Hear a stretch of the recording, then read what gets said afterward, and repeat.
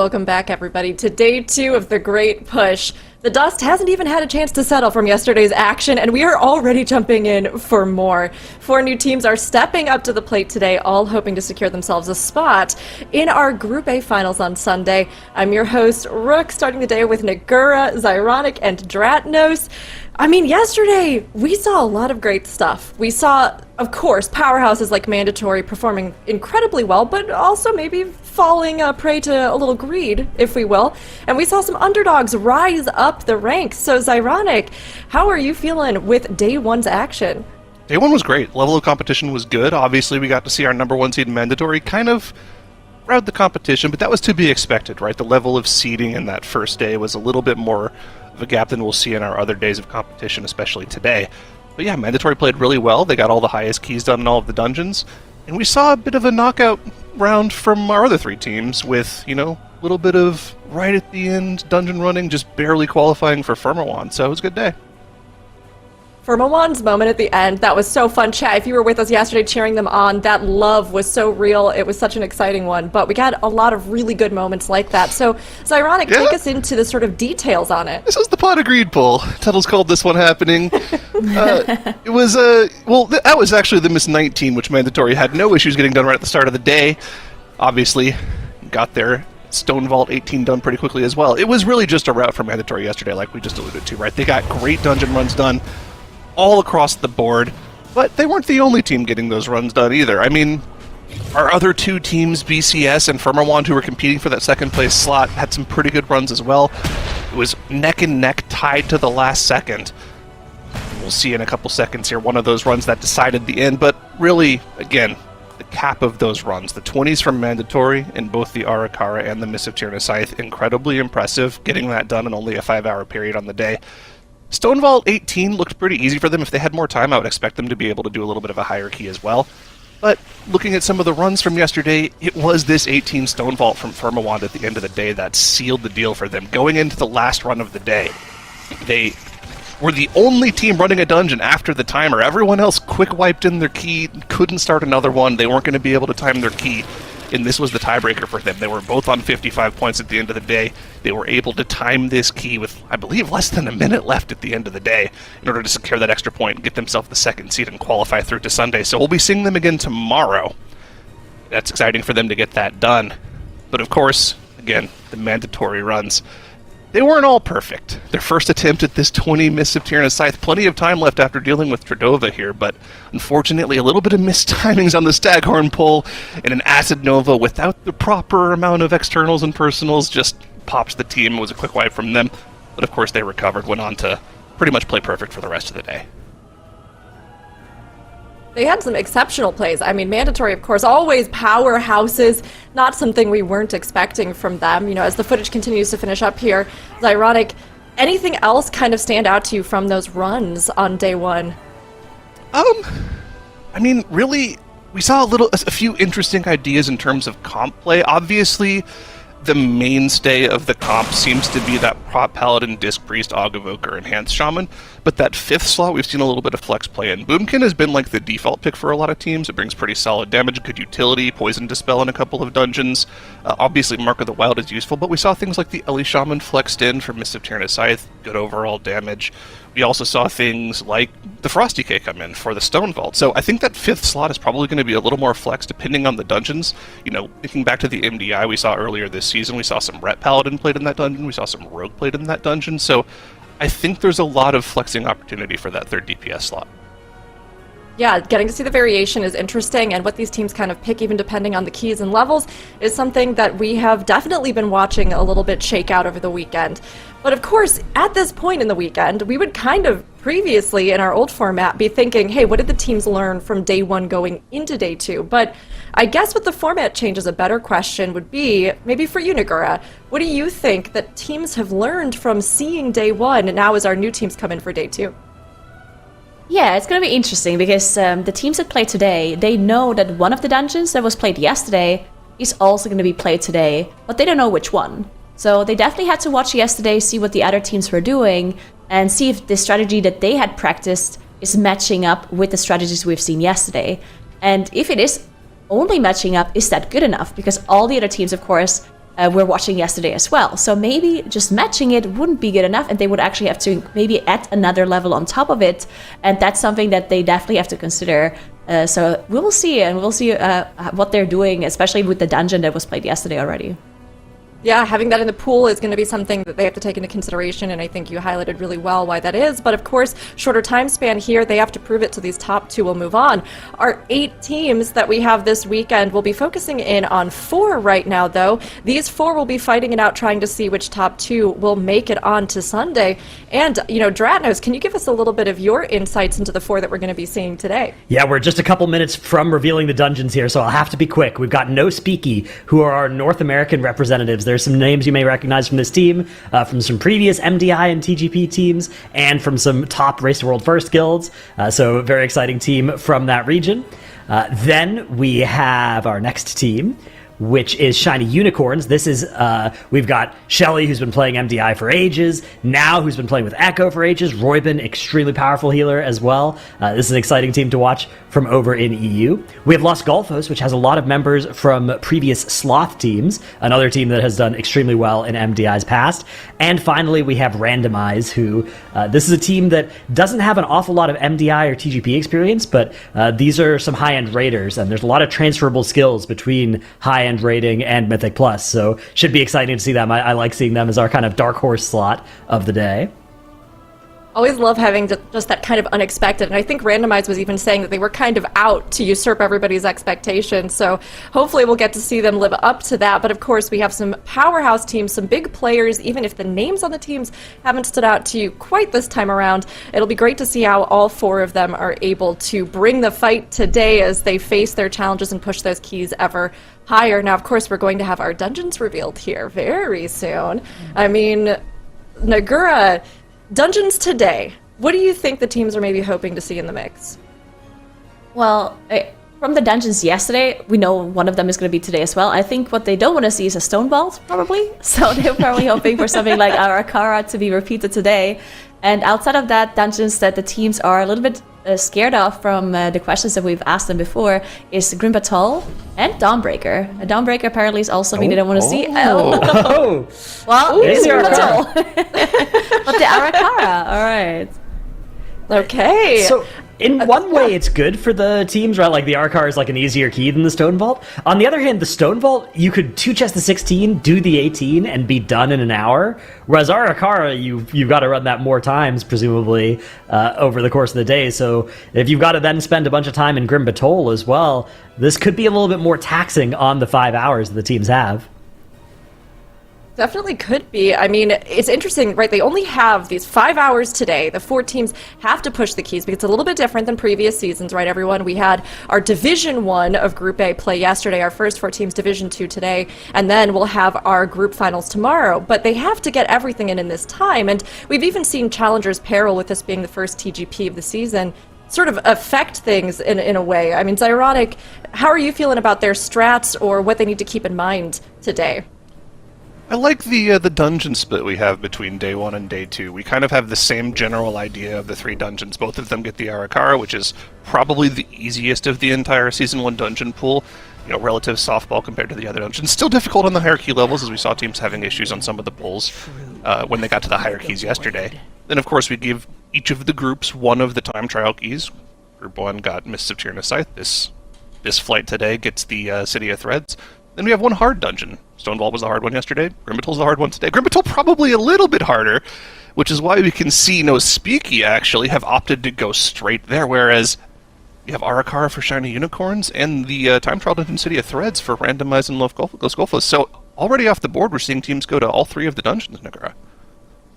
Yeah, very interesting. To speak a little bit about City of Threats here, as you mentioned, it was a time trial dungeon, and we already have a little bit of a difference here in key levels that were done for these teams. So both No Speaky and Shiny Unicorns actually managed to get the 19 done, while Lost Golfers and Randomized only got the 18. Obviously, there was time between time trials and the tournament day, so it's definitely very possible that the other 2 teams that didn't manage to get the 19 done can also do it.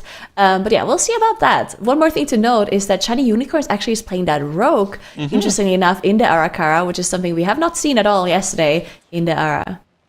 quick view from the first poll of the City of Threads here from Los Golfos, and it's very similar to the polls that we saw in the MDI when they didn't opt to just go straight to the first boss, just going for a big double pull here, that Swarm Guard on top of the first couple of trash packs here. They didn't use their Bloodlust on this poll, however, so I'm suspecting that whenever those 2-minute cooldowns come back up, we'll probably see a large amount of trash potentially pulled into the first boss with that Bloodlust. Yeah. Yeah, we'll see what they do. This is definitely different from what we've seen, especially like in MDI runs. Of course, this is a plus 16, so I don't think we're going to see anything super crazy like that here. But yeah, maybe stacking it up with the Queen Anstrak buff here, get just a double buffs coming through, would make sense. As Shiny Unicorns, as we talked about earlier, running that Rogue is in that Arakara and the 16 that we've seen yesterday as well. So we'll see how they execute this and if they have been copying or doing anything very similar than what we've seen yesterday. Because of course they did have the time to watch the tournament yesterday. And the tournament realms did have these 3 dungeons that were played yesterday accessible. So they were able to practice some of the dungeons. Of course they didn't know which one it's going to be today. So maybe they spent all of their time yesterday doing stone balls. Yeah, we'll have to see how that Rogue actually ends up playing out there. Obviously, we know it's a strong class. It's something that we saw a lot of, specifically in the MDI earlier this season, so it's definitely a very strong 2-minute class that can gain a little bit of single-target damage from multi-dotting. I think Dratnos has a video covering that from back when we did the MDI this season, so if you want to check that out, you can head over to the Warcraft YouTube channel. But as we get into these dungeons, something we should cover, before we get too into the mix here, when we get into the harder keys, is little difference in format. If you didn't tune in yesterday and you're wondering what's going on, how things have changed this season, the basic idea is each weekend 8 teams are going to be playing. We split those up into 2 groups of 4. 4 teams played yesterday, 4 teams are playing today. And from each of those groups, 2 of the teams will qualify for the Sunday. That's going to be tomorrow. So we already have our 2 teams from yesterday. It's Mandatory and Firmawant that are qualified for tomorrow. We're trying to find out who our other 2 teams are today, qualify for tomorrow, and then of those 4 teams, the top 2 teams will qualify for our global finals next month. So today, you're just playing to stay in the competition, playing to stay in the top 2, playing to go for those highest keys possible in the 5 hours you have today. Yeah, and of course, the points, the score that they're making today and the score that they made yesterday is not going to be transferred to Sunday. It's all going to be reset. So on Sunday, the 2 winning teams from today and Mandatory and Firm Award are going to be reset to 0, and they're just going to play a new tournament against each other basically on that day. So very interesting changes to the format. Very exciting, especially for us viewers, because each day is going to have so much more pressure on the teams and so much more stressful because it's a lot more on the line each day, with 2 of the teams getting eliminated and 2 of the teams making it to that Sunday. Exactly. Yep. So back into this dungeon here in the City of Threads. Obviously, we start off the day at the lowest key level, but it is not that low of a key level, right? We're starting on 16, and we covered this a little bit yesterday. This is probably the highest relative key level that we've started a TGP at since the original TGP.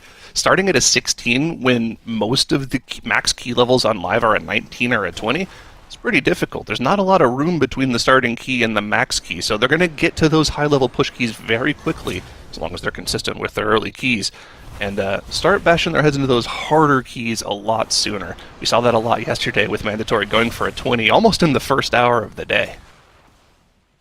Yeah, in the past in TGPs, maybe we saw teams 3-chest their first key level and then maybe even 3-chest it again to go up to those higher keys. Yesterday, on the other hand, with those 16 starts, we did see very few 3-chests. I think it was even just one single one. Well, we saw a lot of 2-chests. As Lost Golfers has some issues, though, at the end of their boss fight there. As Malik does go down, they are using the Battle Rest to get their tank back up. But unfortunately, Apo did immediately die afterwards, as he did get aggro from the boss, presumably. So they should be able to recover here, but that was a little bit scary for them already on that 16. Yeah, and that's 2 deaths on the board, and we saw the Challenger's Peril affix coming into play yesterday. At the very end of that 20 miss for Mandatory, they ended up chaining about 8 or 9 deaths on that pole. If it was just a 5-second death timer, they might have been able to release and get back to that pole and time the key, but because of the 15-second death timers, the key was just over for them, and they ended up losing out on about 30 minutes of time. these 2 deaths, while they aren't going to stop them from timing the key, it might prevent them from 2 or 3 chesting it. So we'll have to keep an eye on Los Golfos in the top left there and see if those deaths come into play. As we expand now to all 4 of the views of the teams, we can take a look at the progress of our other teams here as well. No speaking on General Umbris in that Grim Batol there. No issues for them just yet. Shiny Unicorns also dealing with the first boss in their Arakara. Randomized, though, have already killed off the first boss in their City of Thread, so making good progress for them. Yeah, looking good for all the teams here. As one thing that I do think is interesting is to see no speaky start in that Grim Batol. That is something that most teams have said Grim Batol is one of the more difficult dungeons, so to get it out of the way at the start is not very common. Most teams try to use a dungeon at the very start that comes easy to them, because of course they didn't know which dungeons they're going to be playing today, so they take that first dungeon as more of a, sort of like an autopilot dungeon that they can do pretty easily, so they can discuss what their strategy is going to be for the first hour of the tournament at least, because within the first hour you're not allowed to take your 20-minute mandatory break. Later on you can take the break and discuss everything in peace, but in the first hour you cannot. Therefore a lot of teams decide to go with an easier dungeon and feel it out. But no speaky, they're immediately going to the Grim Batol, very similar to one of the teams that went into Stone Vault yesterday, while all of the other teams left it to the very, very end. Yeah, we'll have to see how that ends up playing out for them. Yeah, like you mentioned, usually we'll see them go for the easy key first and then use their break timer to strat build for the harder dungeon, but it looks like No Speaky is very comfortable just going right into their keys. And I think something that we were talking about yesterday was the relative IO of our 8 teams this weekend. No Speaky are all well over, I believe, 3,700 on live. They are very seasoned key pushers. They spend a lot of time pushing up keys this season, so I would expect them to be very practiced in pretty much every key. Shiny Unicorns, though. Is this a full wipe on Avanox here? Yeah. On the first key of the day. That's going to be a town portal, and they're just going to go again here. They really want to make sure they get the 2 chest in this key. Just getting the 1 chest would be a much bigger waste of time. This is interesting, though, because actually something very similar happened to Mandatory yesterday. I think Mandatory had... they actually did wipe on Avanox. They didn't all die. They managed to reset the boss, so they had 4 deaths instead of the 5. But they still had a full reset of the boss and had to go again. And they actually did not port out. They continued, and the reason for that when Makes and I was casting was probably because they were thinking that they could 3 chest or 2 chest a key, but the 3 chest is not going to give them too much, because once you 3 chest you get that 19, which you maybe can only 1 chest afterwards anyway, while if you get the 18 you can 2 chest that one, and then you get up to the 20, right? So getting the 3 chest in the Arakara, 2 mandatory at least, did not seem so valuable that they would town portal out of a wipe, and they thought even after the wipe they could still 2 chest. So interesting that Shiny Unicorns decides not to continue their run here, thinking that maybe they can't get the 2 chests still, or that they really just want the 3 chests. Where was it that mandatory wiped in the Arakari yesterday? On Avanox. Was it also on the first boss? Okay, boss. interesting. Mm-hmm. Yeah. Well, I guess the question is they would... The thought process for resetting the dungeon tier for Shiny Unicorns would be maybe they didn't know if they could 2-chest it after wiping on the boss at 30%. And it's a lot better of an idea to just waste the 8 minutes right now and go in for a fresh run than potentially wasting 30 minutes on a 1 chest. We'll have to see how that plays out for them here. They did make the choice to reset the key, though, and are going in for another run, and we'll check back in with them when they get back to Avanox. Hopefully this run goes a little cleaner for them, but those Golfos look like they have completed the RP. No, they have 1 more of those mobs in the City of Thread that they have to deal with before they unlock the Fangs of the Queen, the second boss of the City of Threads. Look like randomizes at the same spot right now. You can see both of the teams running across the courtyard in that middle section of the dungeon to get to the last of the spies. Whereas No Speaky are dealing with Forge Master Throngus in the Grim Batol. Looks like they also pulled trash on top of the boss at the start of the pull here. The Bloodlust is going to come off cooldown here very shortly. Do we think they're just going to pop this instantly? Just try to get a 3rd in near the end of the timer? Actually, it looks like they might be dragging the boss towards some extra trash to get some value out of the next set of cooldowns, or just maybe the Lust Press. Let's see what the plan is here. This is definitely an efficient strategy here, but a risky one in a plastic Sting Grim Batol, which is definitely a really high key level for Grim Batol in particular. And they also played the cleanest so far on their side. There's still no 0 deaths. Everything looks like it it's going by plan, while all of the other teams did have some issues. Shiny Unicorns, of course, completely having to reset that dungeon, and Lost Goldfuls having more problems as their healer does go down. They do have a rest that was pending, but they decided to not use it, just wait for the mobs to be dead and then use a normal out-of-combat rest instead. But yeah, all the teams having some issues already here in the start of the dungeon, except No Speaky having a pretty clean run. Yeah, very clean for them so far, and it looks like they're going to deal with this trash bag cleanly as well. The Bloodlust being used with no cooldowns, just helping them cleave down these casters on top of the boss here. Very clean for them as well. And they're going to have the 2-minute cooldowns coming up here in about 30 seconds, which they can use for their next pull. I doubt they'll end up popping them at the end of the boss here with him now dropping below 20%. Of course, the trash right after this, we saw in the MDI, can be very dangerous. If you get any overlaps of bolts on top of debuffs, you can instantly go down. You can full team wipe very easily. So it's going to be very interesting to see the difference between the lower keys going for bigger pulls and the higher keys going for safer pulls. I want to see what No Speaky can pull out here after they deal with Forge Master. Yeah, definitely very exciting to see what they're going to be doing, as Lost Goldfuls now on the top left side of the screen is now engaging that second boss, NX and VX, on their side. Did have a pretty good run so far, other than those spot deaths here and there, which didn't cost them too much time. Of course, in a 16, you can afford some of the deaths unless you're really close to like a 2 chest. Potentially, that is something that I personally don't know for the City of Threats on a 16. We'll see how close it's going to be at the end of their run. While we do know a little bit more information on the Arakara, we know that it potentially can be 3 chested on a 16. So we'll see if Shiny Unicorns is going to be able to get there. But considering that they put it out earlier, potentially thinking that they could not hit the 2 chest, then we'll see if they maybe are not going to be as fast, but that's definitely something we'll see once they're a little bit closer to the end of that dungeon. Well, No Speaky did now finish off that boss as well on the bottom left side, and they're still fighting this Molten Giant to get some extra trash in. And we have an interesting comment here from Tettles about No Speaky specifically. He said he was talking to one of the players on the team about their thought process coming into the tournament, and he says that this player said that their plan for this tournament is to try to be the most consistent team of the weekend. They don't necessarily think that they'll have the highest cap or potentially even the fastest cap, but they just want to have the fewest deaths and be the most consistent team. So it's good to see that work out for them, at least in the first 20 minutes of the day here.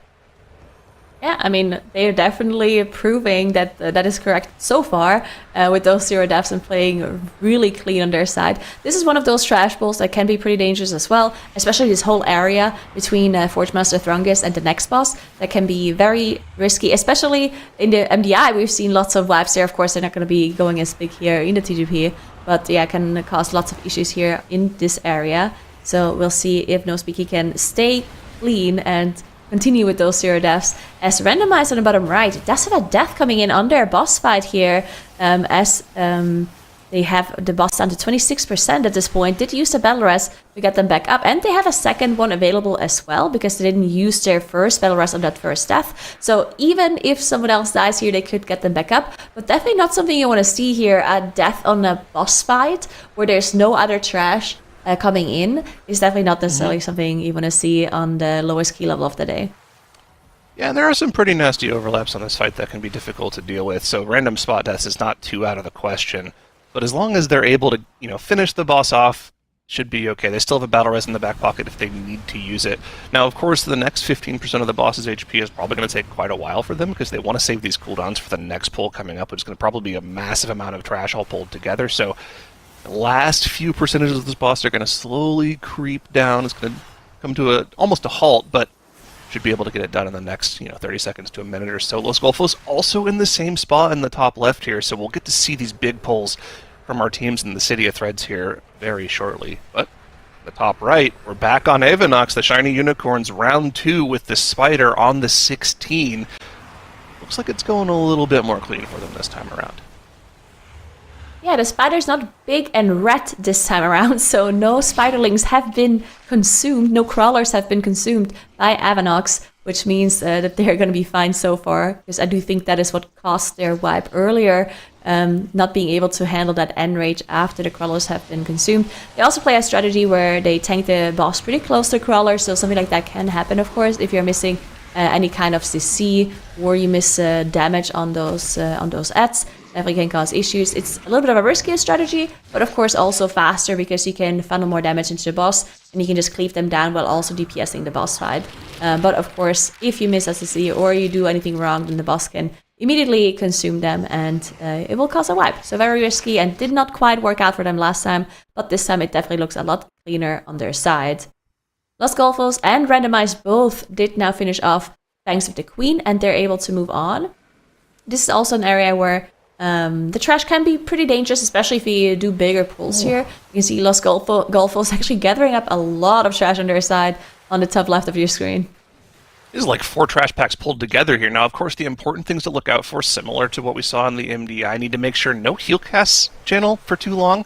But also, if one player gets targeted by a bunch of knife throws at the same time, they need to have a personal or an external. You can see Apo dropping low there. I think that was 3 knife throws on him there.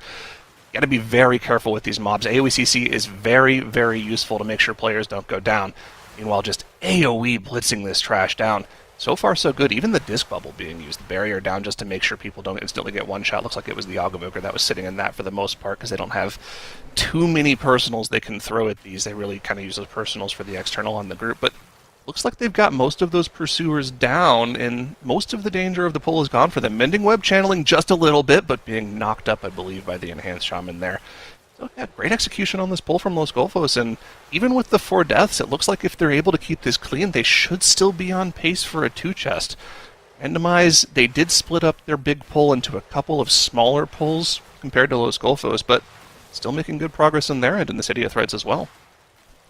Malik definitely started kiting pretty early on this pull, though. On Los Golfos' top left side, you could see Malik just running in small circles, making sure. That's also a good thing to see from these teams, actually. Sometimes when a tank has to run away, on live keys, tanks just run, right? They want to make sure they don't die. But obviously, in the TGP, they're trying to kite and still keep up the most DPS as possible. Because if you just run away, you're going to lose a lot of damage on these ads. Not only because the tank is not hitting them, but also because lots of AoE spells or something that they place on the floor, that they cleave from one ad onto the rest of the ads. So if tanks just run in a straight line, then the mobs will inevitably split up, as some of them stand still and cast, others are melee and then move on, and so on.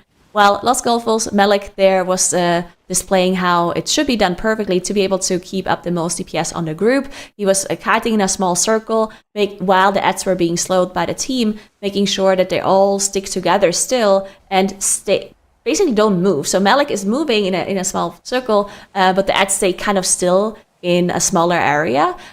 So they were able to keep up most DPS as possible. So very nicely done by Malik there. Couple of issues for Randomize here as they pulled up to the Venom Shell. There were a couple of deaths to Webmancers casting Grimweave Blast on players. They had their healer and the Boomkin go down. Healer got battle res, but they only had the 1 battle res, so the Druid had to release and take the flight path back to the group. So they haven't had the Druid for the majority of this pull. But the Enhanced Shaman, even without the Ascendance, it looked like the Ascendance was held on to, able to pretty much solo DPS this pull down. And they've somehow made their way through this pack with just the 1 DPS player. And I guess the Ogavoker's like half a DPS player. But the Venom Shell did get one last poison cast off, and they don't have the poison cleansing totem here, something that the healer's going to have to heal through. Not too much of an issue on the 16 for the Disc Priest, but if this was a higher key level, that could have been extremely dangerous. Yeah, definitely something that they want to watch out for when they do the higher key levels here. As No Speaking on the bottom left side did now make it to Valiona, so they're going to be able to get that boss done as well. They're still on 0 deaths, so actually incredibly clean on their side still. So again, showcasing that they are very consistent, like they said before the tournament even started. So we'll see if that continues for them. Not much to talk about with them, honestly. They're just blitzing through this dungeon, playing as smooth as possible. Looking at that key timer, they still have 2 minutes left for the 3 chest, which is of course not going to happen. But getting the 2 chest, I do think is possible for them still, because obviously there's not going to be much trash left for them to do after this boss. And Aerodux, yeah, I do think a 2 chest might technically be possible. We're going to have to keep an eye on that timer there, while Los Golfos on the top left side of the screen is now on the Coglamation.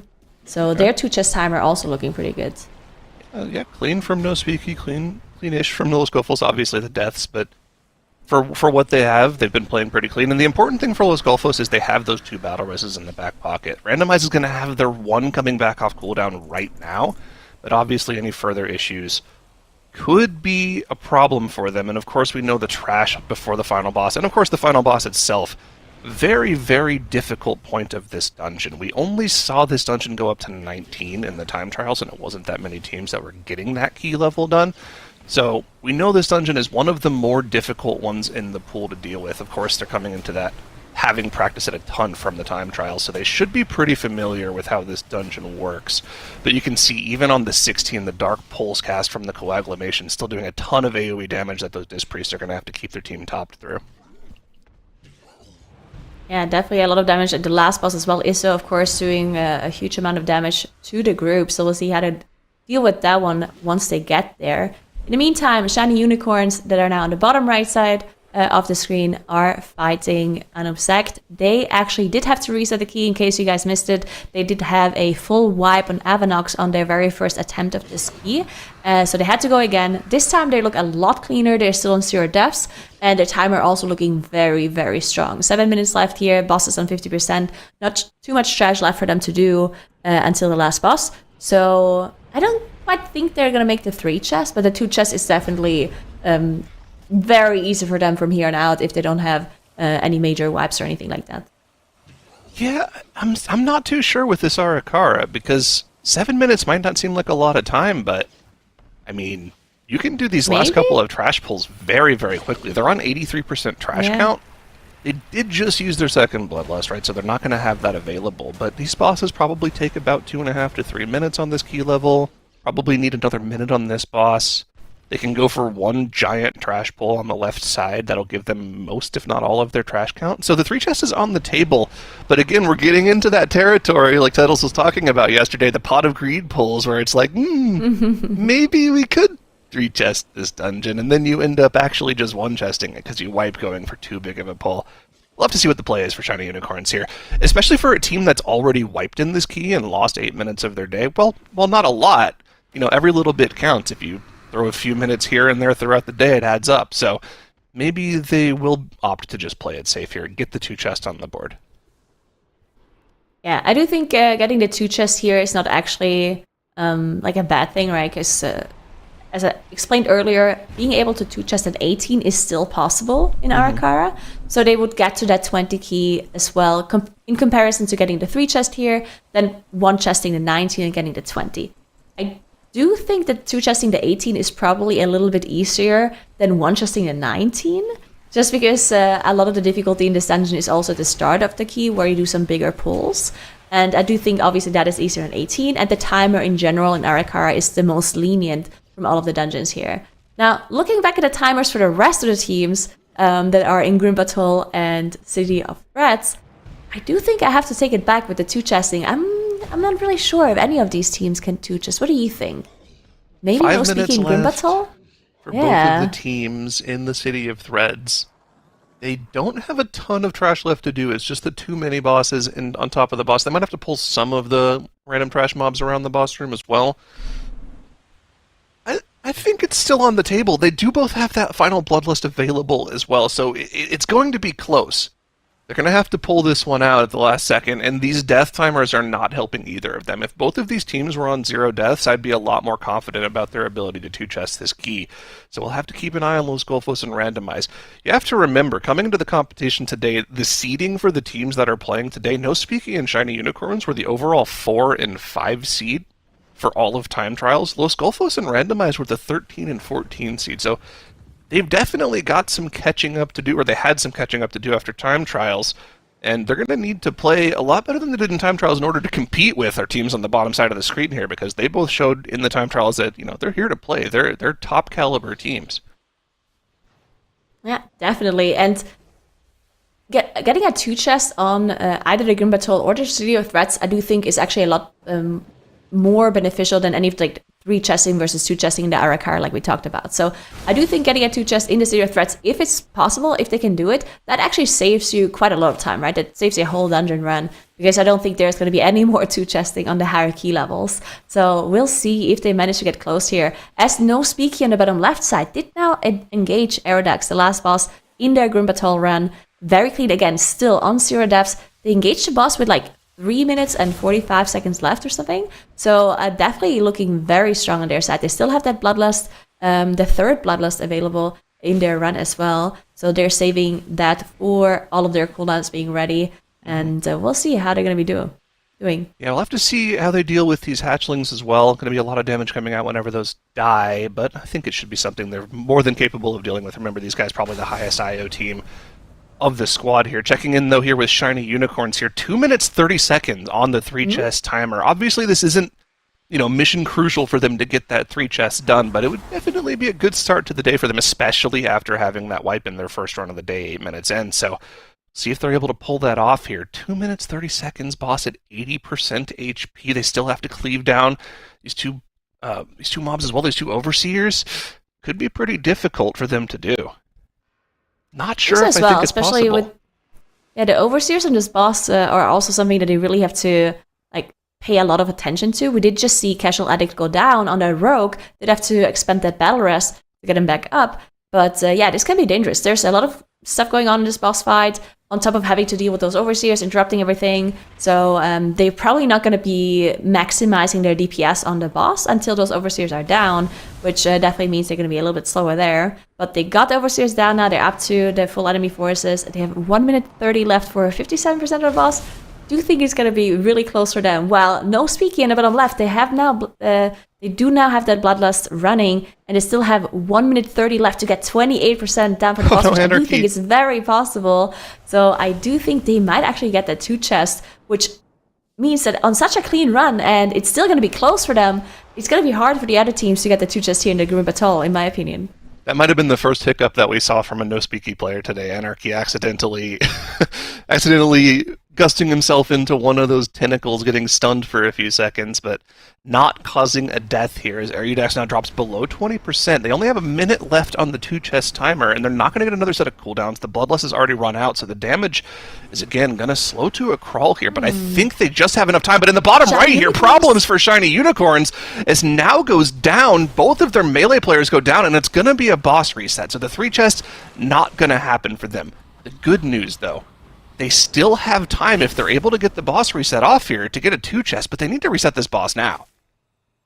I think they're trying to rest. Are they trying to save this? So they did have a battle rest on Robin. Robin did take that battle rest to get the boss back. They will have another battle rest coming up in about 50 seconds, which means that they could get Casual Addict up as well. And missing out on 1 damage dealer here is not actually going to be the end of the world. So I do think they might be able to continue this. They did manage to recover. Now has the boss again. They did manage to heal everyone back up. Yeah, I think they can recover this. Wow, that was a great recover. Even if they would have wiped, as you said, they would have still had enough time to get the 2 chests in. But I think this is, of course, better for them getting the run going as the boss was already so low. Yeah, and they can get this res up in 20 seconds on the rogue player as well if they choose to. I don't think they need to in order to finish off the run here. It might be better to just play it safe in 2 DPS just in case either your tank or your healer goes down once again.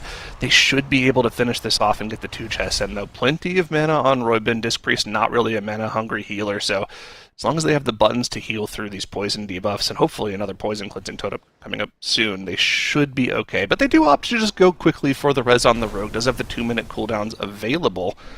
I think that they have recovered this. I thought for sure they were just going to go for a reset there, but yeah, the recovery there from Shelly, from Roybin, from now, I think that's one of the benefits of having these players that have been playing in the MDI, been playing High Mythic Plus for so long, is that they're really comfortable making plays like that. They were able to pull it off in the heat of the moment. That's not something you can really practice too much. Because when you think about how teams practice keys in the MDI and the TGP, usually when there's a major issue, you just reset the key and go again. You don't get a lot of practice. You don't get a lot of times to just look at a situation like that and math out how to figure it out. But Shiny Unicorn's able to figure it out, able to get the 2 chest on the board. Now, we'll see if they're going to go right into that 18. I wouldn't be too surprised if they just opt to do that.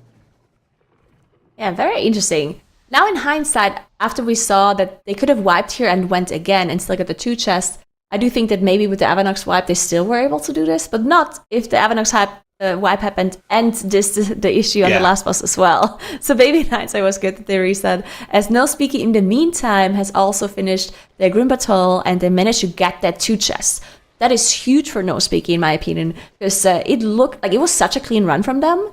And it was close. So I do think that they might be the only team to be able to execute this, unless another team can have as clean of a run as No Speaky did, or have an even faster strategy than them. That's definitely something we're gonna have to take a look at, as we do now have the replay here, as 3 people go down so quickly.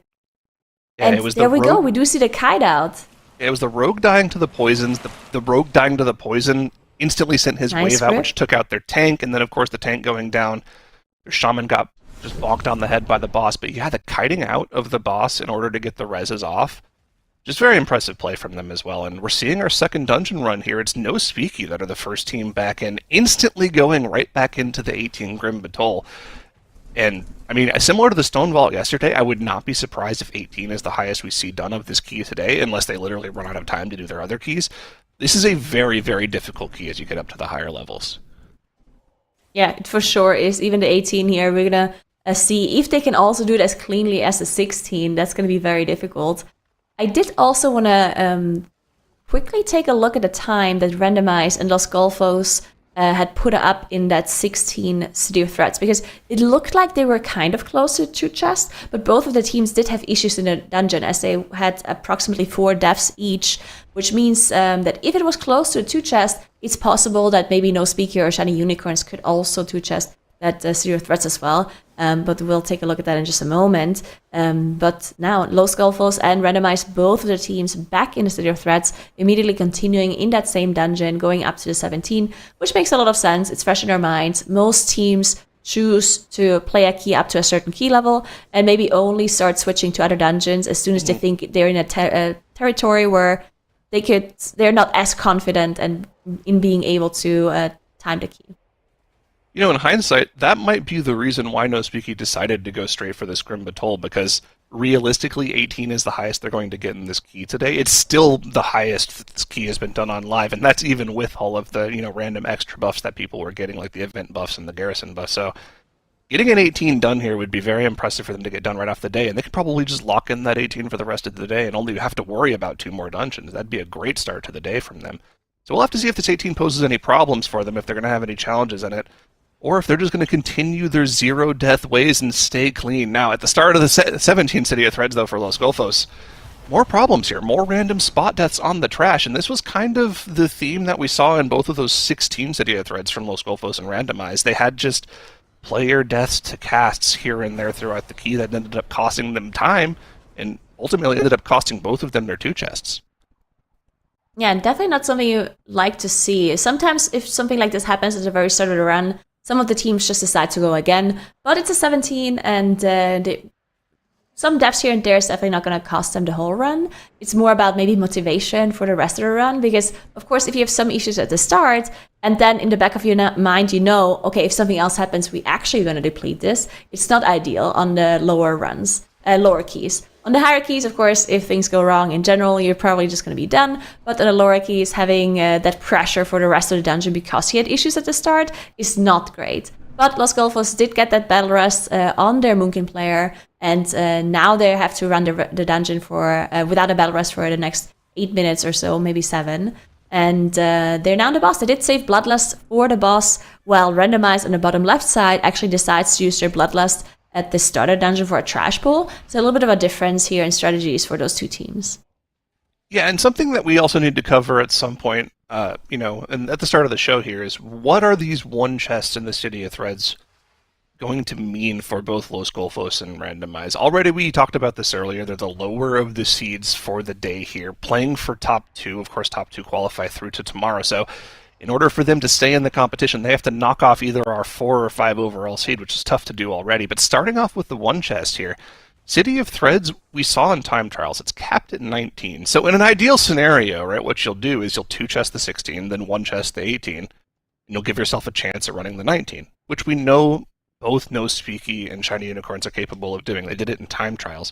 Los Golfos and Randomized, though, I don't believe either of these teams got the 19 done in time trials. So the fact that they're going to have to spend 3 dungeon runs instead of just 2 getting their 18 City of Threads done, it's going to cost them an entire extra dungeon run on the day here, which is just, 30 minutes of time gone already. So they're going to need to play clean in these next 2 runs and then keep it clean in the other 2 dungeons to have a chance of knocking off our other top 2 teams if they're able to play up to their potential. Yeah, that's definitely not ideal for the start of the day here. If No Speaky and Shiny Unicorns can pull off the 2 chests, of course, in the severe threats and save that whole dungeon run in comparison to those goals and randomize. On the other hand, Shiny Unicorns on the bottom right, they are in that Arakara. That's the dungeon that was played yesterday already. So we do already have some numbers from the teams yesterday. And we do know that a plus 18 was 2-chested by Mandatory. But Mandatory actually decided to not go for the 20. They did 2-chest the 18 and then went for the 19 immediately after, while doing the 20 later. So we'll see what these teams today are going to be doing in that Arakar in case a similar situation arises. But yeah, we do know that the 18 can be 2-chested for sure. It's funny that you mentioned that, because at the end of the show, in the final runs of the day, we had Stove hop on the show and, chat with the casters while we were watching the final runs of the day. And they asked him about that. They asked him, so why did you 2-chest the 18 Arakara and go for the 19? And, he kind of sheepishly said, well, we've been knocked out on day 1 before and didn't want that to happen again. So, we were right in our suspicions about that. They were just playing it safe. They knew they had the runs capable of qualifying through. But, I mean, that just goes to show you how the format changes we've played for this competition really kind of changes your mindset in the midst of the competition. In the past, if you have a bad day 1, you can have a really good day 2 and day 3 and crawl back into the competition and maybe qualify for the next stage of play. But right now, it's just today. Only these 5 hours are what you have in order to qualify through to tomorrow. So you really got to, think about the plays you're making. Do you go for the safe +1, or do you try the +2 and potentially waste some of your time going for something that might not be possible for you? Yeah, definitely all interesting decisions for these teams to make. Another thing that they have to consider for today, because as we talked about earlier, all of the teams here were able to see what happened yesterday. So they saw that Mandatory got a 2-chest on the 18, but decided to the 19. Still managed to get the 20 later, but they didn't immediately go for it. So what does that mean for these teams now? If they get the 2-chest in the 18, should they do the same thing as Mandatory? Or is there going to be another team that is immediately going to go for the 20 and time that, and then you're potentially behind? But that is also something that these teams have to consider, and it's no easy decision for sure to make for any of these teams, because, as you said, there's so much on the line. If they don't get the top 2 today, they're out. So definitely a lot of pressure on the teams, as we do see No Speaky now in that plus 18 Grim Battle, which is definitely one of the most difficult dungeons overall in the dungeon pool, and definitely from today. And they immediately decided to go there as the only team of today to immediately show us this Grim Battle. And they were super clean. They don't have a single death from the 16. They had a 2-chested even, and it was actually pretty close. So to see such a close 2-chest with an almost perfect run by them definitely means that the other teams are going to have a hard time to do the same thing. Definitely a statement dungeon from No Speaky right out of the gates. Very reminiscent of that 3-chested Mist of Tyrannicide 16 we saw from Mandatory yesterday. Just a super, super clean run. Potentially something that no other team will be able to do. Obviously, we've only seen No Speaky in the Grim Battle, but that was a very impressive run that they were able to put together. And if any other team is able to do that, they would be my favorite pick to be the other team to make it through. Of course, like we've talked about already, No Speaky Shiny Unicorns, the clear favorites to make it through today just from time trial seeding. But, we've seen upsets. We've seen last-minute dungeon runs already on day 1 getting a team to qualify through. So anything's possible in these 5 hours of competition. Since you've both been focusing No Speaky, chat actually had a question. They were curious about Anarchy, obviously one of the players on the team, and whether or not either of you had a little more insight into their history with the team. I mean, a lot of these players played together in Vodka, which is a U.S. guild for a long time, and they kind of just have been friends ever since then. The main squad of like Timbermaw, Yips, Anarchy, and Cryptics have been players that have just played together for years at this point in the MDI, and they added in Boomy as a 5th player this time around. And if you've been following the Race to World First, or just the rating scene in general, you'll know that Boomy is a new player to Team Liquid, had his first Race to World First tier last year. I had a chance to play with him in Velocity as well, where he kind of filled in as a tank slot for our raid as well. And Boomy might be one of the best players I've ever personally played with. The guy is an absolute machine. So having him on the team with that squad of 4 players that have played together for so long, No Speaky is actually probably like my pick to win the overall competition if it's not mandatory. I think they're my second favorite to win the overall competition. Oh, all right. Big words. Well, we'll let you get back to the action, Nagura. But thanks for the info, Zyronic. And let's see how these teams are progressing through. I mean, I can see why you would rate them so highly after seeing their Green Battle run here. That 16-2 chess, such a clean run, and this 18 also just looking so strong by them so far, as they now are fighting that Molten Giant. And I mean, the amount of damage that's already coming out on 18 is actually crazy to see. This dungeon definitely very difficult. We'll see if we're going to see anything higher than that 18, as Yip on that tank also just takes so much damage as well. Mallet got caught by one of these patrols here in the City of Thread, so he got ported back to the start of the dungeon, the area here, so he's going to have to meet back up with the group at the third spy. Actually not that big of a deal, as he can just run to the right away. The tank is never going to go down to that damage there, but just a quick little hiccup in the run for them. But after the start of the Key for Los Golfos, where they had that one death, it's been clean from here on out so far. They did have, I believe, their second death of their previous run on the second boss, so we'll see if they're able to play a little better in this 17 than they did in the 16. Yeah, definitely gonna have to have a look. Randomized on the bottom left side, this time not having too much issues so far at least. Last time they did have those 4 deaths overall, so we'll see if they manage to play a little bit better on that 17 after having that warm-up run, I guess, from the 16. We'll see. Shiny Unicorns on the bottom right side. They did have quite a bit of issues in their 16 run, actually, having to reset the dungeon once completely because they had to a wipe on Avanox on that first boss, and then almost wiping on the last boss. They managed to recover at the very end and still managed to get the 2 chests in, so that's why they're in that 18 key now. But yeah, definitely not ideal for the start of the day here from Shiny Unicorns. They're 18, looking a little bit better. They only have this 1 death so far, and they did use the battle rest actually, so they only have 1 battle rest available for the next 10 minutes. Okay, we'll have to see if that's going to be a problem for them. There's a lot of random spot damage that can go out on this trash. Extra bolts go off, could easily one-shot a player if it happens to go off at the same time as a slam from the blood guards.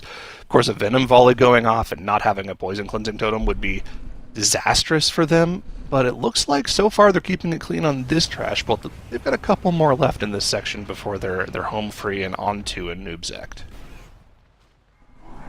Yeah, we do see Los Golfos actually waiting around a little bit. Of course, this is the RP event that you have to go through. We did see in the MDI teams try to get some efficiency in and playing some mobs here and there, which Los Golfos looks like they also did. And now the door did open and they're able to fight NX and VX. This boss, we did see a death. I think it was actually Randomized that had a death on this boss. Los Golfos did not last time. So we'll see if Randomized can execute this boss this time cleanly, as they're also about to engage the boss as well. No speaking at top left are now on Forge Master Thrungus. Still, again, very clean. Every time I look up, still 0 deaths, still doing everything very cleanly, very efficiently. So we're not going to be seeing a 2 chest at all in this 18 group battle, but the timer, of course, is looking very good for them so far. It's looking good for them, and hopefully it stays that way as No Speaky continues to live up to their claims that they would be playing clean this weekend. But we'll have to see this in the next shift, as Ironic's going to be heading out, and we're going to be getting Makes coming in to join. I mean, Makes, we've been already having a really strong start to the day, I think, although we have this division between our top 2 teams and the 2 trying to prove themselves. There's been a lot of talk about keys. Do you try in 2 chest? Do you 3 chest? What's your sort of strat? And as you kind of come in to kick us off with this next portion, I'm curious if you have any additional thoughts on that. Well, I think it really depends on the dungeon. We are seeing different priorities between the teams, but I am leaning towards trying to get that Arakara on the 18 for the same reason that Nagura lined out earlier on. I think if you have the Arakara on the 18, plus 2ing that 18 is probably a smidge easier than plus 1ing that 19, just in terms of execution and pain points. And so I'm not surprised that teams aren't really try-harding to maybe get a plus 3 in that 16 Arakara. But yeah, some interesting dungeons that we got here for day 2 for second flight of Group A, as we are subcategorizing all of our players this weekend. I mean, it's really interesting to see, right? Because I think the idea of just push the keys as high as possible is something that most folks will be able to understand, but the actual strategy that goes into the math of how many dungeon runs can we do, if we just one chest it, then are we going to be having to do more runs later, like, you and Zyronic pointed out. Nagura, I thought that was such a good way to kind of start breaking down the greater thoughts that go into this, but with our new format, of course, they only have 5 hours today to prove themselves and get through to the group finals tomorrow. So Nagura will have to see if any of these bottom teams can kind of work their way up. Yeah, definitely have to take a look at that, as Randomize and Los Golfos are the lower seeded teams coming in, and they do need to catch up quite a bit on their time trial performance if they want to make it to tomorrow, because of course with the new format, there's only 2 teams that make it through today, to meet Mandatory and Firmawant that made it through yesterday. So we'll see what they can show us in the other dungeons. They're still in that City of Threats. Neither of the teams managed to +2 the 16. So they're now in that 17 City of Threats. It looked like it was pretty close. So maybe it is possible for No Speaky or Shiny Unicorns to get the 2 chests and save one whole dungeon run potentially compared to the other 2 teams. That will be a pretty big advantage if that happens. But of course, those teams are not in City of Threats. No Speaky decided to go to Grimbat Hole, managed to 2 chests to 16, is now in that 18 run, with a very, very clean executed run on the 16. And Shiny Unicorns on the top right is in their 18 Arakara.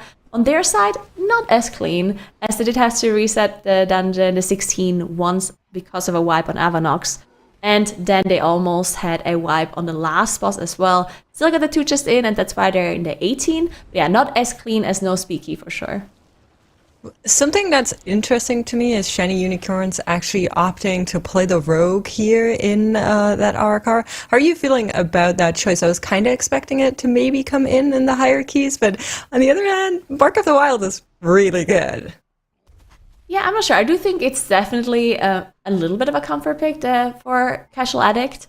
So I'm not really sure if they actually thought it's better, or if they just think, okay, maybe in this Arakara, it's not that important to have as much damage as in the other keys, because Arakara, we know, is the easiest dungeon when it comes to the timer, and it's also the easiest dungeon to do on the higher key level. To the highest key levels, right? So I do think this is gonna be, again, the highest key we're gonna be seeing today, potentially. So maybe that's why they're sticking to the rogue, where they're like, you know what? We don't need to do the most damage. We just need to execute this dungeon correctly. Then we get the 2 chests into 2 chests into that 20 key, potentially. I'm really curious where these teams are going to be landing. We talked briefly about Randomize and Los Golfos. I've been seeing Chad go completely haywire about Los Golfos. Of course, to many, these players are known. Former Sloth team has been competing really well in the MDI, even taking maps up of Echo occasionally. So definitely some known players there. Randomize, on the other hand, not as familiar to many people. So they're from a French guild, which is a little bit funny to me because, there's some rivalry between Spain and France whenever it comes to esports. So having that here on the screen is very fun. But yeah, they're from a very high rating French guild. They're called keystones. And they didn't actually play too much on live servers when it comes to keys, so just qualifying to this tournament already seemed like a big improvement to what we saw from them in key levels. And I feel like if you can keep on that trend, if you are very good at learning fast and adapting even faster, then maybe we're in for a surprise from Randomize. It's definitely possible. One of the things about TGP, especially with the new and plus affix system that we have in the War Within, I do think that this time around practice actually matters more. Every practice hour that you put in for this tournament matters more, because of course the affixes for these dungeons. It's not up in the air anymore. So all of the practice time that you can put in really, really matters. But we know that Randomize did not have as much time practicing because they do have day jobs as well, and they clash with their hours as well between the players. So they were not able to practice as much compared to maybe some of the other teams. So if they were very efficient with their practice time, which they maybe had to learn to be because of their restricted time that they have, it really could mean that they maybe are adapting super quickly and making sure that they can use the little time that they have very efficiently. Yeah, exactly. I mean, I'd love for a lower seeded team to come on through, like we saw yesterday with Firmawand. Definitely a big surprise to many that Firmawand has made it into our Championship Sunday for this tournament. So very, very excited to see whether or not Randomize is going to treat us to the same happening. But let's focus back in here on Shiny Unicorns. 2 deaths have happened in the time of this plus 18, but we are nearing the end of the dungeon, and yesterday we did see a little bit of mishaps with some of the trash percentages for one of the other teams. It's very easy to miss one of the bats on this tail end of the dungeon, so hopefully none of that for the Shiny Unicorns as they are beelining for the final boss here. Yep, there are hopefully no issues for them on the boss like we saw on their 16 run. Thankfully, managed to recover, but their timer is looking very, very good. Of course, I'm talking about the 2 chest timer here, as the 3 chest is not going to be possible unless they can somehow kill a boss in 5 seconds, which is going to be slightly unlikely. They do have their Bloodlust available in 2 minutes as well, which means that they're still going to get it within the 2 chest timer. They are going to be making sure they get all of their cooldowns back up for the boss, and they also are playing the Overseers separately. So in their 16 run, they were actually pulling the Overseers on top of the boss, which maybe caused some issues as their Rogue did go down while the Eds were still alive. So this time around, they decided to play it a little bit safer, maybe fully finishing off the Overseers, or at least getting them lower before they're pulling the boss here. Yeah, there was a call out being made that this is also a pot of great pull if you take these into boss. I think if they're low enough, it's probably not that greedy. So I think this is fine on my end. This is allowed to take them in there and finish them off while you are dealing with the boss. Need to be careful though. We've seen a lot of oopsies happening on Kikatol. This is a boss that can slap people if you're not, a little bit attentive when it comes to your healer and freeing the healer. Then that can also be hard. So let's see if they got what it takes to have the coordination for this boss down, but I am pretty confident that Shiny Unicorns, with all of that prestige and experience that they have from different past TGP and MDI teams, that they got this. I can't believe you're just gonna jinx them like that. Wow. Oh well, that's my job. Unbelievable. Well, we'll see what happens, but randomize. Listen, I raided with Royben. I cannot jinx her. There is no way. We will see. It's basically immune. But we do have Lost Golfos and Randomize on the bottom left and bottom right side of the screen, both on the Coaglamation. So to see a overview here and a comparison, a direct comparison between the 2 teams is very cool.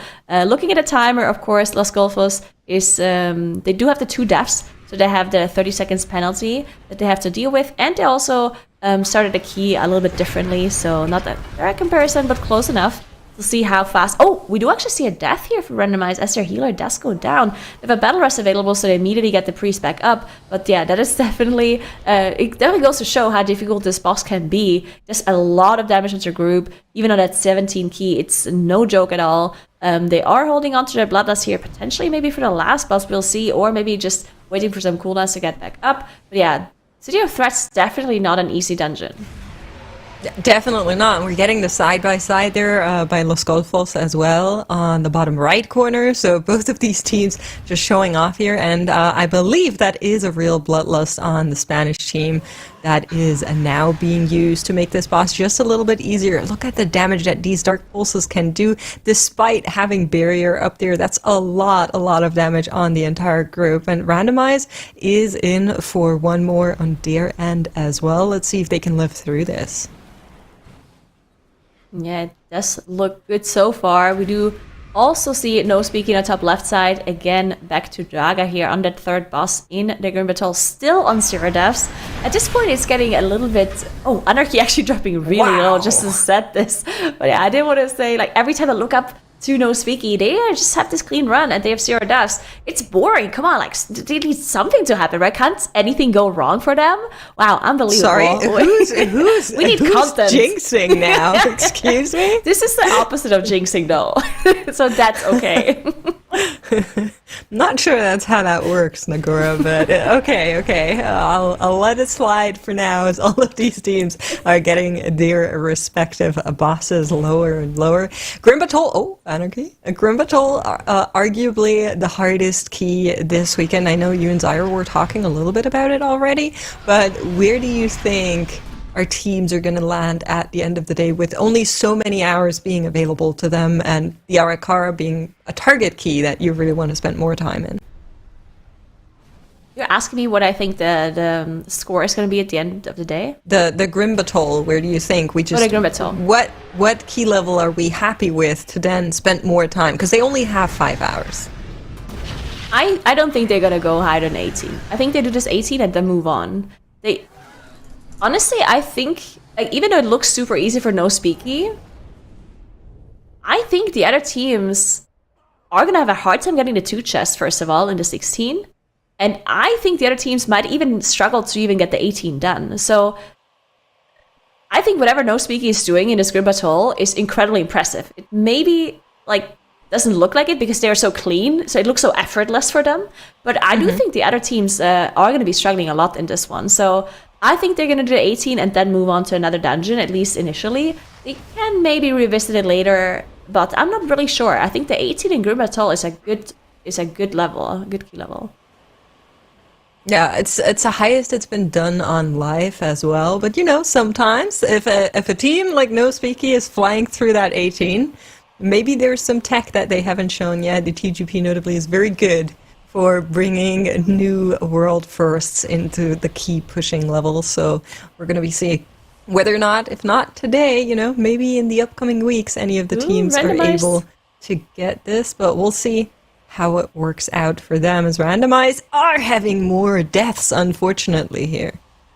They have a full wipe here. This is actually pretty bad for them, as they all had to release and fly back. Looking at the timer, they are probably still fine, but this is not something you want to see. Having a full wipe there to the mini-bosses right in front of Isso, definitely not great. They're all flying back. Timer is probably going to be fine for them, but yeah, we'll see once they get back to the boss. Lost Golfers on the bottom right, in the meantime, are now also fighting that last mini-boss before they can fight Isso. Looking a little bit better for their side, but yeah, this mini-boss just does so much damage to group, as well as the boss as well that is coming up. So the end of this dungeon is definitely no easy task for either of these teams. So we'll see how they execute it. Randomized now definitely a little bit in a difficult situation. As there we go, they did have... Oh, okay, so what happened was they actually pulled both the mini-bosses. Alright, so they had the Unnaturalers and they had both mini-bosses engaged here, which on a 17, probably a mistake. Yeah, probably not intended looking at how they've been pathing out it before, but let's see. We're back at the same spot for randomize. You do want to get the smallies in there because you can easily clear them down. And it looks like they are pulling that war shell back in as well, as Los Golfos are having some trouble at the very same spot. Oh, bottom left. Can they survive it this time? Yeah, we'll see it. There we go. We do have the war shell pulled.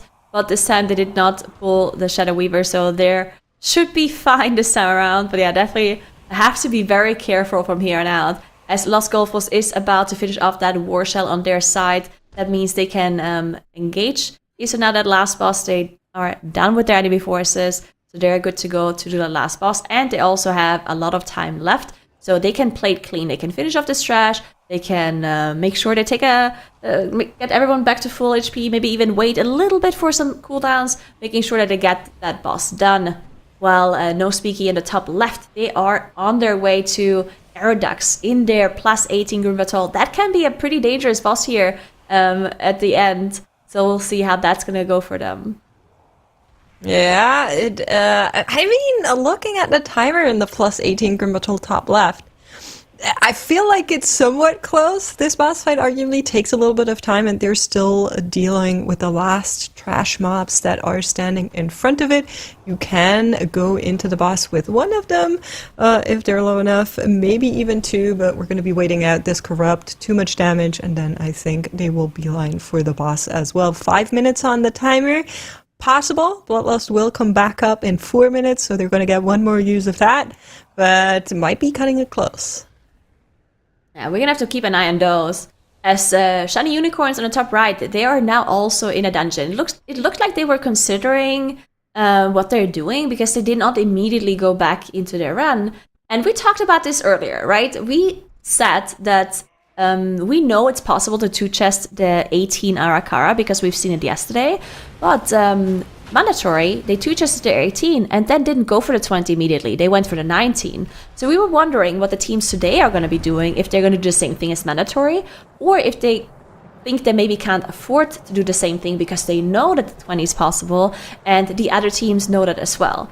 So Shiny Unicorns decided, you know what? We don't make the decision. We're just going to move on. We're going to leave the 18 key on the board. We're going to go to City of Threats first, and then maybe we'll see what the other teams are doing. If the other teams are going to the 19, then maybe Shiny Unicorn is going to follow the same thing. Depending on if they feel like they need points or not, they can still leave that decision open to maybe go for the 20 later on. So I think I like this decision by them, just leaving it up in the air a little bit, reassess later, see how the other dungeons are going for them, see if they need that extra point, and risk it immediately going for the 20. Or, maybe they feel like, oh, we don't need that many points. We can just play it safe and just make sure the 19 gets executed so they get that 19 on the board. Yeah, absolutely right. I think a big thing for mandatory yesterday was also the mental aspect of it. And while usually it is about getting the highest key, if you know that you have a pretty secure spot, then it is worth so much more not to tilt. And they were tilting a little bit after the 20 miss that didn't work out in their favor, especially after having spent so much time there. So saying, okay, we're just going to preserve mental. The day is going a little bit longer. We're just not going to tilt. We're going to play it safe. And we know that all of our times and all of our keys are so good in comparison to what other teams have put up until here. I think makes a lot of sense, and I agree with Shiny Unicorns leaving it open for now, but I think with knowing that the 20 is definitely possible, and with Grimbatol being such a harsh dungeon, you probably will be going back in there at least the end of the today, if not even before the Grimbatol potentially, depending on what other teams do. Yeah, especially also considering that the first tiebreaker that we have, in case there's two teams with the same score, would be the highest key level done. So since we know that the Arakara is doable on the 20, and both the Grim Patrol and the City of Threats not really, I do think that most teams do want to go for that 20 to make sure they would potentially win the tiebreaker in case they are even with points with somebody at the end of the day. But yeah, we'll see what they do, as No Speaky on the top left is now on Aerodex, down to 44%. Around 2 minutes left, so they should be okay. But definitely don't want to have anything go wrong. Their Bloodlust is going to come up in just a moment as well, so they're going to be lining that up with their cooldowns. And they should be able to nuke the rest of this boss's HP pretty quickly. While on the bottom right, Los Golfos about to finish off that boss. So they're going to be able to get that 17 done in just a moment. 3 minutes 30 left, even though they have those 3 deaths on the board. And even randomized on the bottom left, also still looking good after that full wipe that was very scary on that mini-boss accidental pull earlier. But still, 3 minutes definitely fine for them to finish off this boss. Yeah, absolutely. I'm just looking at No Speaky because this room looked so cluttered with the tentacles, but like you're saying, that Bloodlust is running right now. Coolies have flown into the boss, and 15% to go and a whole minute left is looking pretty good for them in this 18 Grim Battle, and that gives us a chance to talk a little bit about the time in this dungeon, because yes, they had 2 deaths, that's minus 30 seconds, but on the overall pacing of this dungeon, they looked really fast, and like you're saying, second tiebreaker is overall time, and No Speaky are setting themselves up for a good position to maybe beat another team on those time tiebreakers when it comes to that. A quick interjection. Nagura, do you know if those 2 deaths for No Speaky count if you were the one who cursed them? But I cursed them the opposite. Yeah, but Is that how I feel it like works, or is that it is usually how it that- works, yeah. Oh, okay, like when you say they can't jinx fail. them. You only jinx them when you say there's nothing that can go wrong, right? Sure. Randomize actually has a Hold death on. on their tank here at the very end of it, so they managed to get the battle rest back up though, so they might be able to recover this. They got the battle rest and the taunt in before the tank ability went through, so thankfully Terra Wow. did get that tank ability on them, which is great for them to recover here, because they do not want to deplete that key at the very last second here. But there we go, boss does go down for randomized, they do get the one chest and manage to go back into the 18. But yeah, even though like I'm not going to take any responsibility for those 2 deaths in the Grimmato for no speaky, I do Sure. also want to say something real quick about how close that dungeon was. So Yes. Mix mentioned that they had a good run, and for a tiebreaker, it's going to be good, which I agree with. But seeing how close it was for them, only having 30 seconds left, like I'm not sure if all of the teams can even get the 18 done, right? Yeah, 'Cause, I think so. Yeah, they had 2 deaths, but it was still like a clean run outside of that with a very good efficient strategy as well. Well, everyone did a lot of damage, and those 2 deaths didn't cost them too much time.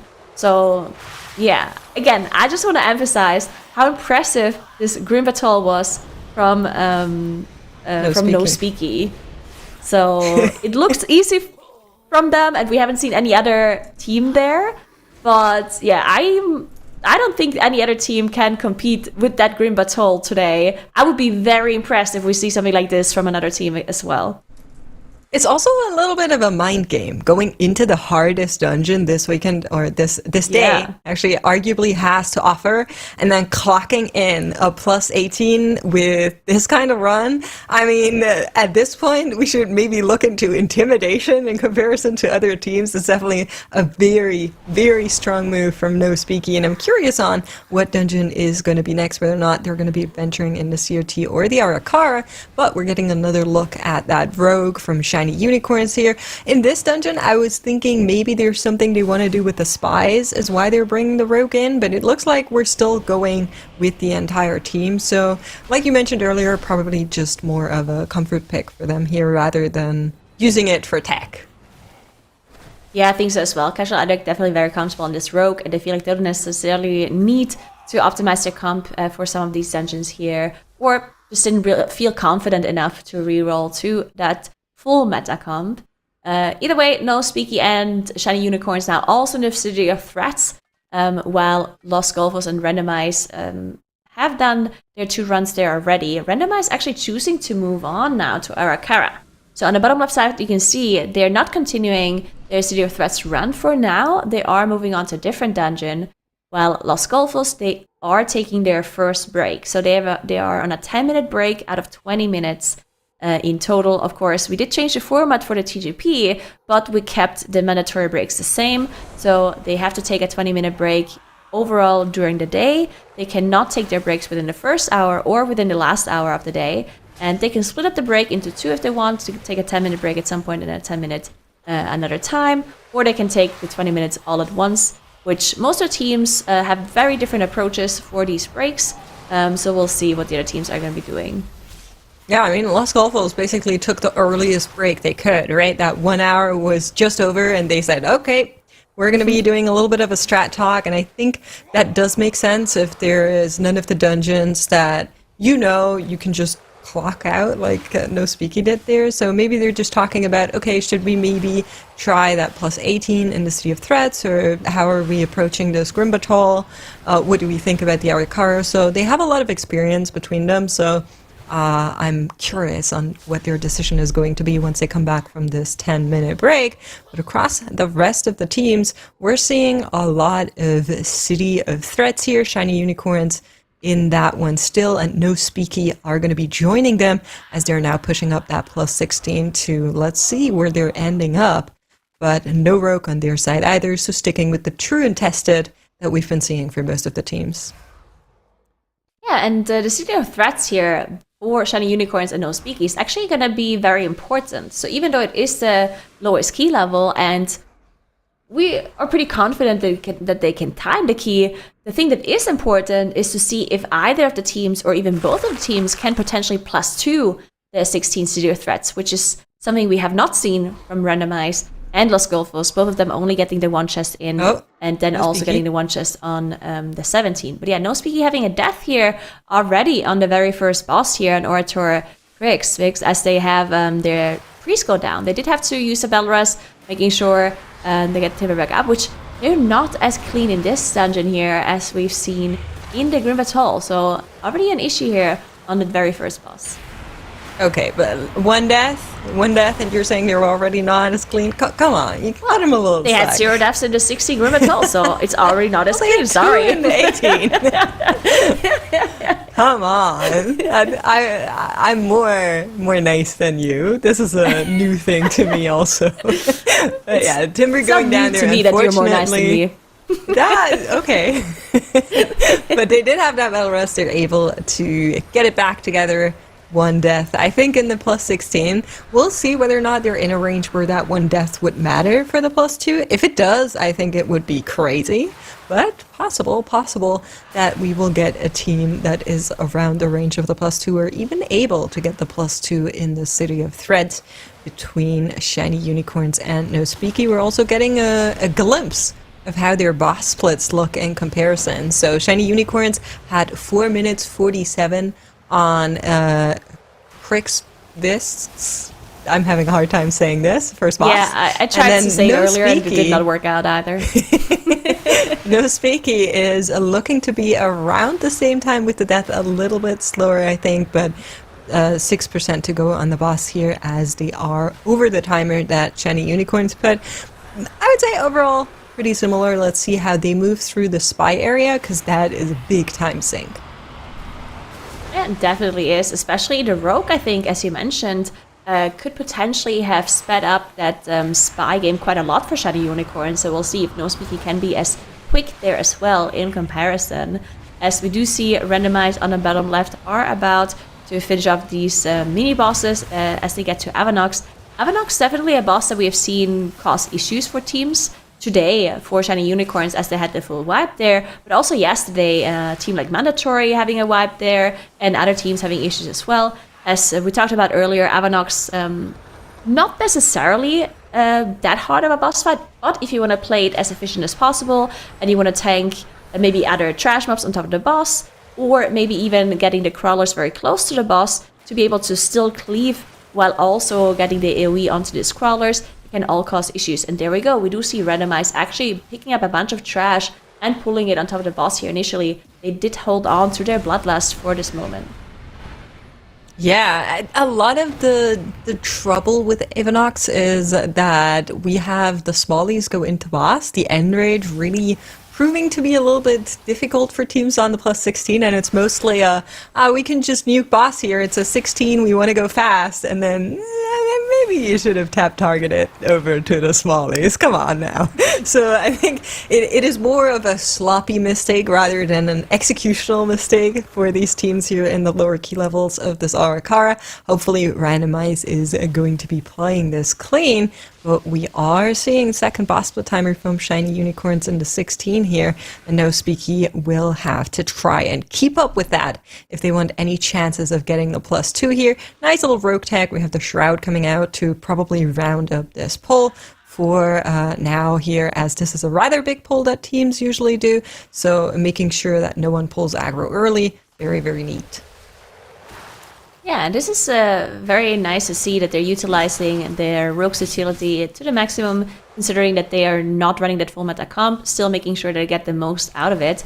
And yeah, this pull, as you said, can be pretty big and can also be very dangerous for these teams. That's why we potentially might see now on that Paladin start kiting at some point, because the tanks actually do struggle a little bit once they have been fighting these mobs for quite a while. There we go, now already with the pain sap on him, starts walking away a little bit, making sure he's kiting in as small of a circle as possible so everyone else can keep up their damage. But yeah, this is definitely very dangerous for the tanks, as we will see for the other teams as well.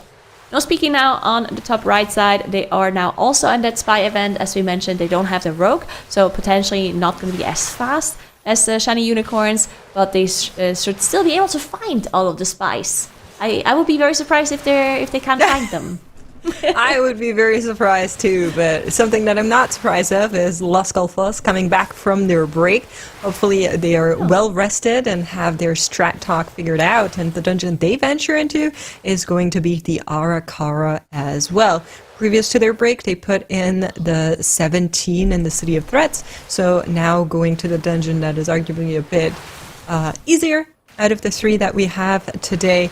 And then the Grim Patrol is going to be their last dungeon for today. First 10-minute break has been taken by only them. Everybody else still needs to take the full 20 minutes. Yeah, it's also interesting to see that both Randomize and Los Golfos decided to go to a different dungeon and not try and attempt the 18 City of Threats. We do know that both of the teams can do the 18 because they've done it in the time trials, but maybe they're just not as confident to execute it first try, and that's why they decided, no one, let's do the other dungeons first and come back to the 18 COT later in case something does go wrong. Because of course, having a wipe, especially at the end of the dungeon, and depleting a key so early in the tournament day is not something that they want to do, so going for other keys first does make sense.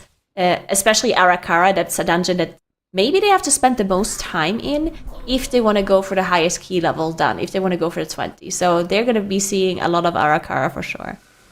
Yeah, exactly. So the way it works is they have to take these 20 minutes, they have 5 hours in total, and then any key they're in at the end of the 5 hours, they can finish, but there's no restartings anymore once the clock has struck that hour. So they need to really manage their resources, manage their time, make sure they spend the time in the dungeon that they need to. And of course, any do-overs, any wipes, any go-agains, they cost you time, and that is a limited resource here in the Great Push. So they're going to be needing to be very careful about this one. But no speaky, have a misrec on the way up to the bosses. 10 minutes says the timer. Shiny Unicorns, 13:52 for the Fangs of the Queen kill timer.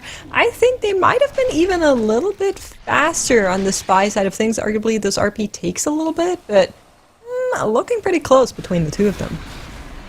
And definitely looking very good for both of the teams. And while we're talking about some of the rules here with the breaks, I did also want to give everyone a refresher, or maybe if somebody is new here today and didn't watch yesterday, on the new format that we have going on for the TGP. So we did change the format quite a bit. We do have 8 teams that qualified for this weekend, but we split them up into 2 divisions, into 2 groups basically. Division 1 was playing yesterday, where 4 teams were competing against each other, the top 2 teams being mandatory, and the Firmawand did make it to Sunday, while today the rest of the teams are playing against each other today. The top 2 teams at the end of the day are also going to be making it to Sunday, and then tomorrow they will be playing against Firmawand and mandatory, and then the winner, or the 2 winners of tomorrow, so the top 2 teams will be making it into the globals. So pretty big change to the format, which means that each individual day is going to have it's going to be more important for the teams, and it's going to it's going to be more pressure on them, and there's going to be more on the line for each of those teams. None of the points that they're making on Friday or Saturday, so none of the teams that are making it to Sunday are going to be taking any of their score or any of their points to tomorrow. So it's going to be completely reset tomorrow, and they have a fresh start again against each other. Yeah, and we are very, very curious on tomorrow laying out there. In the meantime, we did have one death, unfortunately, on Randomize. The Bloodguard did slam their Evoker. They had the Battle Rest ready, so gonna back up, but Shiny Unicorns now needs to live through the Coaglamation. This is still the plus 16, so thus far have been doing a great job as of that, as No Speaky is dealing with the Fangs of the Queen. And Los Golfos are slowly but surely making their way to Avanox. Hopefully no issues on their end on the Avanox either. And I personally really like this new format because we get to spend more time on the individual teams per day, since it's only 4 rather than 6. So we get to see everyone all of the time, which is great. Yeah, that's actually a good point. Yeah, for the viewing experience, not only is it in my opinion, more exciting to watch each day because there's more on the line, which makes it more exciting to watch. But in addition, as you mentioned, only having the 4 teams gives you a little bit of a better overview. Of course, the teams are also streaming individually or some players are streaming individually on their channels, so you can go and watch the teams as well. If you want to be following one team more closely, then you can still do that, but having only the 4 teams definitely gives us a little bit of a better overview, which is for sure nice to see. And now we have Shiny Unicorns on the top left, about to finish off the Proclamation, and they're looking really good. They're still on those 0 deaths, and their timer looking strong. I do want to say the 2 chests is for sure possible for them. Yeah, and that is great, right? Looking at Los Golfos and Randomize not being able to get the +2, every single time you can skip a key level because of the nature of this tournament, you are saving time. You're setting yourself up for success, which is exactly what they're doing if they can get this one done. But no speaky, looking to do the same thing. Check out these boss split timers. They're even faster here on the Fangs of the Queen, despite being a little bit slower on the first one, which if you look at these team comps, you would think that with a rogue, you are faster in the spy area, but no speaky. They are just flying through this dungeon. Yeah, that was a very good second boss split. As you mentioned, even though they had issues on Orator on the first boss, so that's why they were a little bit slower there. But then catching up so much time, 2 Shiny Unicorns in that second boss split is very impressive. As we do see a big pool being rounded up by No Speaky. Looks like they went a little bit bigger compared to Shiny Unicorns. We'll see if they can execute this. You can see Yips dropping really low on the Proud Paladin. We do see the AoE CC coming through as some of these knife throws are doing so much damage. Yips actually with the bubble up now, so some of the CC can be saved up, waiting for the bubble to be down before they start CCing again. We do see the stun coming through by Boomy, and now Yip does have to start kiting because they did run out of AoE CC and ran out of some of those major defensives as well. Great use of that Cyclone there, pulling these mobs back, making sure that Yips will be untouched by these mobs until everything is back up.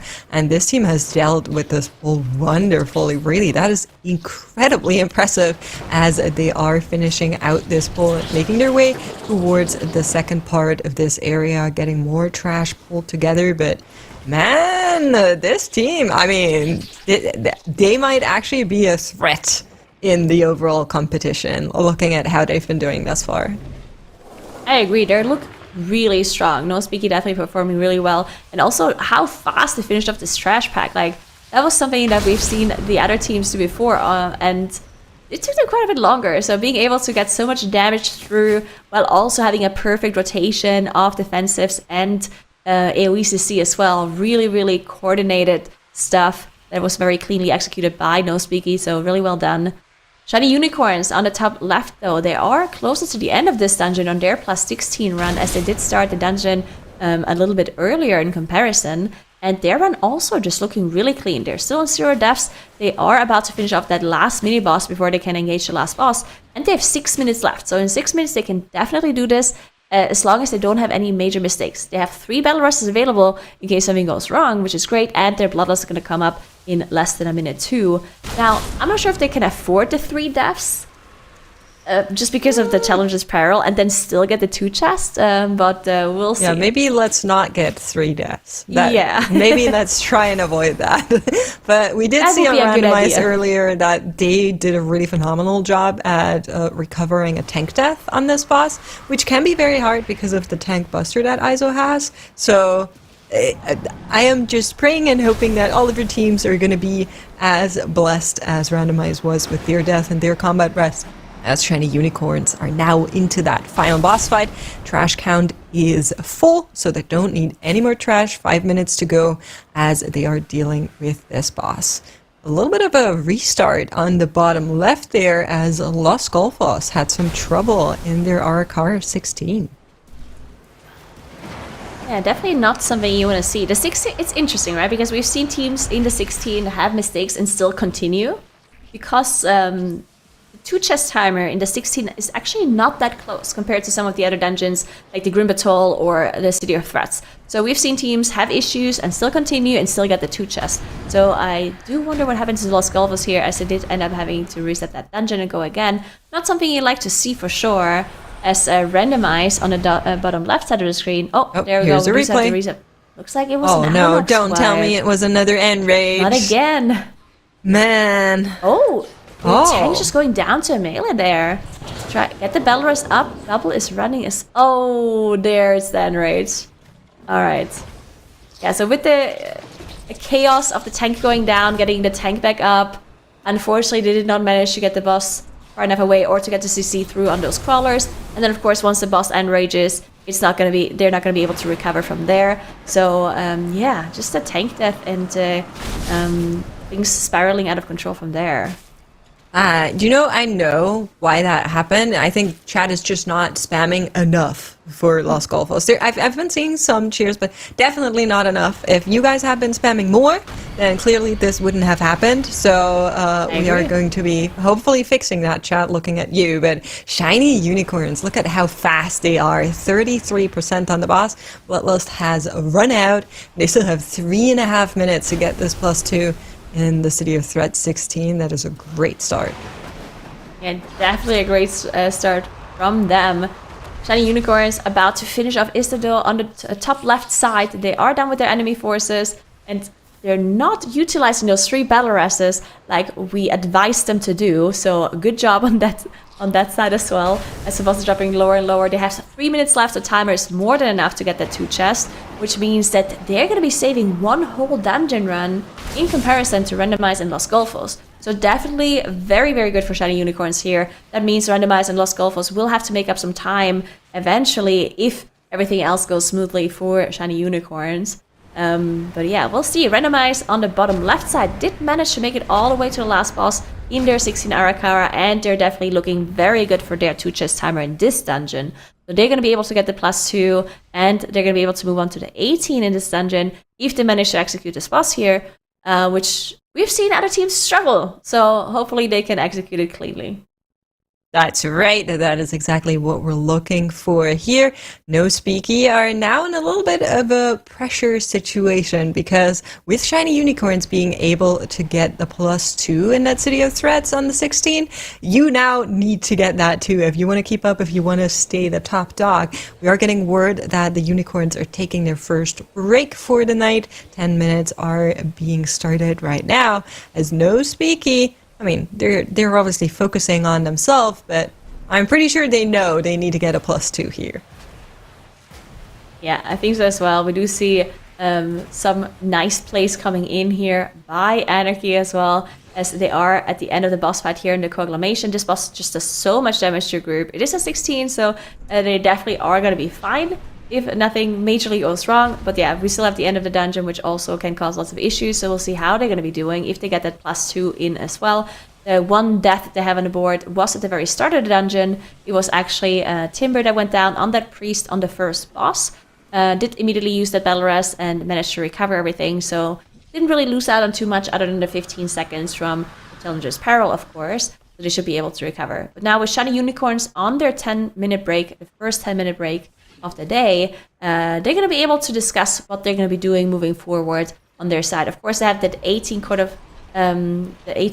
City of Threats that they can go back into. So we'll see if that's something they're going to be doing before they go to Grim Battle, which I believe they should, right? Because they know they have to get the 18 done. They got the 2 chests in.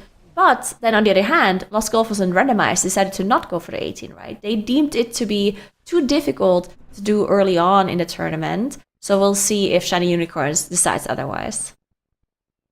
Yeah, that is, I'm honestly very curious on when the teams are going to be going into those 18-19s. We've been seeing some 18s, the Arakara 18 from Shiny Unicorns and the 18 Grim Battle from No Speaky as like the first couple of dungeons. But on the bigger picture, I'm very curious on when teams are going to be going for the big upgrades, for the big numbers.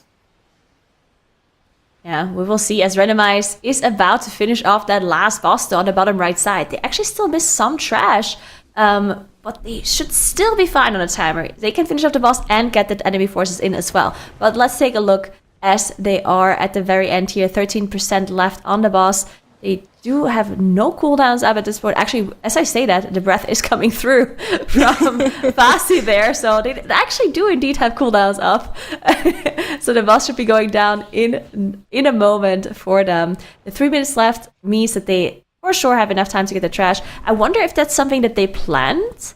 Or if they were missing out on count, though. Because that is something that they certainly want to fix if it wasn't on purpose. Yeah, so the thing is, these bats patrol, and sometimes the patrols are not in the spot that you want them to. We saw this yesterday as well, and it's highly suboptimal if this happens to you. Thankfully, one of these drones should be enough for them to finish it out and now, so they're in no danger of depleting the key. No way they wipe from here is what I'm going to say, and I think I'm going to conjure up a Dratnos coming in. Okay, great. Yeah, conjure up Dratnos with a curse. I don't know what that says, but welcome in, Dratnos. Dr. Atnos joining the desk. Naguro, we'll say goodbye for now, but we've had a lot to take a look at and analyze here. So, Dratnos, looking at the team's performances, what have you thought about them so far? Yeah, I mean, I've been very impressed with especially No Speaky, but also, of course, Shiny Unicorns, who have the slight edge on our leaderboard currently, but I think once No Speaky put up this 16, we'll actually be able to get a kind of direct comparison between their 16 City of Threads times, and I think No Speaky are going to be looking a little bit better there. The most impressive, though, of course, was just how cleanly they sliced through that Grim Batol that none of our other teams have even dared to enter yet. They've been just absolutely bulldozing through. I mean, Makes, you were talking about how well they've performed, but it seems like they can really stand up to some of even the big teams in the competition. Oh, definitely. I mean, if you look at the individual players in No Speaky, I think it's to no one's surprise that they're playing well, but at the same time, Racewell First is a little bit different to high key pushing in a lot of different senses, so we're going to be seeing how they can deal with this kind of format nature of the TGP with how they're managing their time here in this event.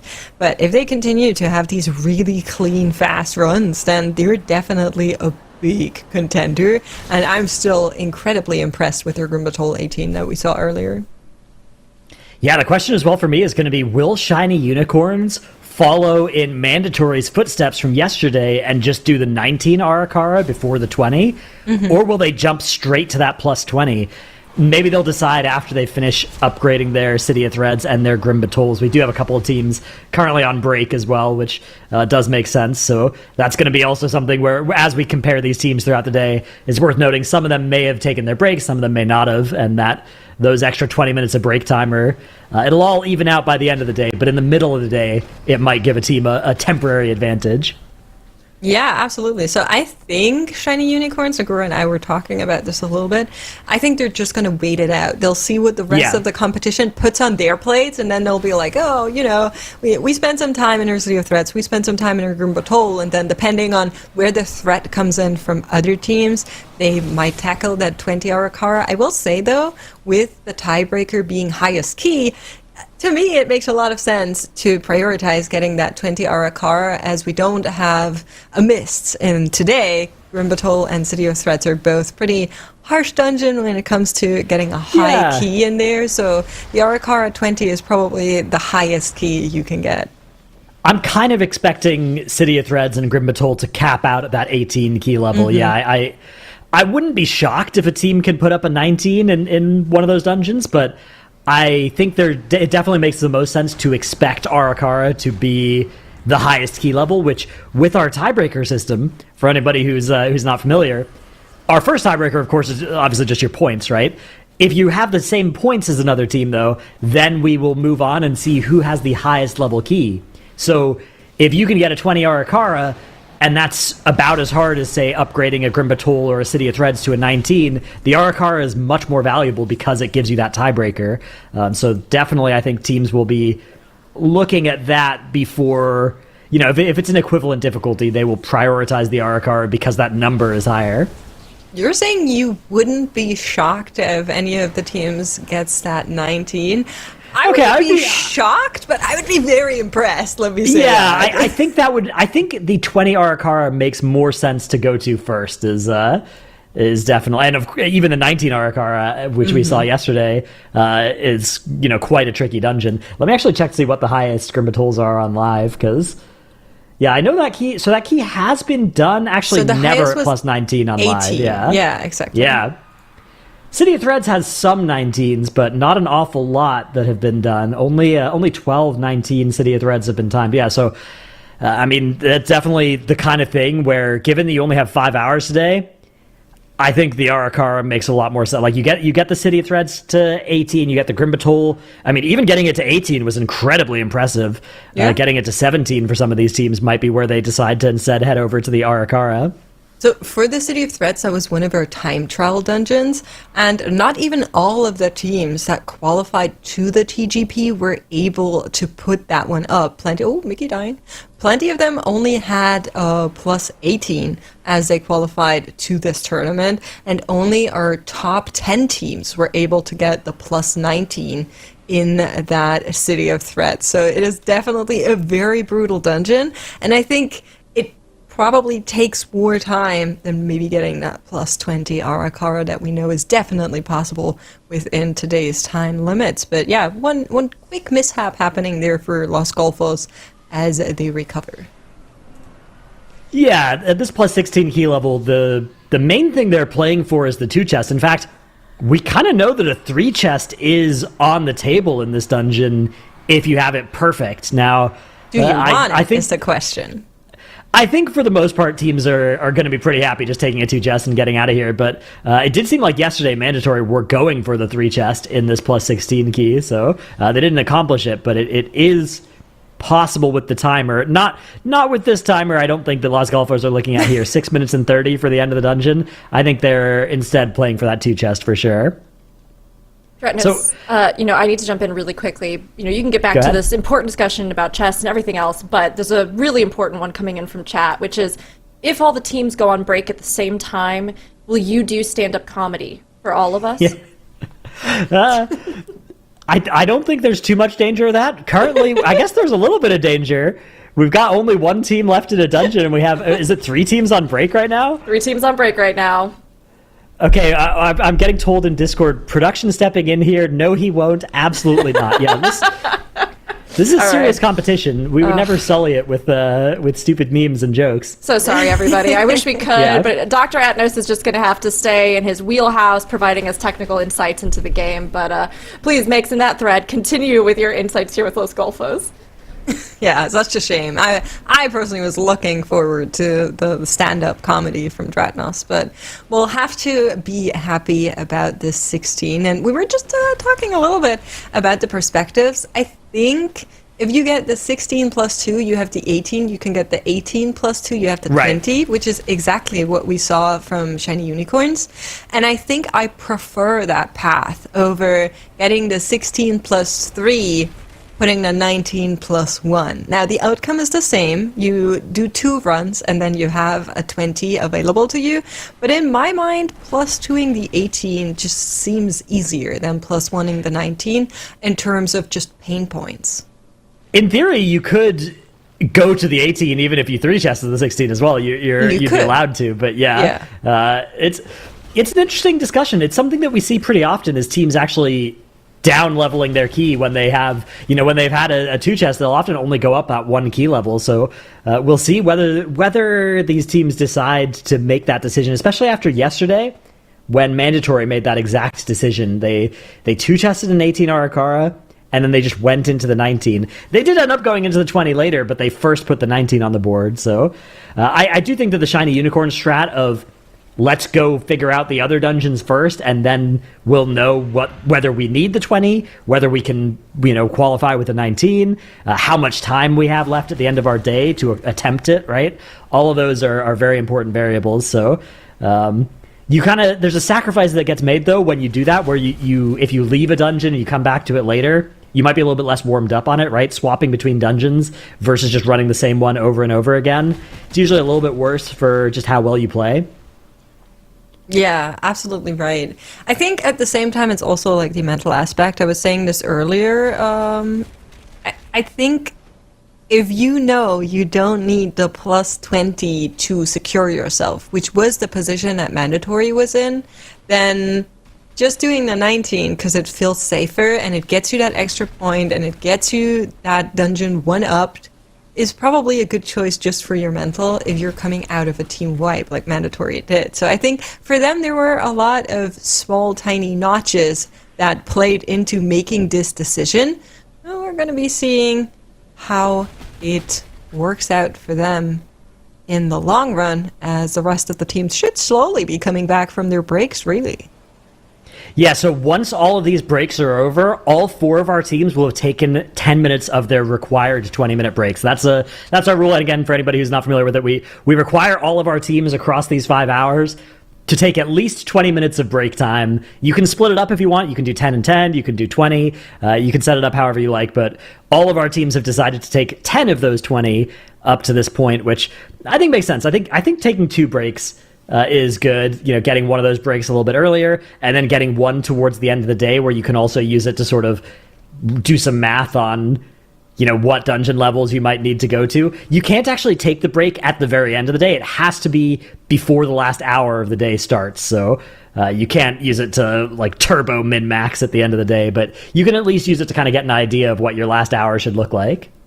Yeah, exactly. I have a question for you, Dradnos. So in the Arakara, something that we've been seeing on several teams now is missing out on count by just a little bit, and I'm thinking they were missing out on just some of these carriers here. You can see sometimes they're a little bit slow to patrol near you, and it's not always working out. What's a good way they can prevent having this issue? Yeah, sometimes it just happens. Sometimes you just don't get the carriers. There are ways that you can go and make sure that you grab them.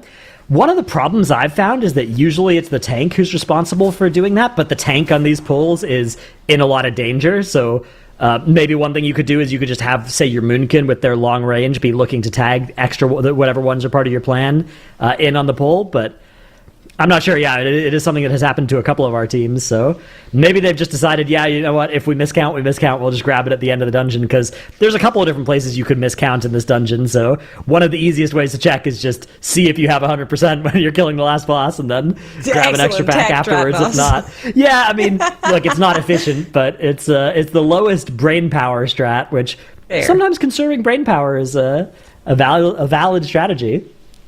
All right. Yeah, so that's a very great tip for you guys at home. If you are at the final boss, check whether or not you have 100%, straight from the wisdom of Dr. Atnos. Actually, a fun thing to do as well is after you finish the key, just call out, oh, we miscount, even if you didn't. And that gives the rest of your group a little heart attack. It's fun. Yeah, excellent. So scare people for fun. Any other tricks people should know? I think that's the main one I'd recommend. Okay. Yeah, the other one is lusting at random times can be fun too. If you're a bloodlust class, just hit it if it's off cooldown. See what happens. Plenty of classes get really mad if you put a key into the dungeon holder thingy. Then you put a pull timer, and then you start either 3 seconds after the timer's over or 3 seconds before. So no one can get their cooldowns in the way that they want to for the key start. Great tech, too. That's a very good strat, yeah. Okay, so it looks like Shiny Unicorns and Randomize, our two right-hand side teams, have re-entered their dungeons. No Speaky, it looks like, are also gearing up to head to a City of Threads. So we have had Randomize having a death here fairly early on in their Arakara 18. But just looking at the comparison between No Speaky and Shiny Unicorns, Shiny Unicorns actually were 10 seconds faster in their City 16. Both of those teams able to put a 2 chest on the board, but Randomize wiping there. That's okay, it's early in the dungeon, not a problem. Yes, it's still 3 minutes. 3 minutes could be the time that you need to start one more key at the end of the day. But we're getting a little bit of a glimpse of our boss splits here in the City of Threats between our 4 teams. Of course, Randomize and Los Golfos already having done the 17, as we have a Shiny Unicorns and No Speaky in the 16. But quite a bit of a difference between the teams. Yeah, absolutely. Definitely Shiny Unicorns and No Speaky have they have the advantage here today. They having that 2 chest in the City of Threads, especially for No Speaky, having secured that Grim Batul plus 18. I think these 2 teams are pretty likely they're in the driver's seat right now, and Randomize and Los Golfos are going to need to catch up if they want to make it into the top 2. Because again, anybody unfamiliar with our format, the top 2 teams at the end of the day today will make it to tomorrow. The bottom 2 teams are eliminated. That's right. So all you need to do is get into the top 2, and that might be very, very hard today. I feel like especially because of how hard some of these keys are to upgrade. Looking at that Grim Batul 18, looking at that City of Threats 18, and you can already see some of these issues arising as Randomized did have their first go over in their Arakara 18, but Shiny Unicorns are going to be sticking to their Rogue. How do you feel about this choice? We saw it in the City of Threats and in the Arakara both.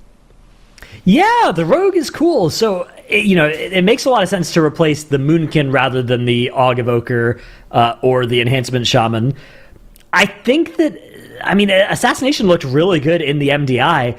In a lot of these dungeons as well, there's a lot of situations that are pretty good for it as well. When you've got the sort of one big target and then a couple of small targets around, the Assassination Rogue, particularly when they're playing that Deathstalker hero talent, they got a lot of free damage onto the target that they've marked with that Deathstalker's mark. So I think it's a cool tech. I'm not sure if it's better, but it definitely seems competitive with the Moonkin. Yeah. The one thing I was kind of thinking, especially here in the City of Threats, is you can do a lot of stuff with the Rogue. We know they use a Shroud after the Fangs bosses, for example, to get the pull together.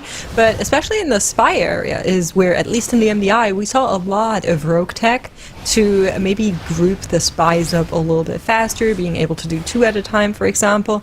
And Shiny Unicorns, compared to No Speaker, were actually a little bit slower in their Spy area, which to me is a bit of a surprise if you're running the Rogue.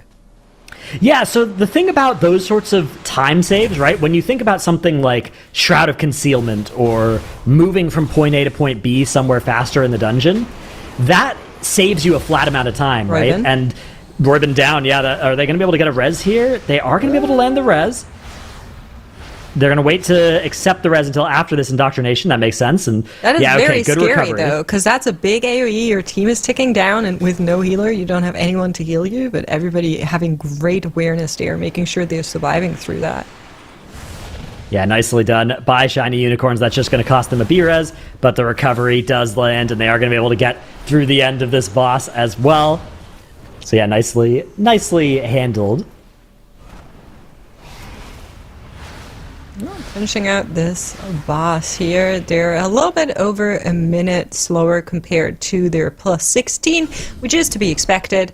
And we are going to be looking at the replay here from Randomize as they had these crawlers just go a little bit mean. And then Tank died due to the web. They had to go again.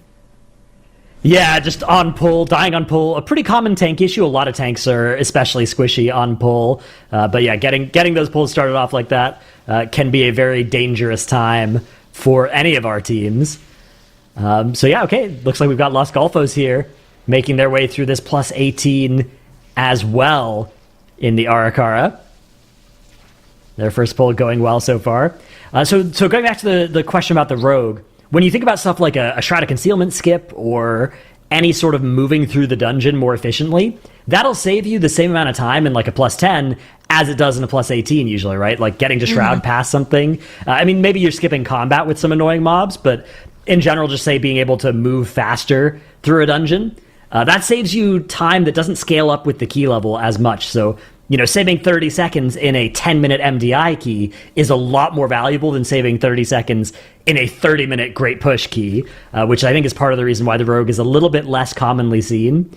But the City of Threads in particular does seem like it's got a lot of value because so many of these bosses have ads associated with them, and that Rogue does do a lot of boss damage when there are ads around. That was historically like a subtlety Rogue thing, I guess like 3 or 4 expansions ago, and then that kind of got reduced quite a bit. But with the current hero talent build, it's now something that Assassination is really quite good at as well.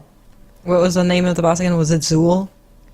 Yeah, Zul in Uldir Yeah. that was when Subtlety Rogues did twice as much Raiders damage will as everybody remember. else. Yeah, that M plus season you played sub as well, and there were a lot of dungeons like Shrine of the Storm where you could get a bunch of droplets on a boss and tell your Havoc Demon Hunter to I-beam off to the side so they didn't kill your funnel. Yep, I remember. Yeah, it was a good time. If you were playing Rogue, it was. If you were playing Yeah. anything else, maybe not. as That was the much. season where the rogues were the main character. This season, enhancement shamans certainly are the main character. For sure. Often it's the mage that's the main character, but this time around, not as much.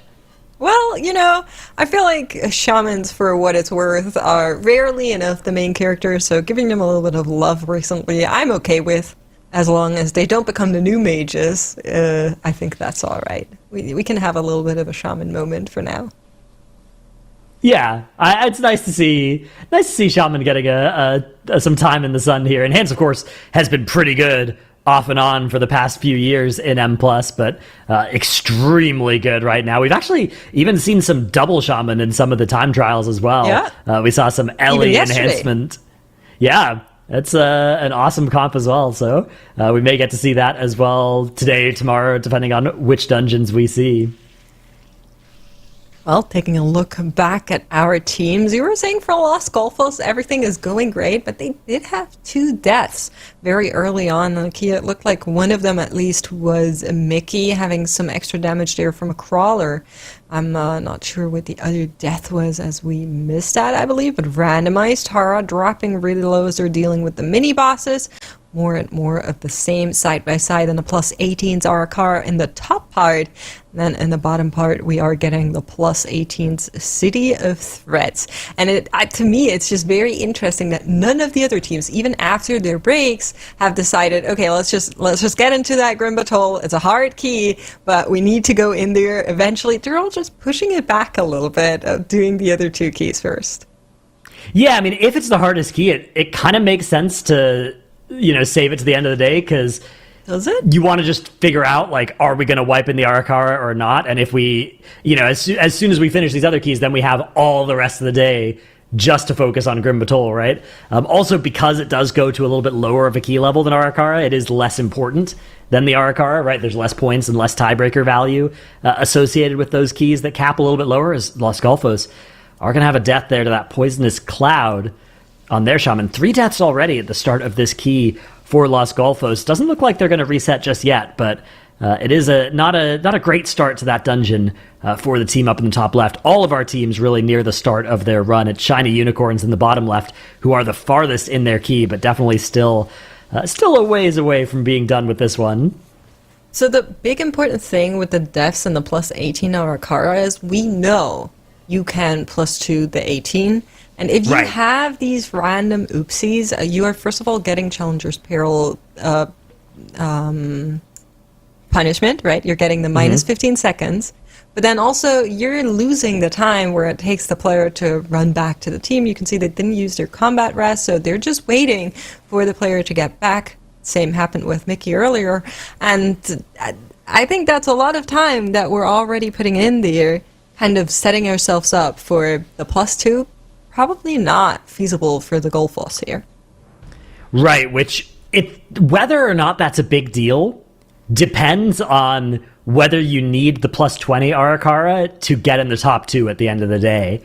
I kind of think you probably do, and if you do, then it's really big and important to get access to it.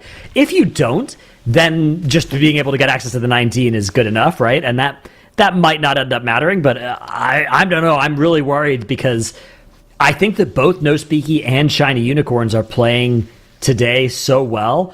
I think that if you want to be able to beat one of them, you're probably going to need that 20 Arakara. See, I agree with that, and therefore, I think they're going the wrong way about dungeon prioritization when it comes to Grim Batol that we were just talking about. Because Grim Batol, we are very sure caps out at the plus 18. The plus 19 would be really, really impressive. Even the plus 18, I think for some of these teams is already going to be plenty hard. So to me, it would make much more sense to get that out of the way, spend the time that you need to park that key at where it's at, and then use the rest of your night to go into the Arakara and get that as high as you possibly can, because that is your win condition, that is your tiebreaker condition, that is the dungeon that arguably out of the 3 dungeons you are going to be needing to put the most time into. Yeah, it's definitely a very important key. I mean, to some extent, the order that you do them in, you're going to need to clutch and succeed quickly in the Grim Battle, and you're going to need to clutch and succeed quickly and at a high level in the Arakara. You kind of need both of those things to happen, so which one you do first and which one you save for later, I don't know. I'm not convinced that it actually would make that big of a difference for these teams here. That's fair enough. I just like getting the challenge out of the way when it comes to a mean dungeon like the Grim Battle. I think I'm more in the corner of No Speaky, who have done that already. The only team to go into the Grim Battle, now working on their City of Threats, and they're waiting with their Arakara. That is the one dungeon they haven't entered yet, whereas the rest of the teams are doing the inverse, basically. We're seeing a lot of Evonox on our screens right now. The plus 18, there can be some issues with this boss. Randomize already down to 28%. The Golfos having a little bit of lower push as of yet. You need to be so careful with these smallies. We saw a lot of end rages. Yeah, it's a very dangerous boss, especially in the Great Push. The boss fight lasts for so long. The ground gets so polluted. You have to be really careful with how you move through the room. And the tank damage is actually just immense, as well as the group damage. Yeah, I mean, you can just see on Los Golfos' side. But as you start running out of defensives on your group, on your tank, you start running out of externals, everybody just starts being in danger of dying, and you have to dodge really carefully the swirlies too. So it's a very, very difficult boss in the Great Push, and it just ramps up in difficulty over time so much. You can see they're doing a really good job here of baiting and moving together.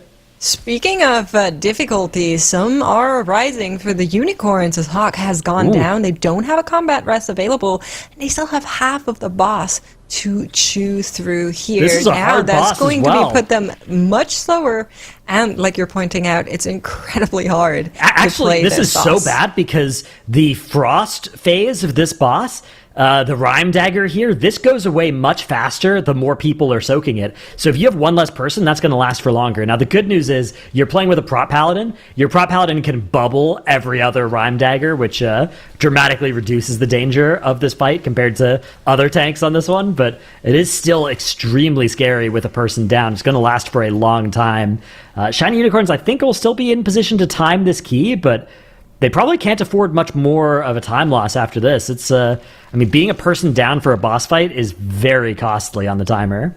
And then on top of that, you're playing with the Augvoker, so that means if you lose the DPS, you're down even more, because that was one of your buffing targets. Your Augvoker is now putting less towards the group than it would be if you had two DPS players, so very, very costly death for the unicorns here. I agree, I think they can still do it, but they're going to be needing to be very careful now, and they already had a couple of deaths on their clock before that, so cutting it a little bit close with that 18.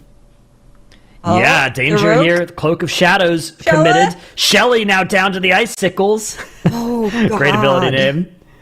Yeah, well, okay, at least that was our Evoker, so now we don't have that problem of an Aug Evoker being alive with the DPS dead anymore, so some problems solve themselves, but I think that's a very gray silver lining for the shiny unicorns is, 20% left on this boss is going to take such a long time for them to get through. At this point, I wonder if this timer is already cursed as a result of these deaths and this time loss. And, these Rhyme Daggers are going to be so nasty as well. Yeah, and at the same time, you have to consider that every minute you stay into this key longer, if it is a go again, is a minute you could be already spending in the do-over. So I'm starting to lose a little bit of faith in the rest of this dungeon, I want to say.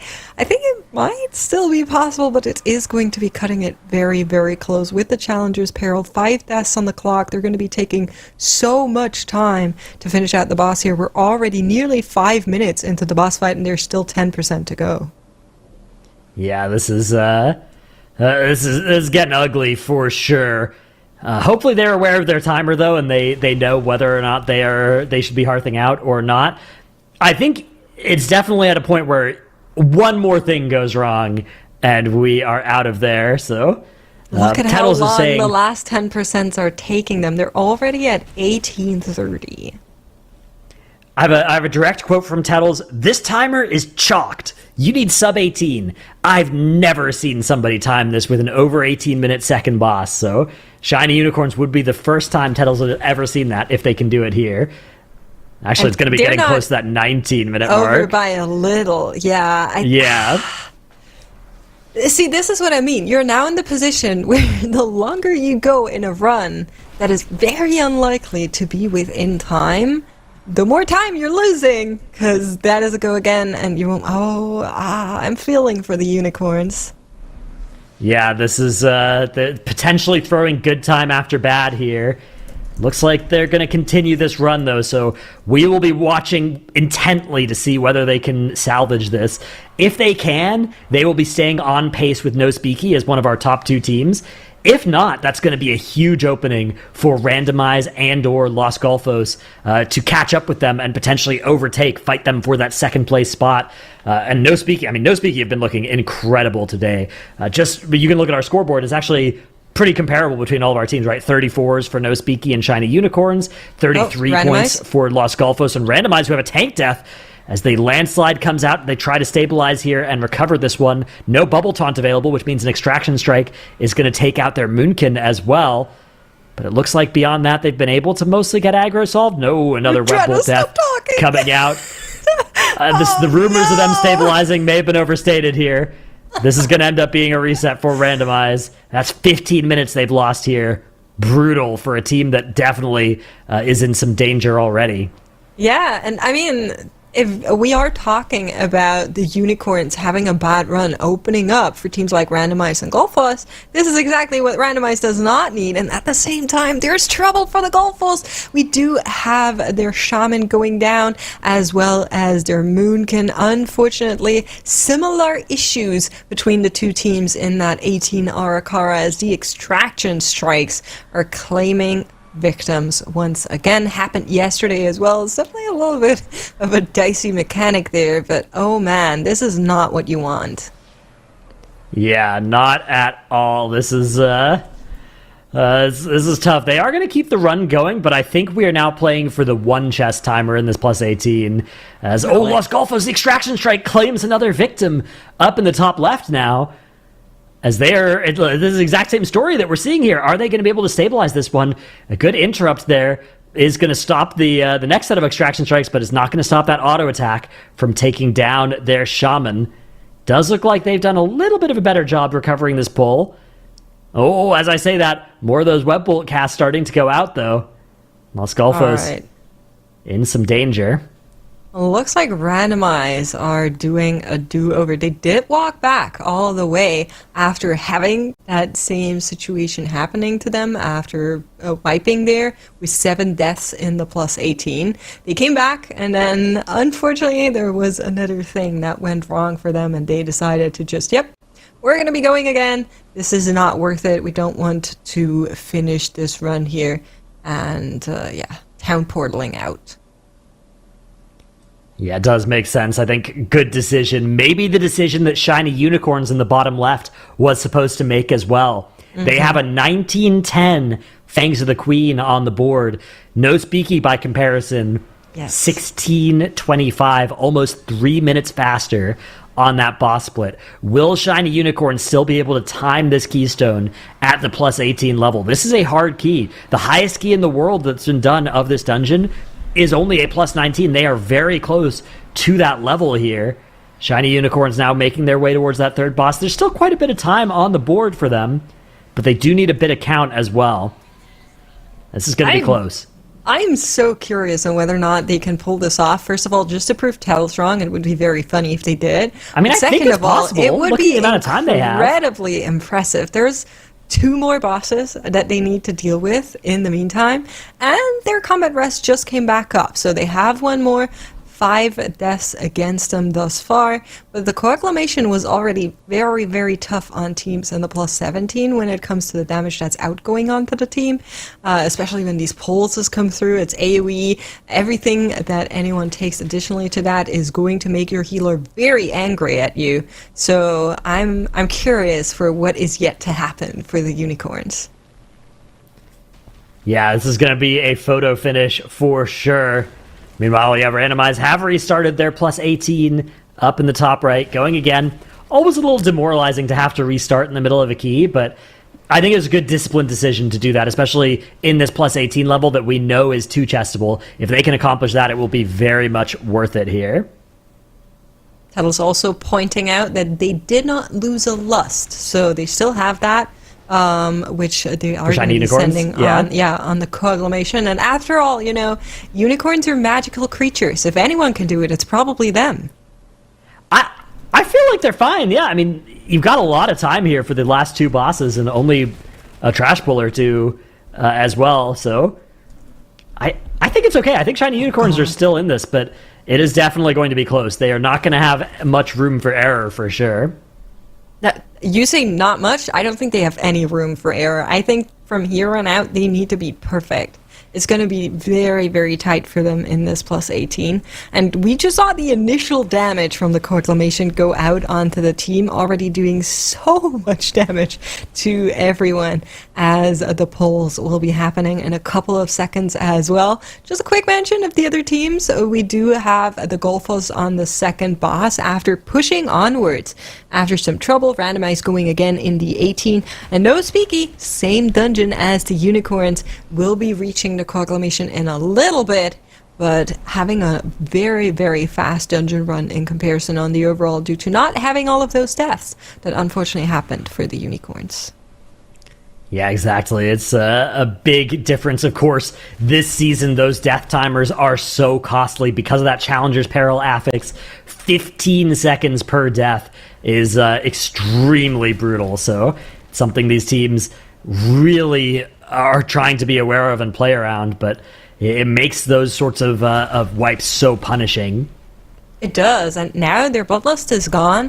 The cooldowns have flown into the boss already. We still have around about half to push on through, and all of that will have to be, you know, as they say, all natty. They need to do that without having those cooldowns. A big pressure on to Roybin for sure, as she needs to keep the group up. I see Barrier is still available. Rapture should probably come back up as well to help with some extra shields onto the team to maybe let them live a little bit longer, but it's definitely not easy as the Dark Pulse ravages through them again. Yeah, you can just see under those player health bars for Shiny Unicorns, under their unit frames, almost all of those cooldowns now are exhausted, so they're going to have not a lot left for the last 35% of this boss's health. And this boss does a lot of group damage, some big heal absorbs as well. Very difficult time here. Even now, getting close to out of mana on that prop paladin. Very easy to go on this fight as a prop paladin. A lot of casts of Word of Glory that you want to do, and each one of those costs a lot of mana. Yeah, the good thing is the Disc Priest is a little bit better with that mana management. So Robin not in any trouble in that regard. 22% to go. They'll get one more pulls from the looks of it, but I think they should be able to survive on through it. 19% and ticking. Checking back with the overall dungeon timer though. They need like the 14% of trash count, and they need the final boss as well. I think it's possible, but I think it's going to be very close. Yeah, it's definitely going to be close as we near the end now of all of our dungeons except for Randomize. Up in the top left, it's Los Golfos. They're just playing for the timer, not for the 2 chest in this plus 18, which may be something that they'll regret later on. Although, I mean, being able to even time the 18 is difficult. Being able to then go up to the 20 is extremely challenging. Maybe not something that they are planning to even attempt today, as there's only... we're nearing the halfway point in our day here. Only 2 hours and 50 minutes left in the day, and still some break time needing to be taken by all of our teams. But yeah, the Shiny Unicorns in the bottom left are looking solid. That timer is not an issue at all. Even with the Fangs of the Queen incident that they had, they have recovered a huge amount of time on this coagulation split, and they're in great shape. They, as long as they don't have any deaths here on this last boss, they should be fine for putting this timer up. No way they could wipe from here. Dratnos, come on. That was not needed, but I will say, because this dungeon can be run in a plus 19, we know teams have done it in their time trials as well. The good thing is, if they are able to get the plus 1 here, it doesn't matter that their 18 was much lower. It won't be considered for their time tiebreakers. So as long as the unicorns get the plus 1, we can pretend this never happened. Yeah, you want your sloppiness to happen in the lower level keys, as long as it doesn't cost you an extra, 2 chest, which it may have here, but I guess not for the unicorns, but yeah, it has for Los Golfos, for example, but yeah, the unicorns. Actually, I wonder if the 2 chest is possible here in the plus 18. No Speaky are kind of close to that timer. I guess they're still also going to miss it, but it's going to be very close. Los Golfos having a death to that dashing strike. Looks like they're going to be okay. Randomize having a death here on Avanox fairly early on. Now, both Ankh and Battle Res are available here, but it looks like the death is in the ground, the webbed ground, so that's going to have to be the Battle Res instead of the Ankh. So they do recover that, but yeah, both of our top 2 teams here on our screen, these are the teams in the most danger of going 3rd and 4th today. Very important for them that they don't waste any more time in these Arakaras. Yeah, exactly. And those devs for Los Golfos are hurting me in more ways than I can count. Unfortunately, Shiny Unicorns are now starting that boss fight. 6 minutes 30 to go. Great recovering on their end after a lot of trouble during that Fang's boss split. And you brought out the question whether or not a plus 2 in the 18 here was possible. Looking at No Speaky, I think we're going to be cutting it close. They still need a little bit of trash and the final boss. The mini bosses take a lot of time as well. And then I think the big question also would be, even if you get the 18 plus 2, can you do it doesn't get you anything. 20? I don't think so. So just getting the plus 1 will be good enough for No Speaky. I think the plus 2 is not really realistic, because this is 0 death run for No Speaky, and it still looks like they're probably going to be a minute or 2 shy of that 2 chest timer. So yeah, I think it's, and like you said, unlocking a plus 20 in this dungeon when we expect plus 19 to be the ceiling, I think, yeah, it doesn't really accomplish all that much. But No Speaky, I mean, the smoothness of this run is extremely impressive, right? I mean, there's a good chance that you can end the day with an 18 in this dungeon and be very happy with it, especially if you already got that 18 Grim Batol. I mean, No Speaky have been looking incredible today. They've been like a well-oiled machine, very little time wasted. Even though their score is the same as Shiny Unicorns and only 1 ahead of Randomize and Los Golfos, the fact that they were able to get those points in the Grim Batol so easily, I think is going to be something the other teams will struggle to replicate. And that's so cool, because often we say when it comes to PvE in World of Warcraft, a lot of it is the cooperation, the teamwork, being able to have that experience of having played together for a long time, knowing on who you can rely to for what. All of the teams that you're seeing are new constellations. They haven't been playing on PvE tournaments together like this before. Of course, some of them have played together in different constellations, but there's at least 1 changed player on every single team here in comparison to previous teams that have competed, which can change a lot. We've seen it on some of the teams before. Now, bringing us back to the Shiny Unicorns, I just want to say I thought this was only possible in fairy tales, but Shiny Unicorns are bringing the magic on our screens here as they are able to fight Izo with so much time left here in that plus 18 and doing a great job of recovering a run that both Dratnos and I thought was going to be doomed, really. Yeah, and Tettles was 100% confident. There's no way that they could get that timer, but and yet here they are. Nearing the end of the boss fight here, 3 minutes 47 for Shiny Unicorns on Izo. Still 60% of the boss HP, but I think they're going to have something like a minute to spare at the end of this. I mean, this is a kind of a long boss fight, but it's not that long. There's not a whole bunch of, downtime that you can't hit the boss. I guess the melee do have a little bit of uptime problems here, but I would say it's more of a dangerous boss than a super long boss. Yeah, Unicorns are definitely in some danger. Yeah, then now is well protected there, as a tank buster does go out 50% to go. But somebody that isn't is Malik for the Golfos. They do have one combat rest, but their Moonkin is going to get clapped by the long arms of Kikatal. We know this boss has range more than anything else. They don't have a combat rest to get their Moonkin back up. 2 minutes to go, 10 deaths in that plus 18. So 2 minutes for 35% of the boss's health, down a DPS in an Augavoker comp. I'm pretty worried here for Los Golfos. They don't have Lust. They are going to get another, 2 Breaths of Eons here. So that's going to be good. They're going to get one more Ascendance as well. Maybe this is possible, but looking at the way that boss's health is moving, I think Los Golfos are going to deplete here. Oh, don't say that. Okay, I mean, there's so little time left. Staring at their cooldowns, the Ascendance is going to be big.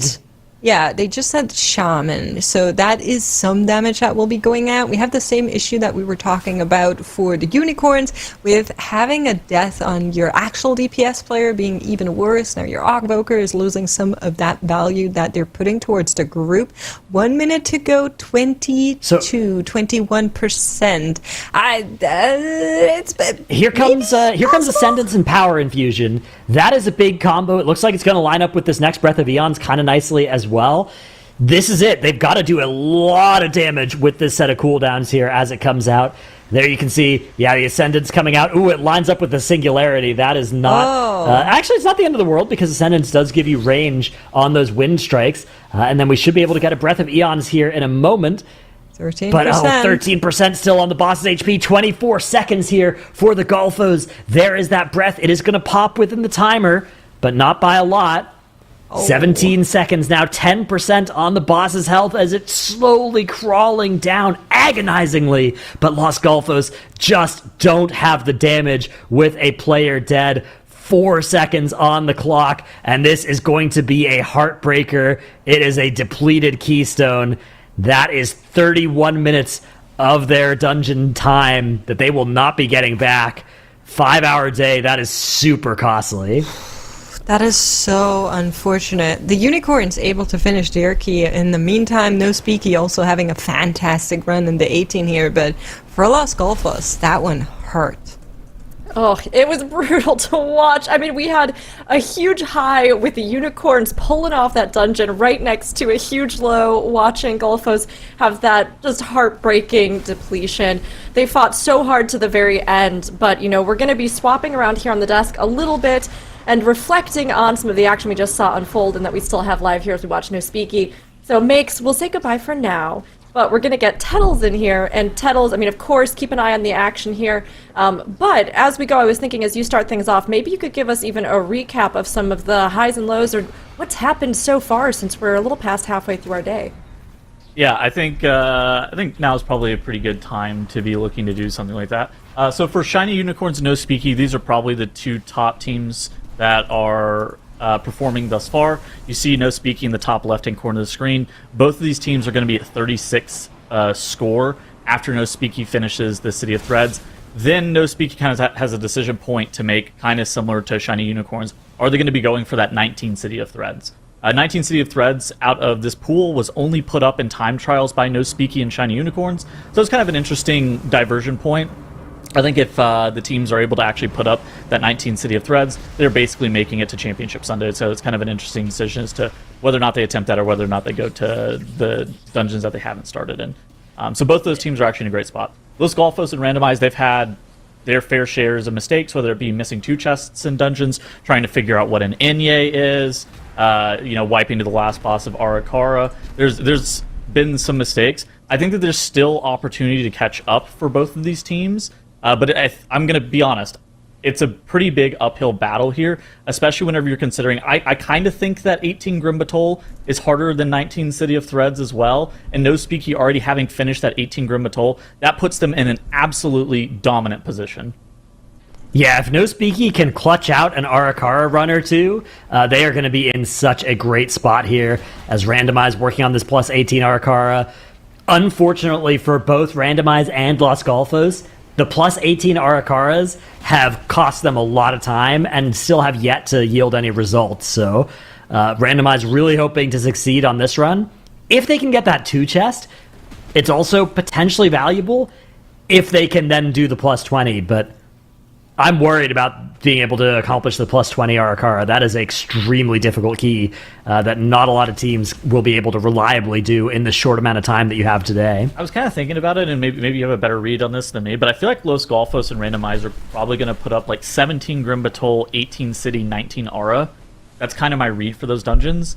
And so I think if Shiny Unicorns or No Speaky are able to put up +1 on either of those key levels, they will probably be able to make it to Sunday. Yeah, I have a similar feeling as well, as unfortunately we are going to have a death here. They didn't go to Grim Batol, they went back to Aura. Interesting, yeah. I like this. So, interestingly, the Shiny Unicorns are playing at the +19 key level as well. They unlocked the +20 when they 2-chested their 18. Yeah. But it looks like they're just doing the 19, which is the same decision that Mandatory made yesterday. It makes a lot of sense, especially looking at the wipes that Los Golfos and Randomize have had. If you are Shiny Unicorns, you probably are looking at it and you're like, yeah, we shouldn't take any big risks. We should just put the next easiest points on the board. And, of course, doing Grim Batol is something they're going to have to do at some point for those points too. But just putting up the 19 Arakara and being like, yeah, that's probably good enough. If not for first today, a second. And there's not really a difference at the end of the day today between first and second, right? Either one of you will qualify to tomorrow. And tomorrow, then all the points are reset anyways. So I think it makes a lot of sense here for both Shiny Unicorns and No Speaky to basically you just do the keys in order of easiest points to hardest points. And you don't worry too much about like, oh, we could attempt this +20 with the 2 chests, right? Just put the easy points on the board, and then if you put all the points that you can on the board, that's probably good enough today. It's been kind of interesting to see that Shiny Unicorns has been looking to play that Rogue basically all throughout the day. Now, Casual Addict, very well-known Rogue player. Assassination is quite strong, but Assassination does kind of have single target damage pitfalls, which is why it sees a little bit less play. But I do think that this 3-map pool that we're seeing today is pretty solid for Rogue. I think Arakara is probably the worst one for the Assassination Rogue in comparison to like that Balance Druid. But I think that Grim Batol and City of Threads are both pretty solid dungeons for the Rogue. You basically have to have trash on top of the boss and like priority targets for that Kingsbane, for that Death Mark in every single pull. And it can kind of pop off damage-wise, but then you kind of have to question, would we have been better off playing that Balance Druid? Because Shiny Unicorns did play that Moonkin during Time Trials. Now they did use a little bit of a different setup. Casual Addict ended up playing that Enhancement Shaman, and Hawk ended up on that Balance Druid, so they do kind of have to move some pieces around, which makes me wonder, maybe that's the reason that they're not playing the Moonkin as much, is because of how many moving pieces they need to actually fit that in. Yeah, I feel like Assassination Rogue this season as well is very much one of the specs where if it's your main, you can squeeze a lot of extra value out of it. It's a spec where if you're extremely familiar with the incoming damage patterns, you can make it do a lot more damage than, say, somebody just picking it up, right? Of course, in the Great Push, almost all of our top players are extremely proficient multi-classers, but I think multi-classing onto Rogue would yield a lot less results than multi-classing onto, say, a Moonkin for people that are good at it. Where I think for the Rogue, it really pays dividends to be a Rogue main. I mean, this season's Moonkin is also just absolutely, like, brain off. It's so easy. I think anybody honestly could pick it up. The Enhancement Shaman, I think, is the harder thing. Like, for True. Sure. It's also kind of we have a lot of people flexing onto the Shaman, but it is extremely difficult for sure. Extremely impressive. As Randomize having some more deaths late in another Arakara. It's another tank going down, followed by, of course, as soon as the tank dies, the Enhancement Shaman does we don't have Bubble Taunt. And then immediately dead. It's going to be tough to get Threat here. Without Bubble Taunt, maybe the Moonkin doesn't meld. I think our Balancer's probably gonna die. Yeah. Okay, so now we have a full reset on the Threat, like you were saying. Our Autovoker had to perish as well. Yeah, now the threat's been solved, though, sort of. Looks like some damage still coming out onto the Priest. Yeah, and this is so dangerous. These mobs do a lot of tank damage here. The danger is immense for Randomize, but they need to stabilize this. Otherwise, I think they're going to be in some danger of depleting this key. I think our timer's fine. The rest of the group is running back. We just need to not wipe here, basically. If we can just avoid wiping here, we're totally fine. I think our Evoker probably should have released, but we have a Venom Volley go off. Yeah, and that's going to be a reset for randomize here. That's Town portal scrolls Ooh. being used, another 20 minutes evaporating for randomize. And randomize, if you're randomizer Los Golfos, in a lot of our previous TGP formats, only the bottom team is getting eliminated, and you'd be looking at the other team struggling and you'd be like, okay, phew, we're kind of safe here. But that's not the way our format works today. These teams need to be able to overtake either No Speaky or Shiny Unicorns, and you can see now, looking at the scoreboard, they are 3 points behind Shiny Unicorns and No Speaky, and No Speaky and Shiny Unicorns are both about to put more points on the board here. Los Golfos and Randomize, they've really got to pick this up, and soon. Otherwise, they're just going to be eliminated. There's still 2.5 hours left in our day, but that's not a lot of time when you have this many keys to do. Yeah, I mean, being halfway through the day here, again, we're resetting another 10 minutes. So Los Golfos have put up probably, over 40 minutes in attempts at this 18 Arakawa, which you're kind of hoping to only, you're hoping to one-shot and not have to deal with it again. And Shiny Unicorns having to reset their 19. I think this is the second time that they reset the 19. I think the first time they reset it on the first pull. So, a bit tough, but I think that the very beginning of this dungeon is probably the hardest part, and once you actually get through Avanax, you're kind of cruising. And as you see, No Speaky here, they bailed on trying even the 19 City of Threads. I think they look at that dungeon as if they have enough time after they've done the 20 Arakar, you probably go back and attempt that 19 City, but I don't think that's something that you do until then. Yeah, it makes sense. You want to kind of go easiest to hardest usually. Exactly. You were both talking about some of the picks, choices, things like that as the teams have come in here, and with Enhancement Shaman, we actually had a question from chat come in, which I'll toss over to you, Dratnos, which is someone noticed that the Enhancement Shotguns are playing Maghar Orc, and they were curious if you had any insight on if that kind of was some sort of benefit to them. Yeah, I mean, it makes sense, right? The Maghar have a deep ancestral tradition, and the Shaman class is tied to the ancestors as well, so it's mostly for flavor reasons, I believe. Yeah, they also have an on-use racial effect, which stacks really good with Skardan's Grace, the on-use trinket. So you just double up the on-use effect, and you get a billion haste and mastery. It's a lot of secondary stats, and so yeah, but it's mostly for RP reasons for sure. It's mostly the flavor reasons, but yeah, there's a little bit of benefit with the racial and the Skardan's Grace trinket too. It's a very minor, yeah. It's mostly flavor. Doing it for the RP is valid in my eyes, I'm just saying. But Tunnels, I'll let you keep going. Nope, Dratnos is right. I think he was cooking. Do we have any off the wall? Are there any differences in racial choices for any of the teams? Doesn't look like it, right? Pretty standard. The only interesting decision point I've seen in terms of Wormwood talents, or not Wormwood talents, hero talents and stuff like that, is that Shelly's actually been running Chrono Warden as opposed to Scale Commander Augevoker the entire time. Chrono Warden lines up better if you're just doing pure 2-minute cooldowns. And so, but Scale Commander has slightly higher personal damage. I don't think that either of them are really that much better than one another. I think that they're roughly similar. I think if you play perfectly around Chrono Warden, it can be just as good as Scale Commander. But Shelly's decided that Chrono Warden's better for him. It's also slightly more durable. You get Warp DR, so you can get 20% DR rapidly depleting over 3 seconds every single time you press hover. And so on the tournament realm, you don't have access to things you don't have a bunch of DR. There's a lot of one shots. Right, you don't have avoidance exactly. in the same way that we do on the live servers. You also, on Augevoker a lot, end up running File of Icy Preservation from last expansion as well, which you don't have access to on the tournament realm. So you're missing out on 6% DR. So Chrono Warden's a little bit safer. So that makes sense, yeah. There's a couple reasons that he could be playing it. I think he just generally likes it, and it's not that much of a damage difference. That was the only thing that I've actually seen that's actually a little bit off the wall.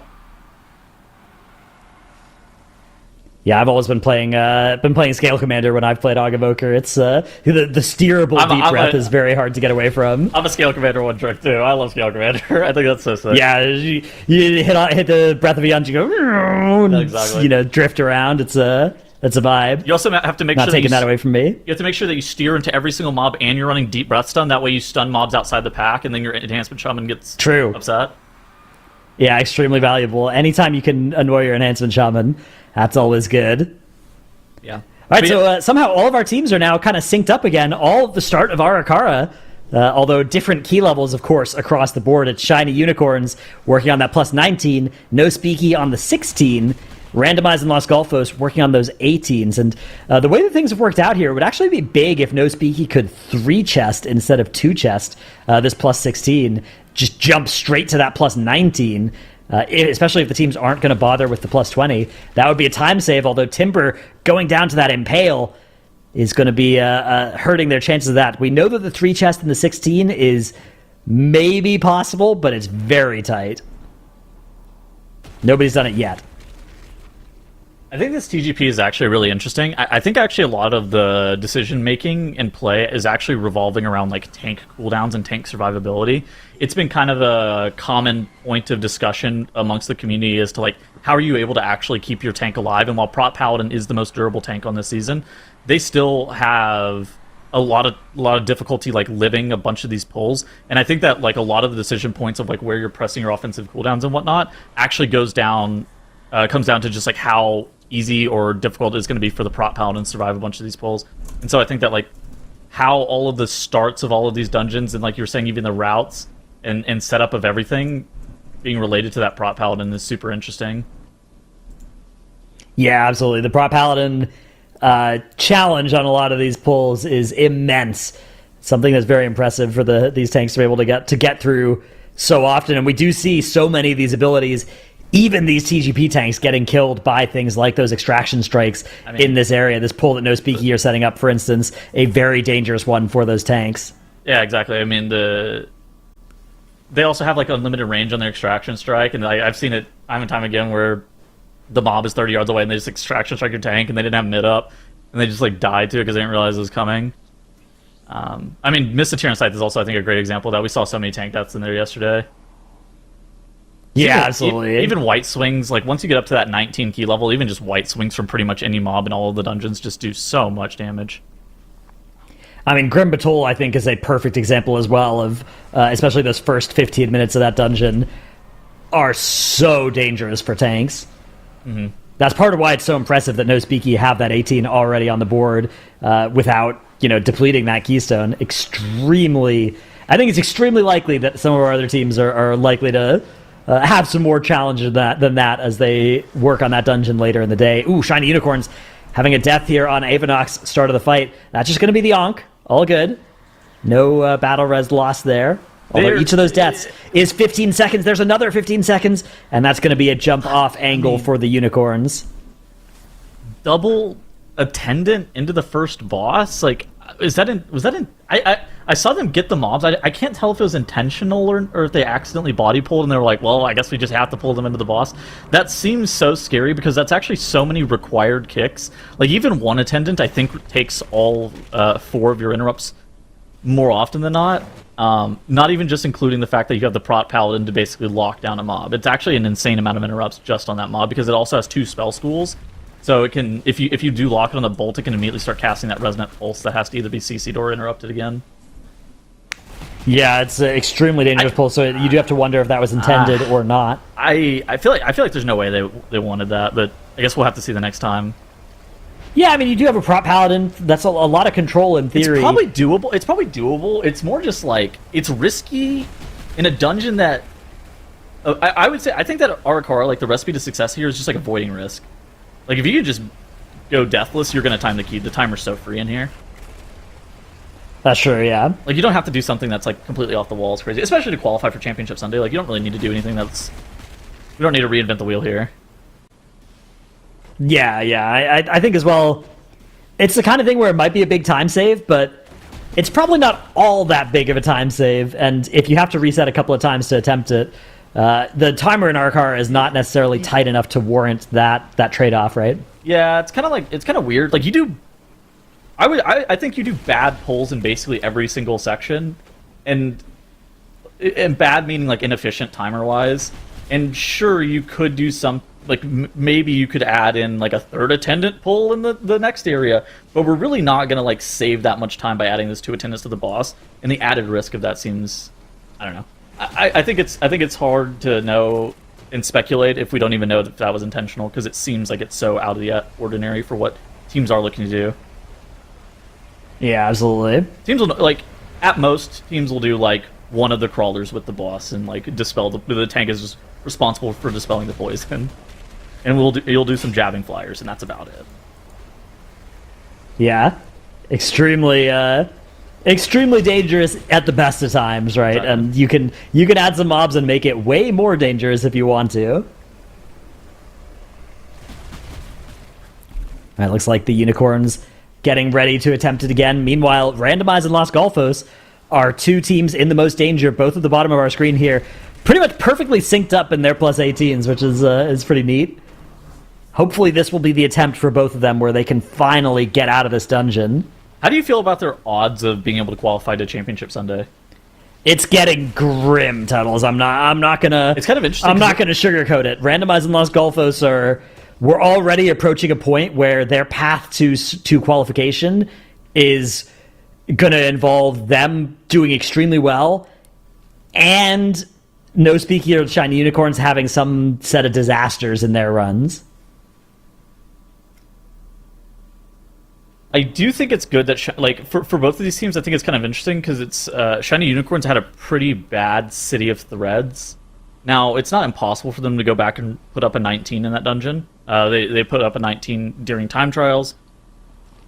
But it's more of a question of, like, are they going to have enough time to actually go back in there and do that? Whereas for Randomize and Los Golfos, I think I could see a world where they're able to put up an 18 in there, but they have to get out of this Arakar quickly. We can't be wasting, I think, any more time in this dungeon. And I think Grim Batol will be the decisive dungeon, I think, for those three teams, right? If any of the teams kind of get brick-walled in the Grim Batol, I think that will be a death sentence.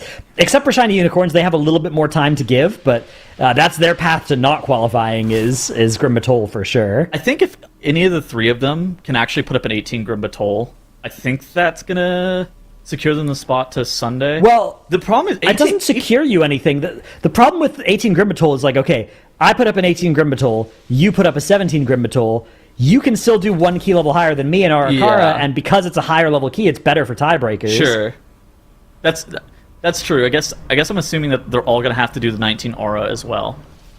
Yeah, but, like, so if you spend time doing 18 Grim Batol, I could spend time doing a 20 Arakara, and that's maybe a comparable level of difficulty, and it's a much more valuable tiebreaker. I think if anybody puts up a 20 Aura, they're automatically making it, right? Like, I think that is likely to be good as well. Extremely good for tiebreakers. Any of, like, 18 Grim, 19 City, or 20 Aura probably is making it difficult for you to be beat. Like, I want to say near impossible, actually. Like, that 18 Grim Batol that No Speaky has, I think it's difficult to put into words just how effortless they made one of the hardest keys in the world look. Ooh, a nice mind control. A Dominate Mind on one of those crawlers. That way the Shiny Unicorns can actually res now as opposed to ripping a B-res. Yeah, that's nice. That's working out pretty well for them, although, of course, any deaths is a time loss, but the plus 19 timer isn't so tight that a few deaths will stop you from being able to complete it. Arakara has by far the most lenient timer. It is literally just, if you have no major mistakes, you're able to time the key, and if you have a major mistake, if you're going fast enough, you can probably still time the key. Like, this dungeon has a lot of room for leeway. Los Golfos having a death midway through their Arakara down in the bottom right. A quick recovery, though. Yeah. 1 B-res still available for them. Randomized at the same spot in the dungeon. 0 death runs so far for them. Could this be the start of their comeback tour?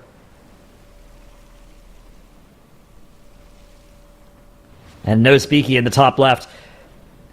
They've a minute and 40 seconds there's no way. to make a 3 chest happen. It's actually very close, but it is going to be, I think, a little bit slower than that. They don't have Lust. I don't know. I think I don't even think if you have Lust, it's... The Ascendance isn't going to be up in time either, right? You would have had to high roll some Lightning Dogs with Lust, I think, to make it possible. Like, there's a death on their board. If they didn't have that death, I think that we could be talking about it here. But yeah, of course. Yeah. I think we just needed a little bit more time. I think we probably need like 30 more seconds or something like that. I think it's, a perfect run in the plus 16 can maybe 3 chest it, but the 2 chests, never something you'll be sad about. Mandatory was Mandatory 2-chest it yesterday with a full wipe, and so I think the 3-chest is probably doable. They would have been able to 3-chest it without that wipe for sure. Yeah. And no speaky, I think... I mean, it's very close here. They would have been able to 3-chest this as well, I think, without that death even. It's kind of about how aggressive you want to play in here. Right. Like, I think that there's a world where a team like No Speaky, if they really wanted to put their foot on the gas and 3-chest this, they probably could have. But they sat there and they were like, well, these pulls would 3-chest this the dungeon, but they have a 50% success rate, and you're just like, no, there's no point. We're just going to take the 2-chest. Let's take the 2-chest and go home. Don't really think about it too much. Very sensible. Again, especially depending on looking at their scorecard, right? Like, they have done so well in that Grim Batol that they can afford to, as long as they time these keys, they don't need to do anything too aggressive. I mean, I think that I was talking to Anarchy a little bit yesterday, and he was saying that he thinks that they are going to be consistently the team that will put up at least like equal to the highest level of keys in the fastest time, but they might not put up the fastest version of that highest level of key. He thinks that they are the most consistent team so far. Because there's actually been a lot of teams that were streaming time trial practice this time around, which is kind of unprecedented. And so he got a bit of a read on some of these other teams, and he was looking at how they were doing during time trials compared to how quickly the other teams were able to put up their max level keys. And he feels like No Speaky is in a great position to make it to Global Finals and qualify tomorrow. Yeah, I mean, being able to put up a key quickly is a very important... It's crazy for this format. Skill. Like, with this format, right? 3 dungeons in 5 hours. You know, if you can do something in 1 attempt versus in 2 or 3, that saves such a huge amount of time. Extremely valuable. Randomize No is dead. Speaky put that on the board. Randomize are wiping again in the bottom left to this assistant pull. Oh, no. The blood card. Wait, did they have a Shrill go off? I'm not sure how that Bloodguard got involved in that pull, but was that the tragedy? I thought they killed the Bloodguard earlier whenever we were watching them. Oh no! Maybe I'm not 100% sure. Replay. Meanwhile, Los Golfos have made it through that section of the dungeon onto a noob Zect. A lot of time on the clock for them. This run is looking good so far. They're pretty high on count too. I think that there's a world where they can actually skip. They can use like the tailoring stun to skip past that. That mob that's at the very beginning. Oh, okay, so we do actually have a replay of Randomize here. Let's see what happened. Was that Bloodguard natural, or did the alarm Shrill go off? Oh, look at this to the right side. So the mob is actually mind controlled, but I've seen this before. The mob can still actually cast the alarm Shrill while MC'd and summon the Bloodguard, and once that happens, it is over. It is really that's over. Not good. No, that is very bad. I've actually had it pull basically the entire area while mind controlled, because it can actually pull. Yeah, we've seen that mob get mind controlled and then life gripped in, and then have the MC get dismissed. That seems pretty good. That's the part that has to happen, though, is the MC has to get dismissed, because like, the mob will still cast that alarm Shrill, which is yeah, that's tough. That's tough for the wipe. Absolutely. I mean, a huge time loss. Oh wait, I didn't see it. Oh man, I didn't see if Shiny Unicorns actually pulled the 2 attendants into the boss. Yeah, they have quite a bit of count, so I think they might have. Let's see. I think they're the 2 mobs that were on the right. I don't know. It's gonna be hard. It's gonna be hard to tell. We'd have to go back and look, but yeah. Yeah, boss goes down for them, making pretty good time. 2 deaths on the board for the Unicorns, but no B-res needed, so... I mean, that's at least a good resource to still have in this dungeon. If they kill this boss at 10:30, I'd still be like, "Yep, fine time. We're fine here." Like, 9:30 is totally an acceptable kill time on this first boss. Yeah, especially with that rogue in the group. I think the rogue will do very well in this upcoming section. Randomize out of Arakar and now gone to the group until They weren't even able to put up the 18 Ara. At some point, you kind of need to do a little reset, right? Like, I think that's often a good play for, like, okay, you need to do the Arcara, you need to do the Grim Batol. The sequence that you do them in my opinion, the most important thing is like what's going to affect people's mental the most, what's going to cause people to play well. There's a lot of value to spamming the same dungeon over and over again, but past a certain point, it becomes bad for the mental to do that once you're wiping, and it's instead good to get like a reset and see a fresh dungeon, so I think that's probably what Randomize are up to here. Meanwhile, on the bottom right, Los Golfos on that revenge tour, they need to be able to time this key right now. I honestly think that they need to be able to time this now. And then they can either go and start their Grimbatol, but they're probably going to need to put this dungeon up on a 19 as well, so they can actually just rerun this key again and put this dungeon up on a 19, then never have to come back to Arakara for today. It's going to kind of be interesting to see what decision Los Golfos makes here. We have another chat question coming in, as you all have been watching some of the unfortunate wipes, but other successes we've had as the teams go up. A few people in chat have tossed some questions my way, and one of them is, someone was curious about what has caused the shift towards Disc Priests versus Shaman, which was really popular earlier in the season. I don't know if, Dratnos, if you have any insight on this particular one. Yeah, so the Priest is really nice for the high keys. There's a few different reasons, like the healing patterns just work out really well. It does a really good job of healing the group through a lot of the incoming damage. The raid buff is, of course, valuable as well, right? The Shaman would be redundant if you're already playing an Enhancement Shaman, whereas the Priest will bring Powered Fortitude, which, as the key level goes up, those sorts of defensive raid buffs, getting access to one of them in your group is incredibly valuable as well. But mostly I just think the healing pattern of it works out really well in the high keys, and it's very mana not intensive as well. You can heal a lot of HPS over a long period of time without exhausting your mana pool or having to sit down to drink as well, which is nice too. I don't know, Tettles, are there any other factors that you know of as part of the Disc Priest resurgence, especially in the high keys? 400,000 DPS, yeah. True, yeah. Yep. About like 400,000 DPS difference between those two healer specializations. I also think that the rise of Prot Paladin was kind of a big thing too. Disc is actually obnoxious to play without a pally tank. It is possible to play it with like a warrior tank or something like that, but you have to be so on top of your interrupts to a point where it's also like just really, really frustrating. And so once Pally Tank became meta, it made a lot more sense for more teams to actually start slotting that Disc Priest in. And right, because the Resto Shaman has a great kick and the Priest has no kick. Exactly. So, you when your tank is covering the kicks well, then your healer doesn't have to. So there now, you go. Now every single pull you kind of go into it and you go, okay, so the tank is soloing this mob, and we're going to rotate our 3 interrupts on this other guy that we're going to kick, and then that's kind of how you have it set up, which is totally fine. Yeah, it's basically everything that Dryden said too. It's a lot of very small things. I think the big thing that brought them completely out of the dumpster though, and brought them to being more relevant, is it was a very subtle change, but whenever they changed the healing very specifically in 5-mans to Atonement, it's kind of similar to what they do occasionally with like Augavoker damage with closest clutchmates. They did that with Atonement healing, and that actually allowed Disc to be just way better. Yeah, you get a buff to your healing. It's in parties instead of raids, right? Exactly. You do more healing, which is a great change because of the way that Disc functions, right? It's been, naturally going to be less effective in smaller group sizes, and so there's a buff now to compensate for that. It's historically not been... Shiny Unicorns going down. Oh my god, they're having a full wipe. Yeah, in the same set, we've seen all of our teams except for No Speaky wiping in this section of the dungeon. It is brutal. It doesn't look like they're going to attempt it. Looks like it's going to be no. No's been called. Oh, okay. Well, we got combat bugged as well. Oh, we're getting graveyard camped. Yeah, okay. Looks like they're able to still get those town portals out. Ooh. Yeah, okay. Okay, so, I mean, indeed. This is how Los Golfos comes back, though. Yeah. This spamming Enyes, whatever else Los Golfos do. Yep. Yeah, this is the back nine. We gotta clutch up on the back 9.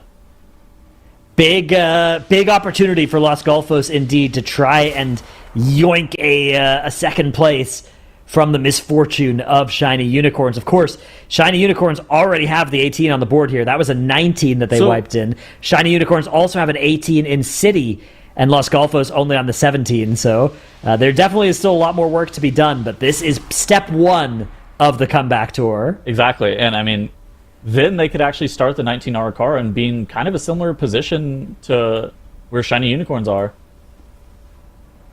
I mean, this is okay for Los Golfos. I can see the path. I can see the path for them to be able to make it top 2 today. Yeah, currently 3 points behind Shiny Unicorns, but if Shiny Unicorns keep wiping, they'll not add any more points to their board. Los Golfos will be able to catch up here. This is going to be +2 for them. bringing them only to 1 point behind Shiny Unicorns if they can avoid a disaster at the end of this Arakara. They are going to pull into Kikatal while these Overseers are still alive. Here's that Lust as well. They need to get this trash taken care of before this fight goes on for too long, because there are some nasty overlaps you can get between the Erupting Webs and the boss mechanics. Looks like they're not going to have any trouble with that, though. Those trash mobs go down before any danger arises from them. It's basically the Cosmic Singularity suck. If you have the Overseers with that web that you're talking about, at the same time that pull-in mechanic is happening, it can actually just completely wipe you if you don't pull them at like a perfect time. There's a chance that Los Golfos knows what that perfect time is. Oh my gosh. Malik actually ended up getting hit by that Cosmic Singularity. He ended up being able to Ardent through it, and so he lived, but you actually have a 70% damage down for 30 seconds whenever that hits you. So it's really bad to get hit. It's great that he didn't die, though. Yeah, it's one of those things where it's like, okay, phew, but also that was not the plan. This boss doesn't actually do that much damage to the tank. So like his Ardent Defender being pressed to there isn't the end of the world. Like if your tank's going to die, it's going to be to the Cosmic Singularity, or it's going to be to getting ran over by a wave. Those are basically the two ways that your tank can die here. It's not going to be getting white swung to death by the boss. Yeah, another Singularity comes out. Looks like this time, Malik able to get to safety there on that Divine Steed. That first one's actually the hardest one, because you don't have a ton of blood workers. I want to say you normally have about like 5 to 6 blood workers in total that come out, so you're only able to make so many of those puddles. The Balanced Druid, of course, doesn't actually have to get into any of those puddles. They can just like wild charge out to mitigate that mechanic. But if your Aug Evoker and your Disc Priest aren't really on top of the ball there to be able to actually break all those blood workers and turn those into puddles, you can have a situation like what Los Golfos had, where their tank just didn't have a puddle. At the bottom right, Shiny Unicorns have decided also to join Randomize in the plus 16. What do you think about this? Grim Batol. Not going to go back into the 19 Arakara. I think this makes some sense. You'll be able to come back to the Arakara later, but if you need a bunch of attempts to get the Grim Batol, for instance, you kind of want to know now so that you can avoid, wasting time in the Arakara that you maybe don't need as many points from. I'm of the opinion that no other team is going to two-chest the 16 GB. I think that might have been a no speaky special. I think you might be right. They looked. By the way, they held rank 1 Grim Batol for like a really long time. Every team had 17. Like a bunch of live key teams had a 17 Grim Batol, but they were 3 minutes under, and most teams were like 30 seconds under on their 17 Grim Batol whenever that was the highest key of that dungeon done. And so I think that no speaky is actually just very good at GB, which makes sense. It's a very difficult tank dungeon, and Yips is a phenomenal tank. And I think that Paladin is probably one of his best tank specs as well. Yeah, I think it's definitely I think that when the dungeons got revealed today, No Speaky probably did a fist pump, right? Like, all right, Grim Batol. I got a DM. Hold on, what did it say? No Dawnbreaker, you screwed us. I'm kidding. Just like, what? Maybe they got multiple maps that are their ace in the hole. What do you mean me, man? Well, how do the maps work? Do we have Dawnbreaker? Do we have Dawnbreaker tomorrow? I'm not sure. Do we play all the maps that we haven't seen? Is that how it works, or is there more repeating of? Because of course the Arakara is a repeat. I think that's how it works. I think it's non-repeat dungeons tomorrow. Interesting. All right, so No Speaky down the bottom left, working their way through the middle section here. They had a Bloodguard come in, but actually it looked like it was intended to tag this one into this pool. So okay, all going well. What do you think they do with their Lust here? So typically you just kind of send your Lust on a trash pack here whenever the Shaman Ascendance comes up, and you can just pull pretty much every single mob in this area and just like blow it up with like Deep Breath Stun Cap Totem. Because the mobs here actually don't have that much HP, but I'm kind of interested in seeing what No Speaky is about to do with this Ascendance, whether or not they're going to Lust it or not. Curious indeed. Meanwhile, Los Golfos up in the top left are going to be able to succeed after overcoming some adversity in this dungeon. They are going to be able to finally put the 18 Arakara on the board. It's only a 1 chest, not a 2 chest. 3 deaths on the run as well, so it's not a perfect run for them, but they should be very happy to put that 18 on the board. Although, realistically, they may need to actually come back and do it on 19 in order to qualify to tomorrow. But we'll see where they head to next, as No Speaky still sitting on that Lust. They've sent the Ascendants here and the Power Infusion and are holding Bloodlust, so maybe saving it for the boss at this point. Yeah, I mean, saving for the boss is fine. Like, there's nothing... Yeah, there is still in this very dangerous section of the dungeon here. Every single other team actually has wiped to this pull, so No Speaky hoping to avoid that fate. Extremely dangerous, especially on Yips here. Watching his health as these extraction strikes come out is going to be vital. We saw mandatory... Looks like they're going to go very cautiously here. They've actually MC'd one of the web mages as well to reduce the burden on the group. We saw mandatory 2 chest this key yesterday. I think No Speaky's actually pacing to be fine to 2 chest this. I actually like this MC. Triple caster in this area is a bit questionable because how you set this pull up is the paladin soloing one of the web mages and the rest of the group is actually just free kicking the other one. And so having the third one is actually pretty difficult to deal with.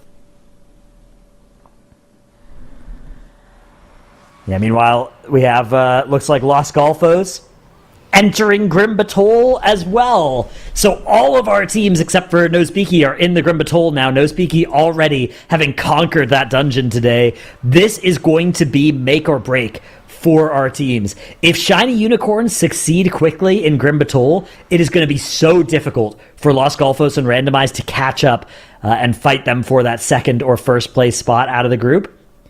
But if things go wrong for Shiny Unicorns, Los Golfos and Randomized might be able to capitalize if they are clean in here. There is confirmation, by the way, that yes, tomorrow's dungeons are going to be the ones we haven't seen to clear up that question, since we have this new format for anybody who might just be tuning in right now. This time around with the TGP, we had 16 teams qualify, and each weekend we have our 8 teams split up for groups, but we've broken those down even further into divisions. So today, obviously, you've seen 4 teams from Group A. We had Division 1 in Group A yesterday, and tomorrow our top 4 across both days will be competing. So yes, on Sunday, they will be facing the 3 remaining Dungeons titles. Okay, so it has to be, what, Borealis, Dawnbreaker, and Wake? Which... Exciting, yeah. Yeah. Oh so, my gosh. Wake actually, is crazy. If you're one of these Group B teams, you kind of... Either way, right, you're going to have to... You know you're going to have to do, say, Dawnbreaker either today or tomorrow coming into the day, right? So... Necrotic no Wake, escaping it. Necrotic Wake, I think, is the key that's going to be crazy. You're going to have to, like, really lock in. Oh my gosh, Lux Alpha's in the bottom left here. Having a full wipe. That's okay. It's right at the start of the dungeon. That's where we like to wipe. So, I mean, this is why this dungeon's so hard. Just tank damage here, especially in this first probably 15 minutes of the dungeon, actually has insane mobs. So the Overseer casts an ability called Rive on your tank, which makes your tank take increased damage. Those Brutes do that Brutal Slam, which is actually an insane amount of damage. And then the Molten Giant that you can see randomized fighting in the bottom right has a Molten Fist cast, which absolutely rocks your tank. Your tank is literally begging to not get hit by the fist, and you never beat the cast. You always have that last ability go off and end up taking them down low.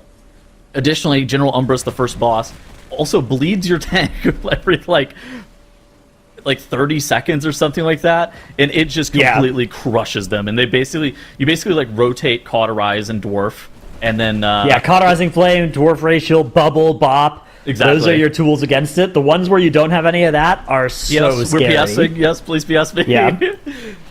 You need to stand in your consecration as well. So the problem with it is that it comes when you're moving. If you can stand in your consecration, you take heavily reduced damage over time, but you have to dodge during it as well. So vitally important to manage your consecration, CD, and placement. Somebody also gets tempered during it, and then the AoE is about to come out, and then somebody's not topped and they die to the temper. Oh yeah, tempered always fun. Temper is simultaneously the most overpowered and obnoxious ability at the exact same time. Yeah, you look at death logs, and like tempered in battle is in a lot of people's death logs, and yet we still keep it up there. We still because you could talent out of it, but it's so much value that people won't. Dude, I mean, like the second boss in Dawnbreaker, if you get the temper on you, like I don't even like really press a defensive on me if I have the temper on me. You just kind of sit there and you're like, yep, this is fine.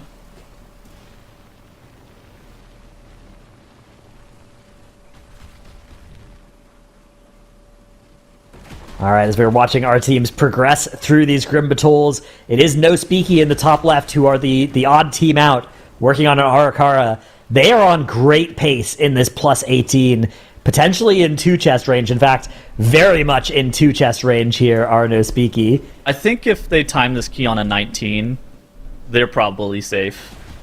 To make it Sunday. I think that's kind of the reality of the situation here. Whereas for Los Golfos here, the bottom left, they have to clutch up. We can't be wasting time at the beginning of GB. We need to be like one-shotting 16 into 17 Grim Battle for us to have the possibility of making it to Sunday. We cannot be wasting time.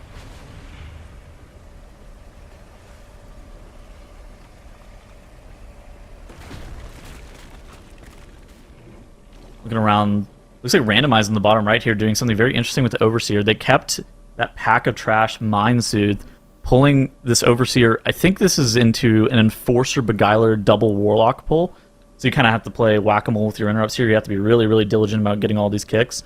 But if you have that Ascendance up that's coming up for the Shaman on Randomized, I suppose actually not too dangerous, but it's not up immediately on pull here. I wonder if they're going to press this for safety, or if they're going to just hold it. I think at this point they're going to hold it, but... Yeah, the Doom Winds and the Dogs got pressed, so I think we're just holding. Yeah, that makes sense. Looks like they're going to be able to get through this with some safety here. Approaching the end of the dungeon now. Ooh, that Enforcer too. Dude, again, another mob that's dangerous in this dungeon. Enforcers, they literally could just like white swing your tank to death with that stacking rage. That's why Yips actually having 0 deaths in No Speaky's Grim Battle, I think is just... Like, that's a masterclass in tanking. If you want to teach somebody to tank, tell them to go watch Yips. That guy is insane. You know, there are a lot of incredible players. Yips, honestly, is just like a legend. And of course, No Speaky, with their new name, has a lot of folks that, as we pointed out today, have a huge history in the game and previous competition. They've been really performing. But you two will not be able to see the end of their run here, because we're actually going to be swapping over to a couple other casters. So Tuttles and Dratnos will say goodbye for now, and Nagura and Zyronic will be getting them on the desk here as we take a look at these dungeons, especially No Speaky, heading towards the culmination. But, Zyro, we're also coming up on the last 2 hours of the competition today. So, with the clock ticking down, what do you think the teams focus on in their last 2 hours?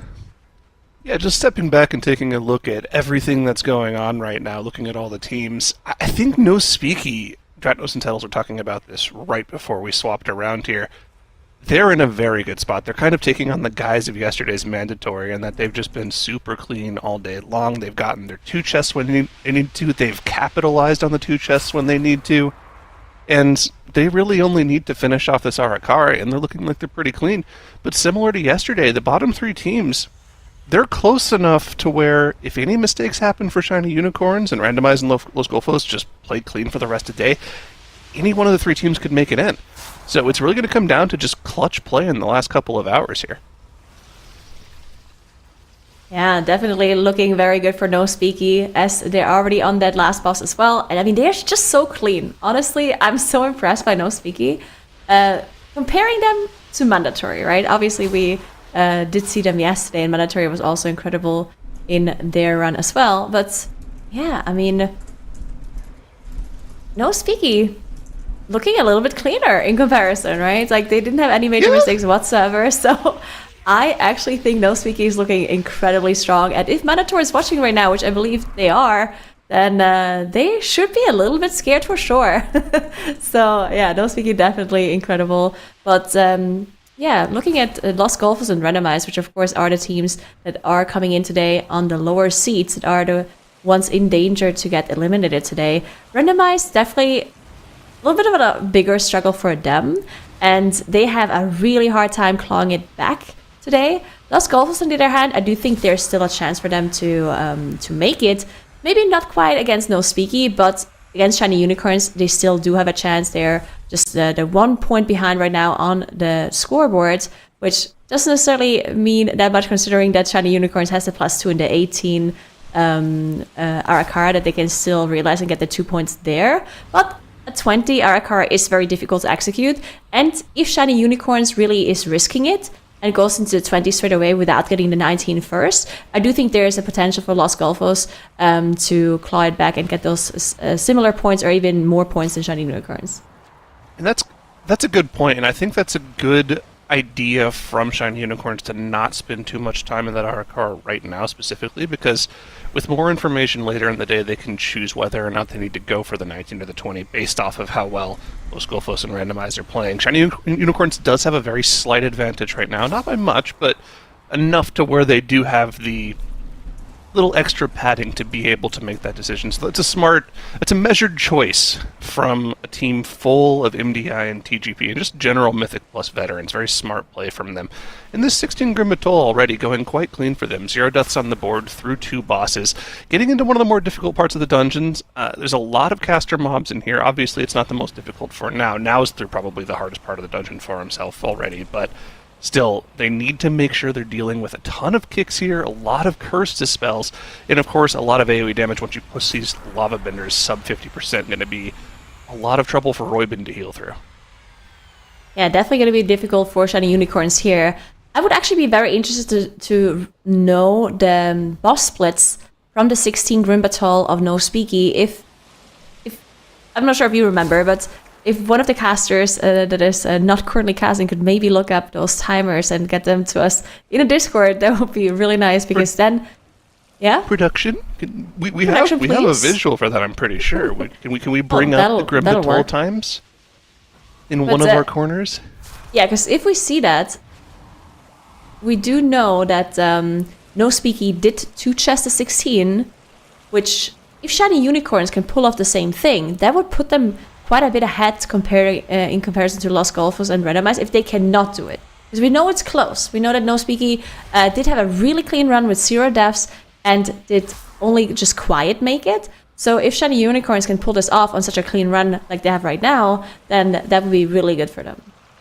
Okay, we have the timers for their 18. We don't have the timers for their 16 right now, but it looks like in the 18 for No Speaky, they killed off Forge Master Throngus at 15:20, which is stupidly fast. This 16 for Randomize is at 13:02. Wait, I think Tettles just posted the numbers. So it's Tettles posted the numbers. 7:14. Okay. Oh, so it's very close. So it's 7:14 and 12:04. So it's only 1 second behind. Yeah. Okay.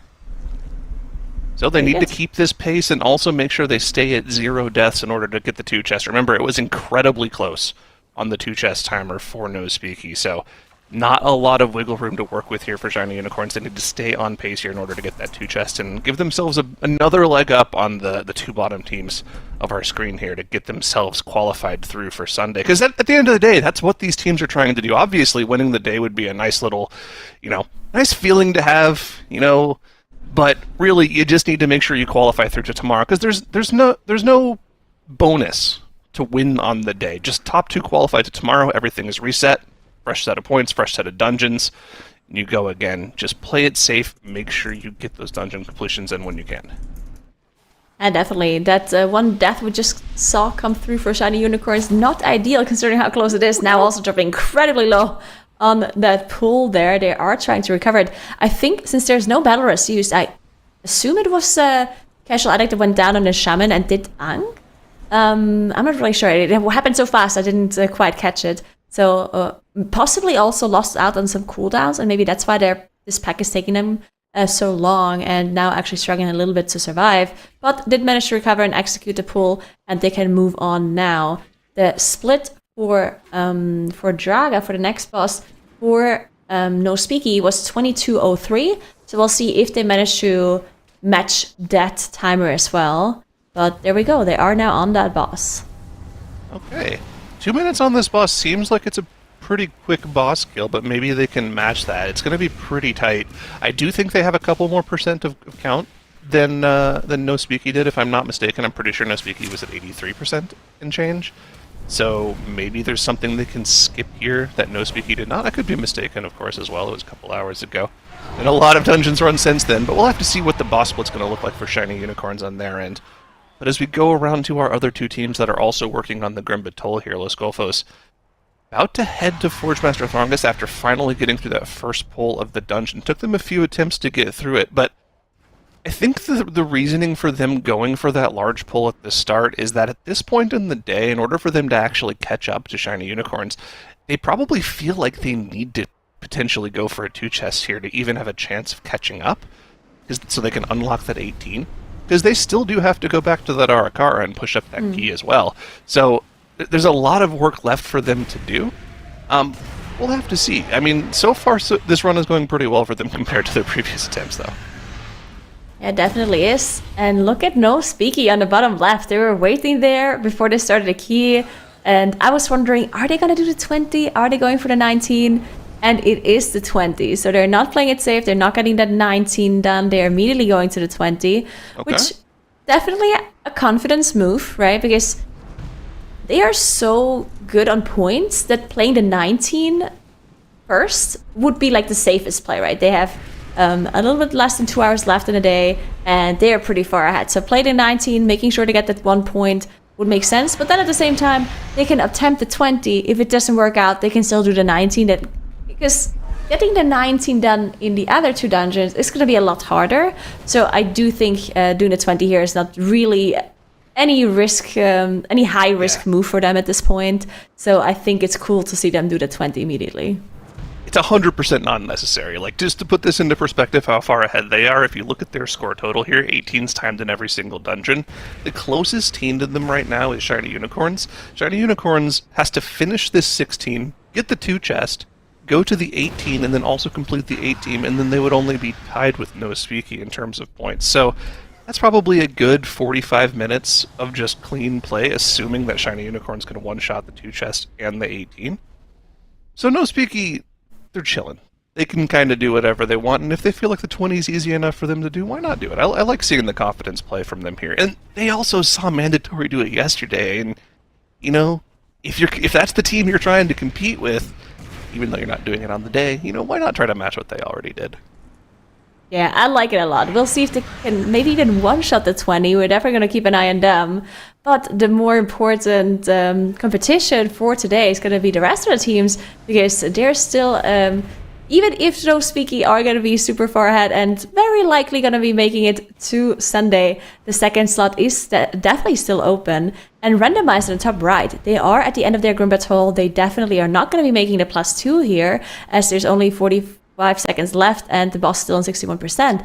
But not only that, they're missing a little bit of count. There was some probable miscalculation going on with their route here, as they're missing out on some trash, which, to be fair, shouldn't be the end of the world, considering that they actually do have quite a lot of time left on the overall dungeon timer.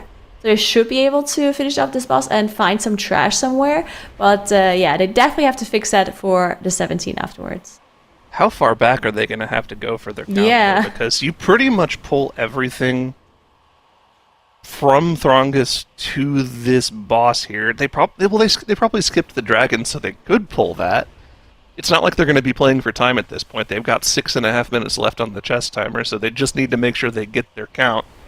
But yeah, definitely unfortunate that they're missing that count. Yeah, they'll have to go back and look at their route and figure out what it is they're missing. But yeah, the important note here, 2 chests missed for randomized. Not the end of the world for them.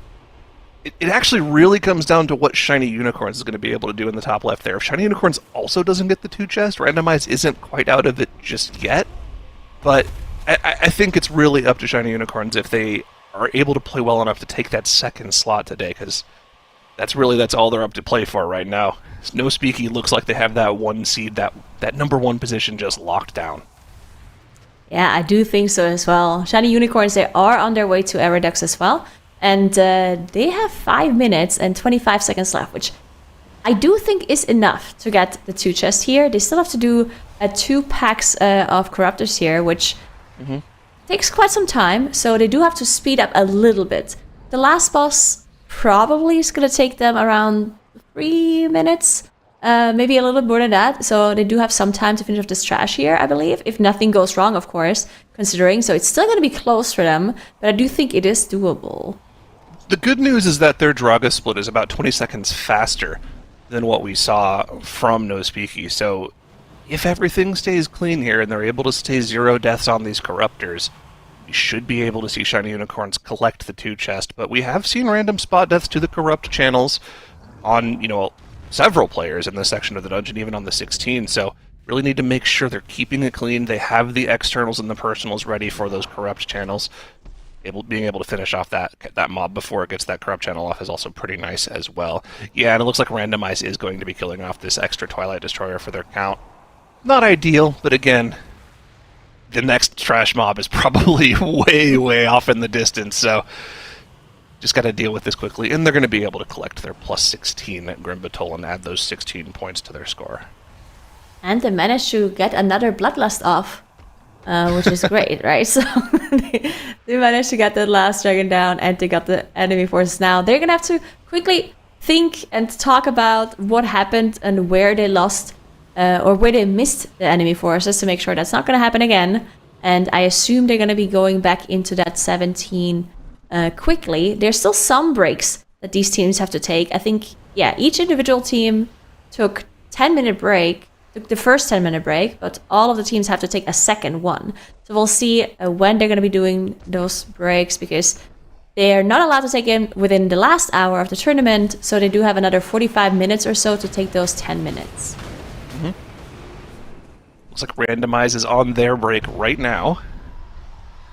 We'll have to see when these other teams opt to take their final 10 minutes as well. Like you said, they only have 45 minutes to start those final 10 minutes of break they need to do. Now, the good thing about that for our teams still looking to qualify is there's no advantage or disadvantage for anybody. Everybody's in the same boat right now, so really just going to come down to cleanliness of play for the last hour and 45 minutes here. And also, I mean, something that we didn't see a lot of teams take advantage of yesterday was the overtime, right?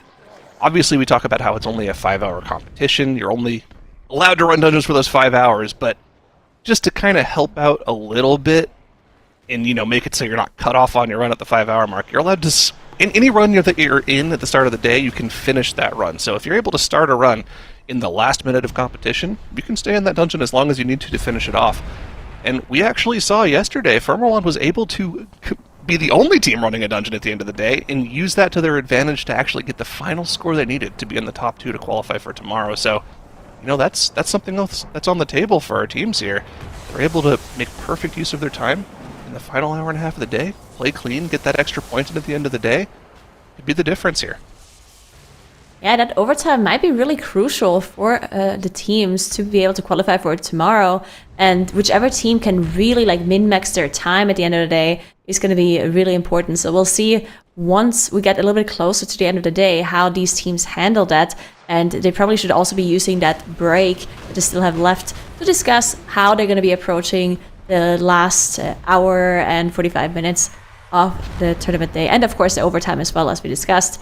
But there we go, Shiny Unicorns now on Aerodux, top left of this screen. 1 minute 30 left for 40% of the boss. Should be doable, but definitely a bit close. There, let's look at the cooldowns. They don't have Bloodlust left at the moment. They have a Breath and they have an Incarn available, and Shaman cooldowns as well. So there's definitely some cooldowns that they can still use here.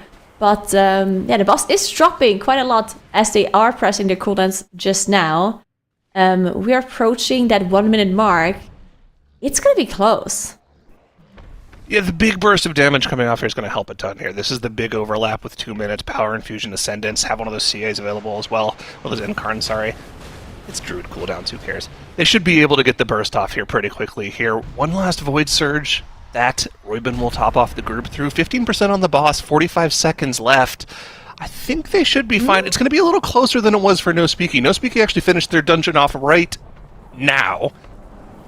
Shiny Unicorns still have 8% of the boss to chew through and no cooldowns to do it through. If there was ever a time to proc some Lightning Dogs, now would be the time, Casual Addict. You need to do some damage to the boss right now. 25 seconds left on the board.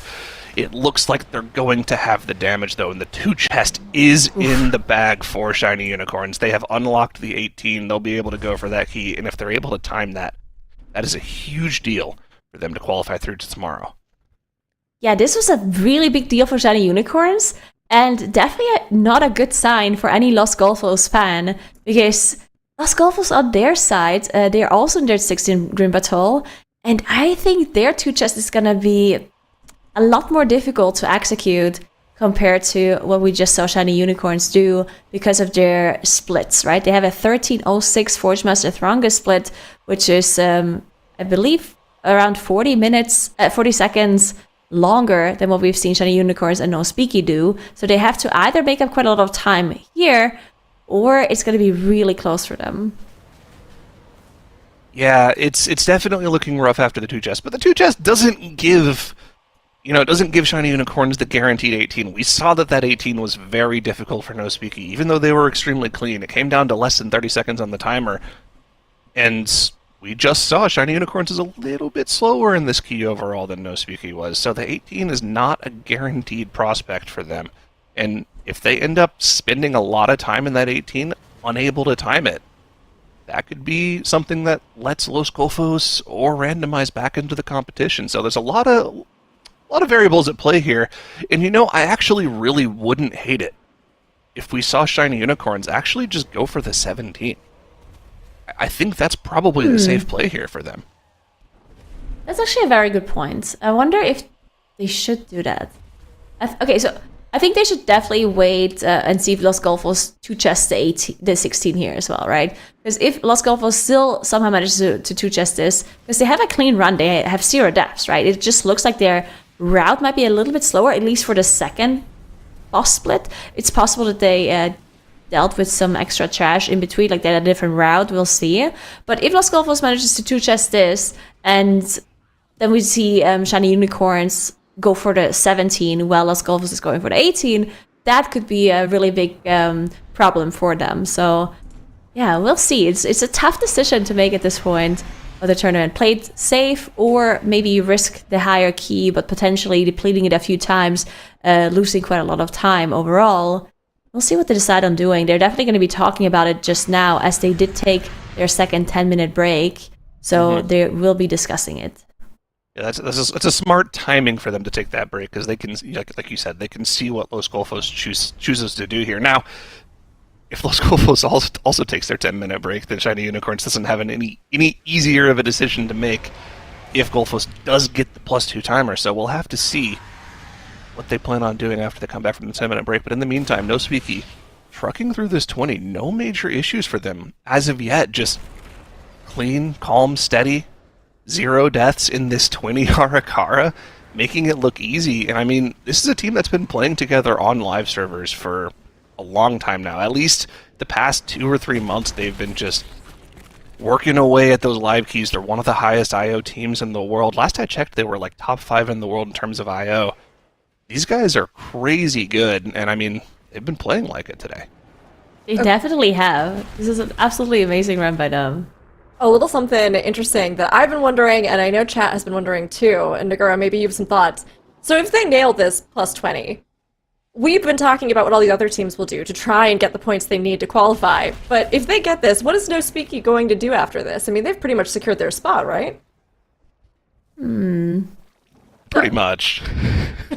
I wonder, because, okay, so I think for content and for fun, they could go and attempt the 19s in one of the other dungeons, but I wonder if they even want to do that considering the rest of the competition, right? Like, do they want to go and show the other teams for the potential like global final that they are able to do those keys, and maybe even show like their strategies? Obviously the strategies have already been shown in the 18s, but maybe they change things up slightly in the 19, and the fact that they show that they can execute it, I'm not sure, right? Like, because they, looking at the rest, looking at the time that is left in the day and looking at their score, they don't have to do anything if they time this 20, right?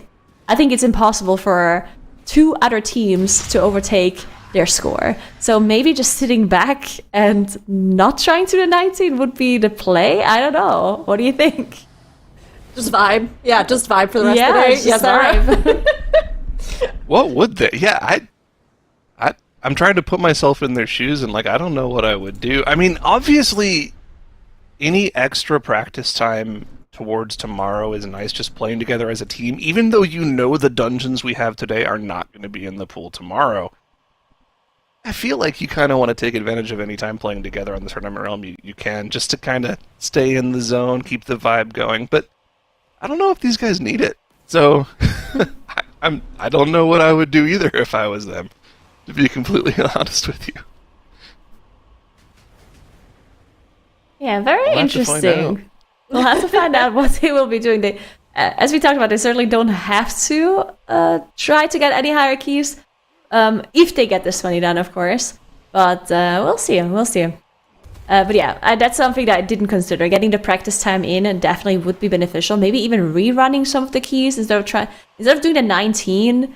If they feel like they would be giving stuff away for the global finals, if they potentially would make it into the top 2 tomorrow, then they could just say, you know what, let's rerun an 18 or let's rerun the 20 and just, just play the game, just vibe and, improve your synergy, right? We'll see. But Lost Golfos on the top left side definitely doesn't have it as easy as No Speaky at this point. They are not at all secure for tomorrow. They do have to play really well for the rest of the day if they want to make it into the top 2 here, as they are in the 16. Remember, they're 4 minute 30 left. We talked about the 2 chests here. Shiny Unicorns managed to execute the 2 chests by, I think, 10-15 seconds left on the timer, which is very close. Los Golfos, they have 4 minutes 20 left. I think they can do it too. It's gonna be really close, and they don't have last. It's possible, but the problem is, like you mentioned, there's no bloodlust for this boss. Their Draga timer is 40 seconds slower than what we saw from both Shiny Unicorns. Actually, it's actually a minute slower than Shiny Unicorns. And it's about 40 seconds slower than what we saw from No Speaky, so they're going to have to come up with a ton of damage out of nowhere. And looking at the timing they have left in the key, we're sub 4 minutes now. They're only going to get 2 more presses of their major 2-minute push right here. Ascendance is coming off cooldown, but I don't think you can really afford to press it on this pack of 2 Corruptors. I think you need it for the boss. They might just have to pull this into the boss in order to make a 2-chest work here. This is a very scary moment for the team. It definitely is, and I'm not sure, is that something you want to risk? Do you want to risk a wipe here? Because I think if they would pull this into the boss and they wipe, they still potentially can time the key. Mm-hmm.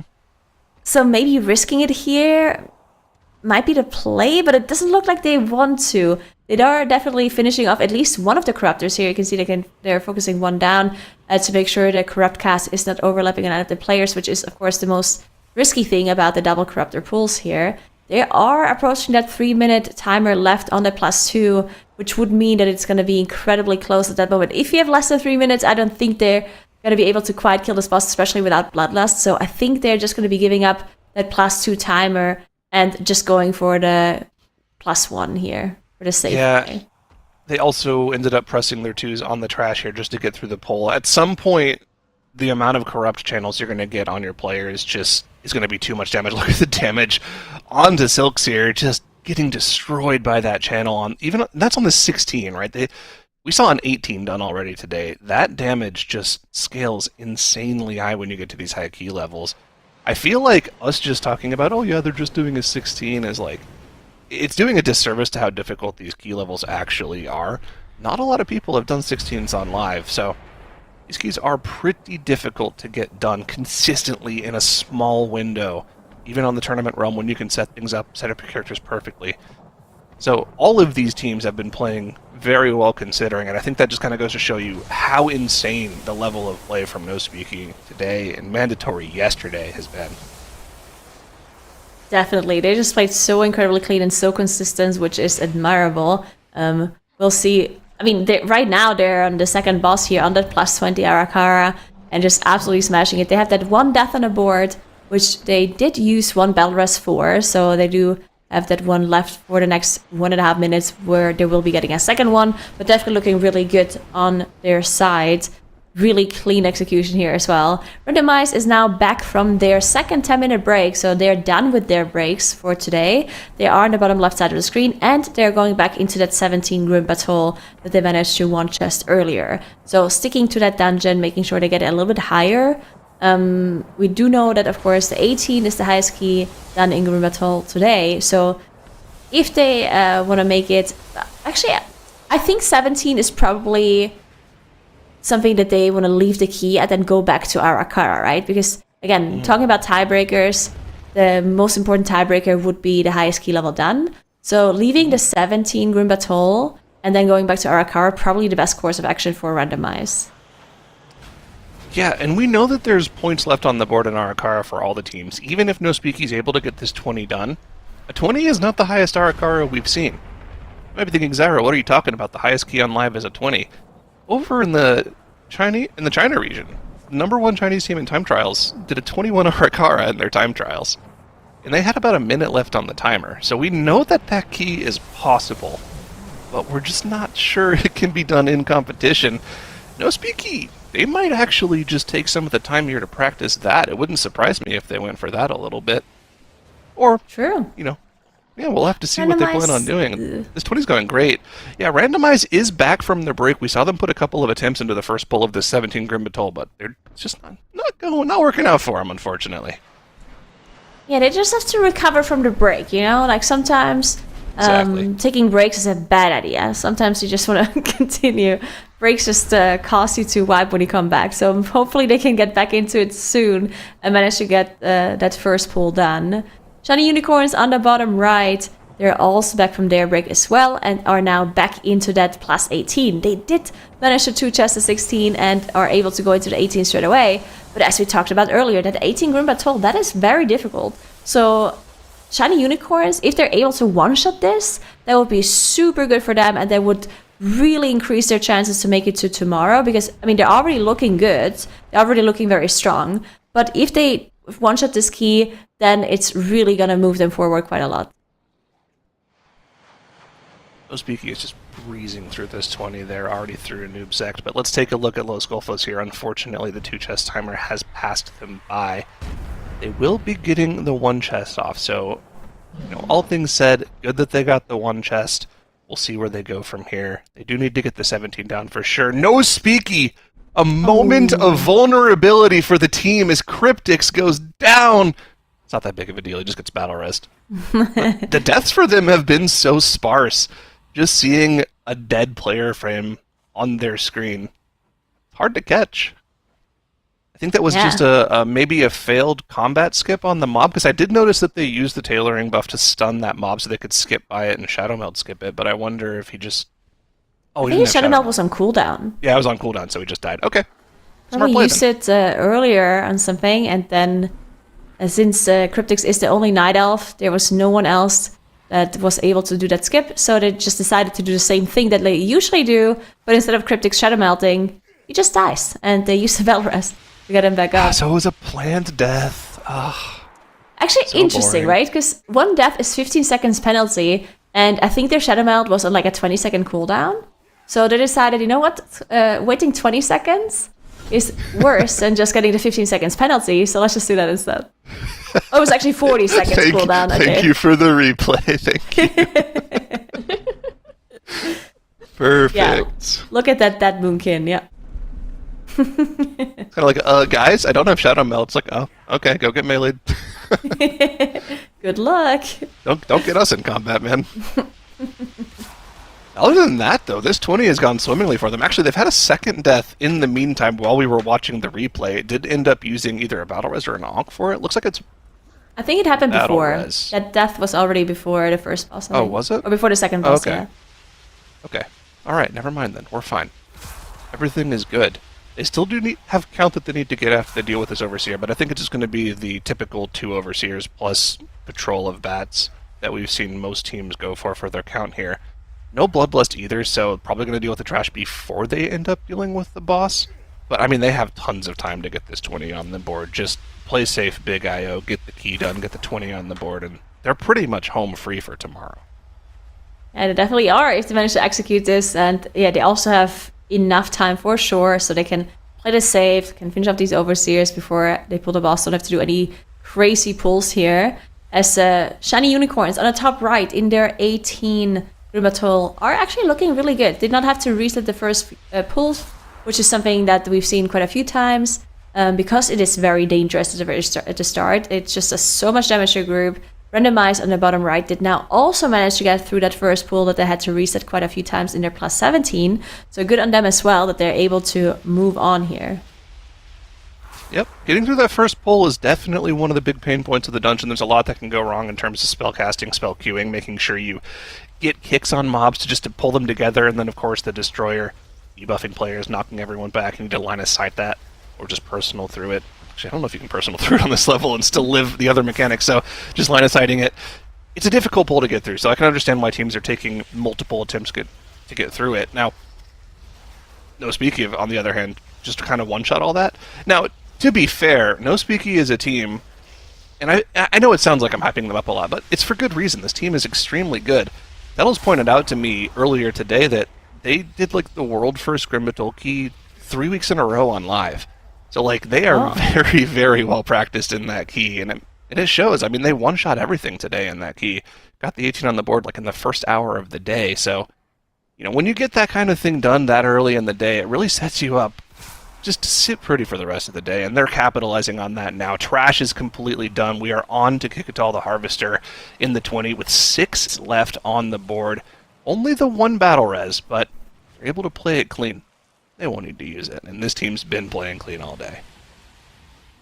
Yeah, they're looking so incredibly good. I want to see them time this plus 20, and I definitely want to see what they're going to be doing for the rest of the day after the 2 extra points on the score. They're just going to be in that number 1 spot, I believe. It's going to be incredibly difficult for anyone else to get over that score or even get the same score. So I do think they're going to be sitting very, very pretty in that number 1 spot if they finish off this boss here.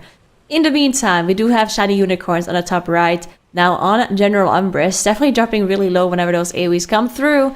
Did manage to play really cleanly so far. And I do want to say I'm also impressed by Shiny Unicorns Grim Battle. So even though most teams in the questions that we asked them before the tournament said that Grim Battle is one of the more difficult dungeons, Shiny Unicorns also doing really, really well here. Also getting that 2 chest in the 16, being able to do really well so far in that 18 as well. They are looking strong. They did not look as good in some of the other dungeons, but this one definitely might be one of their favorites as well, looking at their performance until now. You know, that's something that I've been thinking about today too, and Zyronic, I'd love to get your thoughts on, because No Speaky, we've talked about the fact that we pretty much anticipated they were going to be a really strong team. Their lineup, the fact that they have such a big track record in some of these dungeons like Grim Battle.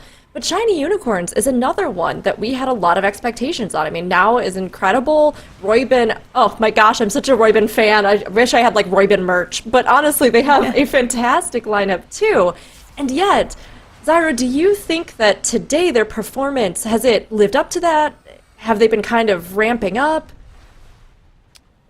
I think that's a good question. I think they have kind of been ramping. Obviously, they started off the day a little shaky with a couple of wipes, but they've been pretty solid since then. Obviously, not quite on the level of No Speaky, but that's the beauty of the competition today, is that they don't need to be on that level. They just need to be the top 2 today, and then obviously they want to be the top 2 tomorrow as well to actually qualify for the Global Finals. And if they continue to ramp over the course of today into tomorrow, if they do end up qualifying through, I think they'll be in a good spot to compete against the likes of No Speaky and Mandatory. But, you know, it's interesting that you can put together a team like this with veteran players that haven't necessarily played together in a competition before and just still be able to compete at this level. These guys might have played live keys once or twice when they're just trying to fill pub groups, but, you know, going into a competition and playing together as a group that's really trying to push for the highest keys in the world is a completely different animal than just doing live keys together. So it's really interesting to see them competing together for the first time. Yeah, they've definitely been, I think, kind of finding their vibe, right? Getting into it. And they said as much, being a new team, putting that together. I think one of the things I loved the most was Roybin saying that the biggest challenge for them was that Now didn't have Gingy here to hold his hand. So, you know, it's really incredible what they've been able to overcome, Nagura. Yeah, that is definitely like an interesting point, right? I think Roybin and Shellet, they of course have been playing together for quite a while, but they played in different teams, had different setups on live servers and in the tournaments as well. So I think they're quite used to being able to adjust to different kind of dynamics in a group, right? Sometimes the tank is very talk active, wants to shot call a lot, wants to come up with strategies. Other times a tank barely wants to do that, and you have to take over a lot of those calls. So I do think that both Shella and Roybin, they got accustomed to calling out a lot, really improving their communication within the team as well, which I know from watching their streams that they're really good at that. While someone like Now, who has been playing with the same team for so long, he might got used to someone like Gingy calling out everything, and he himself maybe not having to be as communicative as maybe is required in other teams. So I do think that that is also an interesting point to make. Maybe Roybin and Shella did tell Now a little bit like, you should call out some things more, or like be a little bit more talkative at that point. And I really like that they're playing together and that they can play off each other like that. Oh, randomized, just barely able to finish off General Umbrus there before the dragons would fly across the room and breathe them down to death, but they're able to get it done. Yeah, that's a good point, and I think it's something we don't talk about too much, because generally speaking, the dynamics of these groups that pop up from tournament to tournament, they change over time. But for a team like, now is on with Genji and Echo that stayed together for so long, they had very rigid roles in the team in terms of what things they called. And to go from something you're familiar with, playing with for so long, to something new, it's got to be a big culture shock for them. So it's interesting that it's not that big of a deal and that they're actually just still playing well together. And definitely very cool to see that they are synergizing so well. And we do now have the last team taking that 10-minute break. So we have all breaks go through now once, of course, the teams that are currently in a break are coming back. So very good to see that all of the teams managed to do that before the last hours to not get that score penalty, which of course would be horrible. So good on them. Shiny Unicorns now on Forge Master Thrungus, still looking very good in their plus 18 run. Very, very clean so far. We talked about their Bloodlust is running as well as it just came back up. So yeah, looking very clean. Randomized on the top right does have those 2 deaths on the board that unfortunately happened earlier, but it's the 17, and I think the timer in the 17 should still be okay with the 2 deaths. But they definitely don't want to have too much more happening, because a timer in a Grim Battle is not super lenient, especially with the Challenger's Peril, 15 seconds in death penalty. So maybe don't want to have too many more mistakes from here on out.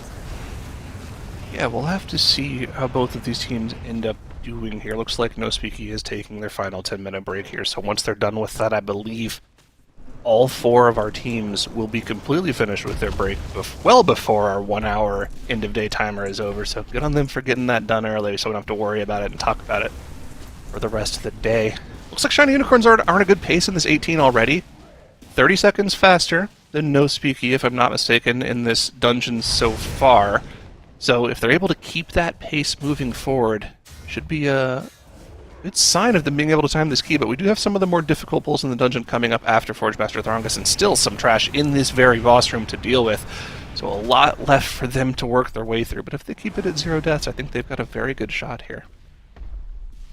I think so as well. We do have a direct comparison between Randomized and Shiny Unicorns on their boss splits here. Have to consider the fact that Randomized is doing 1 key level lower, but they were still 20 seconds slower on that first boss split. Of course, it is very likely because of those 2 deaths that Randomized did unfortunately have happened to them, but still not ideal if you compare the boss splits there. We'll see if they can maybe make up some time on Forge Master Thrungus, as they're now fighting that same boss as Shiny Unicorns is as well. And the timer definitely looking a little bit better on their side. They also have the Bloodlust running now as well. Both teams committing it for Forge Master here, which does make a lot of sense.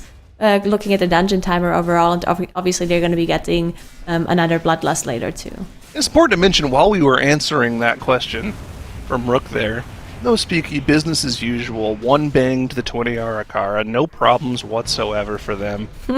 Just trucking along, no issues at all.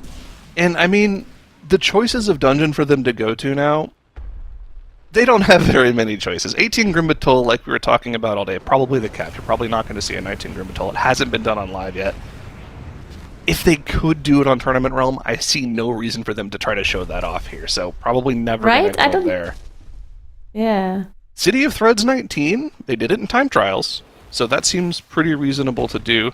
21 Arakara we know has been done by literally 1 team in the world, but not sure if they'd put in the practice to get the 21 Arakara done. So it's probably going to be a 19 City of Threads for No Speaky after they come back from the break. Yeah, I think the 19 City of Threads is also the best for them to show, because again, they don't have to do any keys. They already advanced to tomorrow. Looking at the rest of the time that we have today, there's realistically no shot for 2 teams to overcome the score of No Speaky. So No Speaky, they are fine, but of course they could be playing more. And 19, City of Threats would be the one dungeon where they wouldn't be giving too much information away for a potential global final that they might qualify for tomorrow. Because, as you said, City of Threats is a dungeon for the time trials, and more than just them have managed to get that on a 19. So that's not something that is like a complete surprise to other players, to other teams, that they would be able to do that. Tank Death on Throngus here during the Molten Flurry. Okay, Mace Cast is out. They need to get out of there and kite. Okay, that's actually pretty good timing. As long as the tank actually has aggro on the boss, they should be okay. Able to get the res off there. No battle res for the next 7 minutes, though. Even if they're able to get through this boss, it's going to be difficult to live perfectly through the rest of the dungeon here. So Randomize, definitely a team we're going to have to keep a look on after they get through this boss. Yeah, again, looking at the split here, Shiny Unicorns on an 18 has a 1430 Throngus split, where Randomize on their 17, 1 key level lower, is gonna get at least 30 seconds slower split here. So I think their timer definitely a little bit in danger if any more issues arise for them. So they have to play super clean and maybe even go a little bit faster from here to be able to still time the 17. They don't want to be losing out on too much, especially not at the end of the dungeon. As Lost Golfos on the bottom right also has some issues on their pool here as they lose some players. Did manage to get everyone back, it looks like, but they had to use their battle rests, so they're out of that for now. It is the start of the dungeon, so they could reset and go again and not lose out on too much.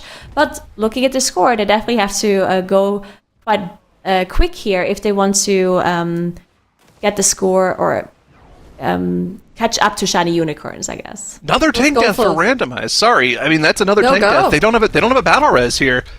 He instantly released. The release after killing Throngus is right there, so they can kite this out. But I mean, the deaths keep coming for them, and these 15 seconds are going to add up. Fortunately, with that extra checkpoint reset after killing off Forge Master Throngus, they'll be able to finish off this trash. But timer's going to be very tight for them in this dungeon now. Timer's already so rough there anyway, but Randomize is going to have to try and see what they can do with it. Los Golfos as well trying to recover, but Shiny Unicorns, they seem to be hitting their stride. We're going to do a little swap here on the desk, so Nagura, we'll see you a little bit later in the competition, but I don't think today, right? This is your last time on today? Yes, I'll see you again tomorrow. Oh, excellent. Well, looking forward to it. Have a good night, and Tettles will get you in, so you're coming into the action here. We had that plus 20 just put up. How are you feeling right now as we see where the teams are kind of panning out at the end of the day? No words. No speaky. Shh. Exactly. All right. I think they're going to go to 19 City next, and then I think they're pretty much done for the day. They can maybe throw attempts at like a 21 aura, but that kind of depends on how their practice has gone. So we know the key is doable if you threw time trial practice at it, but I don't know if it's doable if because you have to be prepared for all 8 dungeons. So it's kind of an interesting question as to whether or not they've actually had enough attempts to be able to time that key on a 20. I suspect that 19 COT is going to be the next dungeon for No Speaky. They're basically secured to Championship Sunday. They've looked phenomenal. They've basically had 0 mistakes across this entire day. I honestly think they played better than what Mandatory was putting up yesterday, but they've also played a little bit more aggressive, and so I think that it's a little bit difficult to compare. We're going to be able to compare 1-to-1 tomorrow. So now we're kind of looking at who is going to lock up that second slot coming out of today. We have Shiny Unicorns and Los Golfos, who are actually kind of neck and neck, and then Randomize is in a little bit of a distant third. For Los Golfos, I kind of see the vision for how they can possibly make it towards Championship Sunday. However, what you can see in the bottom left is that Shiny Unicorns have a 16-2 chest on the Grim Batol and an 18-2 chest on the Arakara. So what dungeon is going to be put up by both of those runs is kind of still up for debate, whether or not Shiny Unicorns is going to go for the 20 Aura, and whether or not Shiny Unicorns are going to actually be able to time this 18 Grim Batol that you see on screen here. If they're able to time both of those, then I think that Los Golfos are kind of out. But ultimately, it does kind of require Shiny Unicorns to realize those points.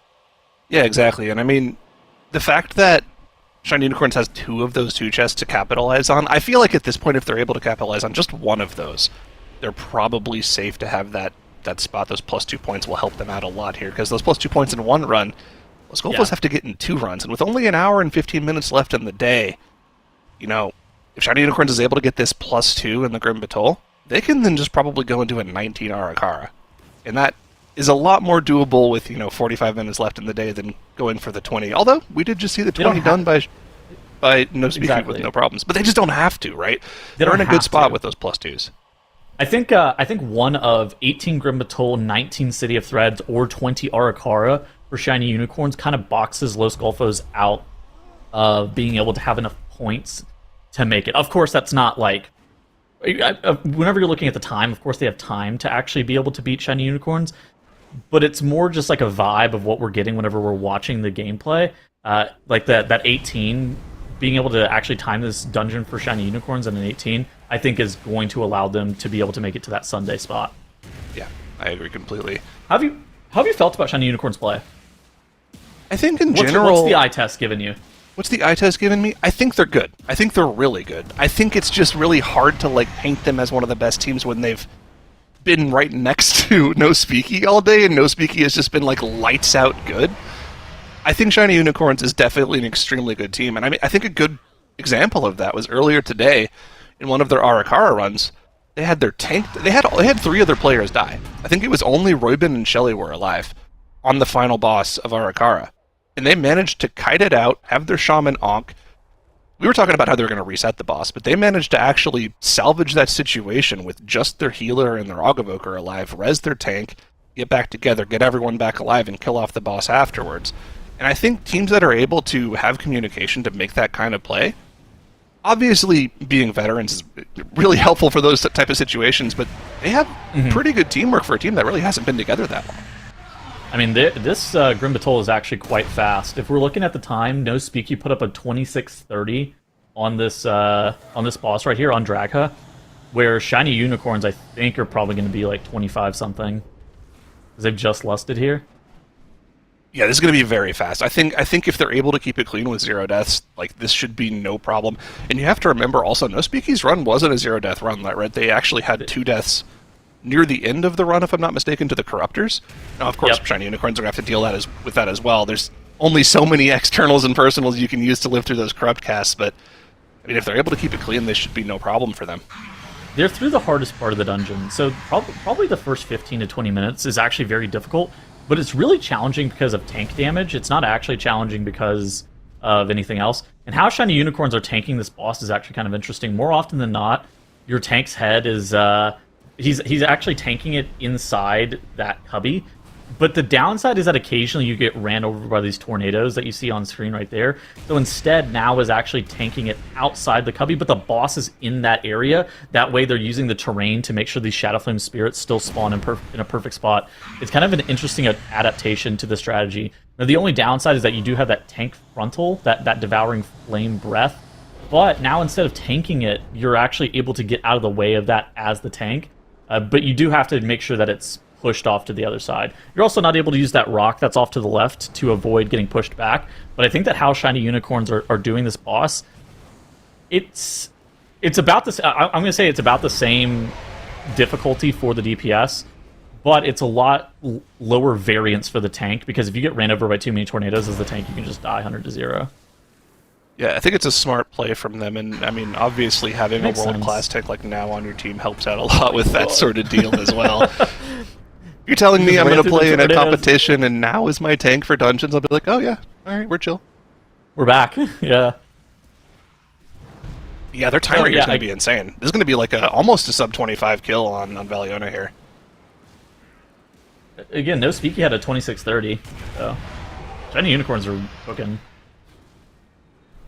What do we feel about the chances for the other teams? So Los Golfos, we were talking about it earlier. They have a path, a very narrow path, but I don't think they're in charge of their own destiny here, right? Looking at Shiny Unicorns, if they get the 18 done, the gap will be 3 points. I agree Los with Golfos, that. they can make those points up, but they pretty much need a perfect rest of the day in order to even tie where Shiny Unicorns would be if they're able to finish off this 18. I think Golfos need Shiny Unicorns to wipe, here. Right. I don't think they're in charge of their own destiny. I think that if Shiny Unicorns time this key, I think that they're safe to making it to Sunday. Or randomize... I don't want to... It's never say never, but I think this is... they were the lowest seeded team. This was kind of the expectation of them. And ultimately, they got a little bit unlucky on top of some of the situations that they had with some of the dungeons. I mean, these are really hard keys, and they also got unlucky on top of it. So I think this is kind of put in a position where the inefficiency of wiping really late into some of those Arakaras, I think, is just going to hold them back from being able to make it to the last day.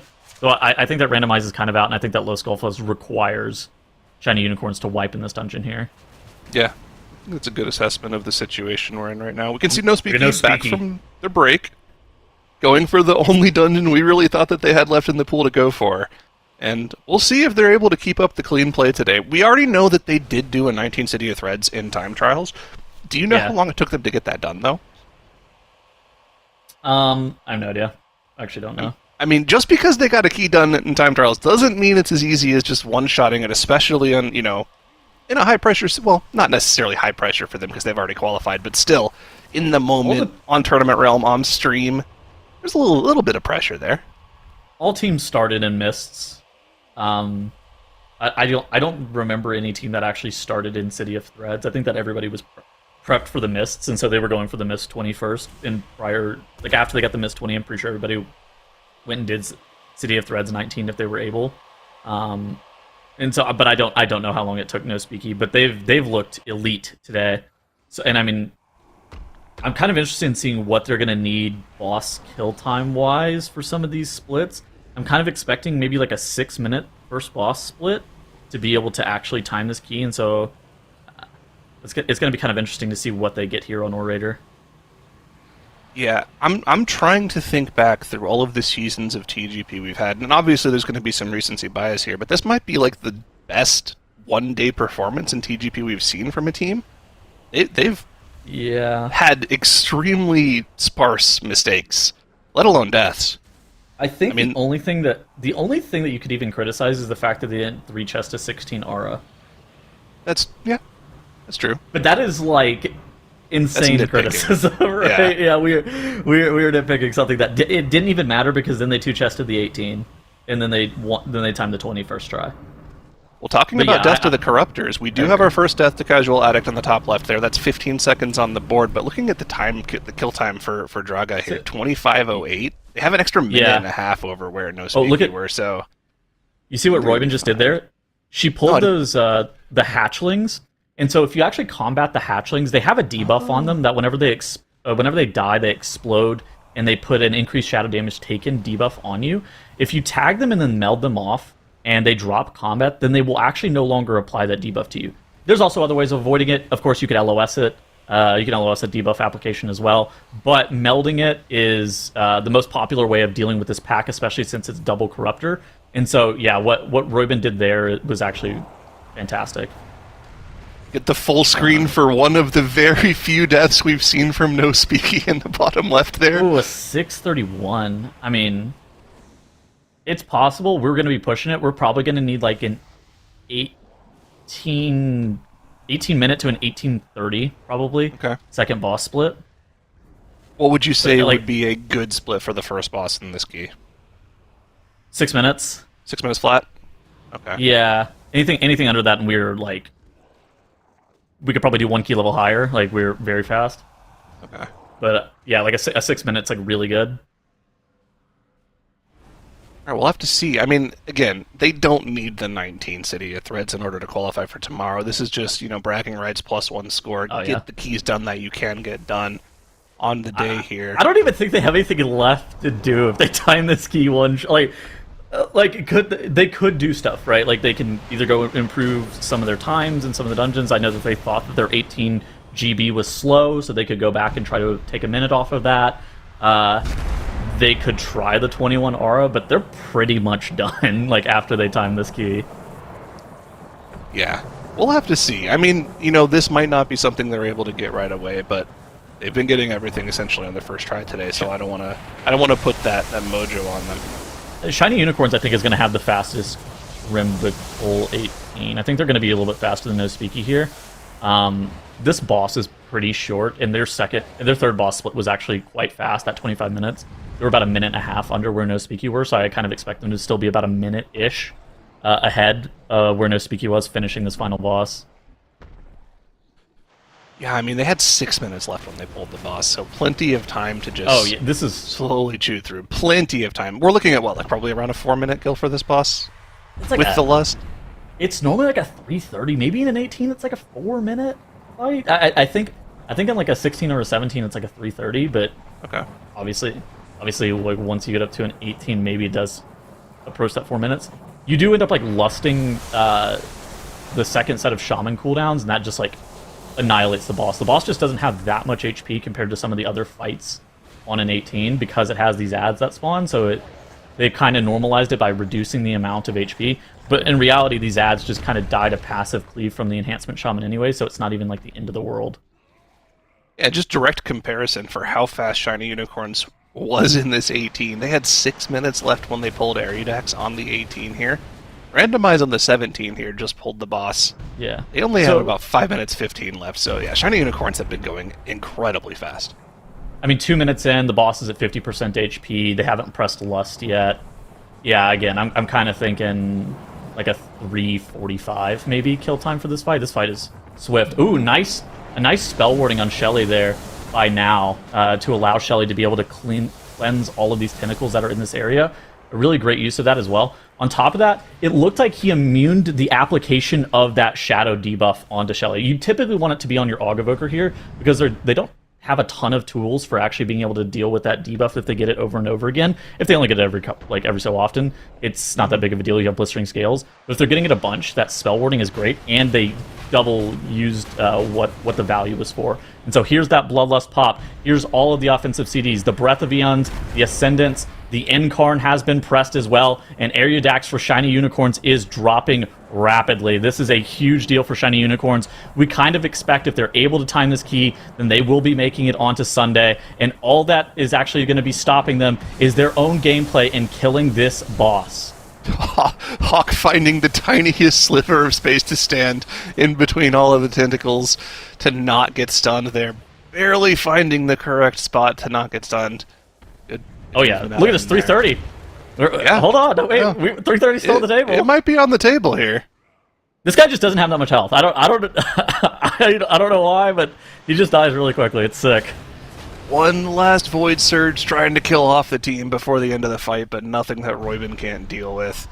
Even without the damage cooldowns here, the boss is not long for this world. I think that was one last Breath of Eons going off just to try to finish off the boss, and yes, it is going to be Shiny Unicorns finishing off the 18 Grim Batol, securing another 2 points on the scoreboard, and pretty much qualifying them for tomorrow. It's going to take a Herculean effort from Los Golfos in order to catch up in the 1 hour we have left on the day. I mean, Randomize on the top right-hand corner of the screen actually going to be able to finish off this 17 Grim Batol before Los Golfos. We kind of wrote them off the fact that they were really struggling in that Arakara and really struggling in that City of Threads. They still haven't put up that 18 Ara, but if they're able to get the 17 Grim Batol, they're going to have some time to go back, get that 18 City, get that 18 Arakara, and maybe even contend for third place on day 2 here. Third place is it's a pretty definitely big prize. on the table, yeah. It's a pretty big prize bump. I think it's a few $100s a person, like a few $1,000s total, if you were able to go from that fourth place to the third place. Okay, it's a lot of ice cream you can buy. They have a lot of fancy ice cream they can play for here if they really want to go for it. Healer dropping tons of ice cream are on the line here, but they're going to be okay. 2 minutes on the board. Yeah, this key should be timed. The only thing that would really pose a major threat for them if they ended up having a tank death, and you can see are dropping pretty low here once these ads come out. Void Surge going to do a ton of AoE damage to the group. The Disc Priest cooldown's very useful for healing through that. Nobody goes down. But I think with the Bloodlust coming off cooldown, conjoining that with the Ascendants and the Power Infusion, this boss is going to melt very quickly here. Oh, dude. Look at this right here on the top right. No Speaky. They're building resources on this priest that got stuck on the wall. And so they're sitting here just building up Astral Power, building up Essence Burst procs. I know Shamans will go and build up like a Tempest and make sure they're pretty stacked with like 2 Tempests on pull for Fangs of the Queen. And I also was doing some research, and it looks like No Speaky were 2 minutes under time in the 19 during time trials. So there's actually a lot of buffer time that they're going to have to play with here. Okay. And they're actually getting this boss pulled at 13 minutes, which we talked about the 631 not being like the greatest first boss split ever, but a 13-minute Fangs of the Queen, like getting that boss pulled at that time is phenomenal. Yeah, not only that, but I mean, the other thing as well with those gathering resources, you have to imagine that his Spymaster stacks as well, right? You can get like 10 stacks during the RP here, just topping off your damage for this boss. The AUG should probably be topped on Spymasters there, but maybe the Moonkin wouldn't be. This fight is actually nuclear, especially since they changed how Windrush Totem works on this fight. So previously, you could Windrush Totem whenever we were watching an MDI. It would remove the dot whenever those icicles pierced you. Now that is no longer the case. You have to go Mass Dispel, and then some of the party members in your group will press like a Dwarf Racial, like you see Timber is playing that Dwarf in this dungeon, so they'll press that Dwarf Racial. But some people are just going to end up having to hold that debuff. And that actually makes this fight really, really scary. There's just a ton of damage that's happening as well during that phase. This knife throw, it does an insane amount of physical damage, and that's particularly dangerous for your priest, of course. The initial hit of that knife throw is really, really sus, and so making sure that you have enough DRs pressed at the appropriate time is an important thing. I suspect that Timber's probably going to be getting sacked as well. Every single time that those icicles, like right before those icicles are coming out, he's going to probably be the person to get sacked. Because if he takes that knife throw dot right before the Duskbringer comes out, that also has potential to be able to kill him really quickly. So this is a very tough fight to be able to just live on your priest. And your priest has to get basically perfect ramps as well. If they don't have a perfect ramp for that Duskbringer, your entire group is going to wipe. Yeah, we'll have to see how they're going to be dealing with some of these overlapping mechanics here. I believe the next thing that comes out is going to be the icicles, right? Yeah, right here. Dodge, so here's the Duskbringer, out for the here's icicles. the icicles. Yeah. And so they have to tank the dot here. And so this is actually the scary one. You see Timber. Ooh, Timber! He immediately dwarfed the dot, but he got knife throwed. It's exactly what I was talking about. And then Anarchy, because Timber died, he ticked down to the icicles. They're gonna have to. They actually don't have a battle res for him here. And then Timber getting hit by the synergistic step. We're gonna be town portaling out. Yeah, I mean it's exactly what I was saying. This fight is nuclear difficulty for a Disc Priest. Cloth wearers time and time again have a really hard time there. He actually. And this is obviously hindsight bias, he maybe could have hit his Dwarf Racial one tick faster on that Icicle debuff, but ultimately it might have just been RNG. The boss targeting him with that throw dagger and putting that bleed on him, he might have just been dead even if he did dwarf it one tick faster. It's impossible to say. Like that thing hits your healer for like 75% of their health. Yeah, can we actually get a replay of that whenever it's back up? I want to see how much the knife throw damage was on a Clothy whenever we have that available, because it looks like it pretty much did, like you said, almost all of his HP. I think it did, like, well, he got hit by the dagger, and then the throw knife was maybe 1.5 seconds after, but like you're basically asking him to dwarf that in a 1.5 second window to make sure he doesn't get ticked by the icicle, and even still, I still think he dies to that throw knife. Sheesh. It's tough to deal with, but I mean, a lot of teams got it done during time. Not a lot of teams, some teams. Okay, Shiny Unicorns going for broke here. And now you learn. Not playing it safe at all with the 19. We were talking about this earlier, right? Shiny Unicorns, now that they've got the Grimbatol done, they've got a 3-point buffer between them and the third place team that could potentially knock them out of the second place slot. If they really wanted to solidify their second place position and qualify for tomorrow cleanly, all they would have to do is go for the 19 Arakara, but they don't care about that. They want to get the 20 done. I think that they need to be able to do this 20. I think that no speaking and mandatory are probably the favorites making it to the global finals for tomorrow. Just watching this play, but I think that fortunately enough for Shiny Unicorns, how you played today doesn't impact what's going to happen tomorrow. We already know the dungeons. It's like Wake, Siege of Borealis, and Dawnbreaker. And so like if any of those dungeons are really favored for Shiny Unicorns, that could actually be a huge deal. Like I think that this rogue comp, the casual addict on this rogue, is actually an insane pocket pick for Dawnbreaker. That spec does insane damage to priority targets in that key. Yeah, they're the only team that I think we've seen with a rogue, right? Everyone else, the other off-meta specs that we saw were Ellie Shaman and Frosty K. Yeah, knife throw for 5.5 million. Yeah, okay. I mean, like, all right. That's good.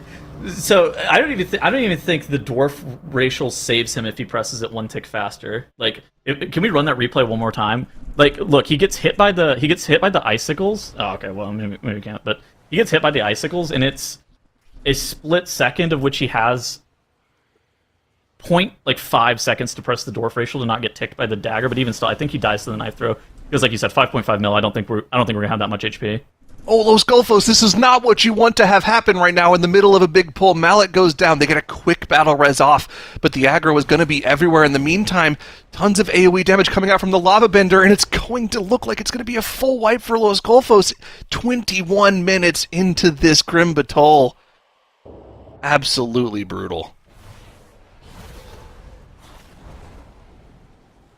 Man, that's tough. I think that... Does that eliminate them, you think?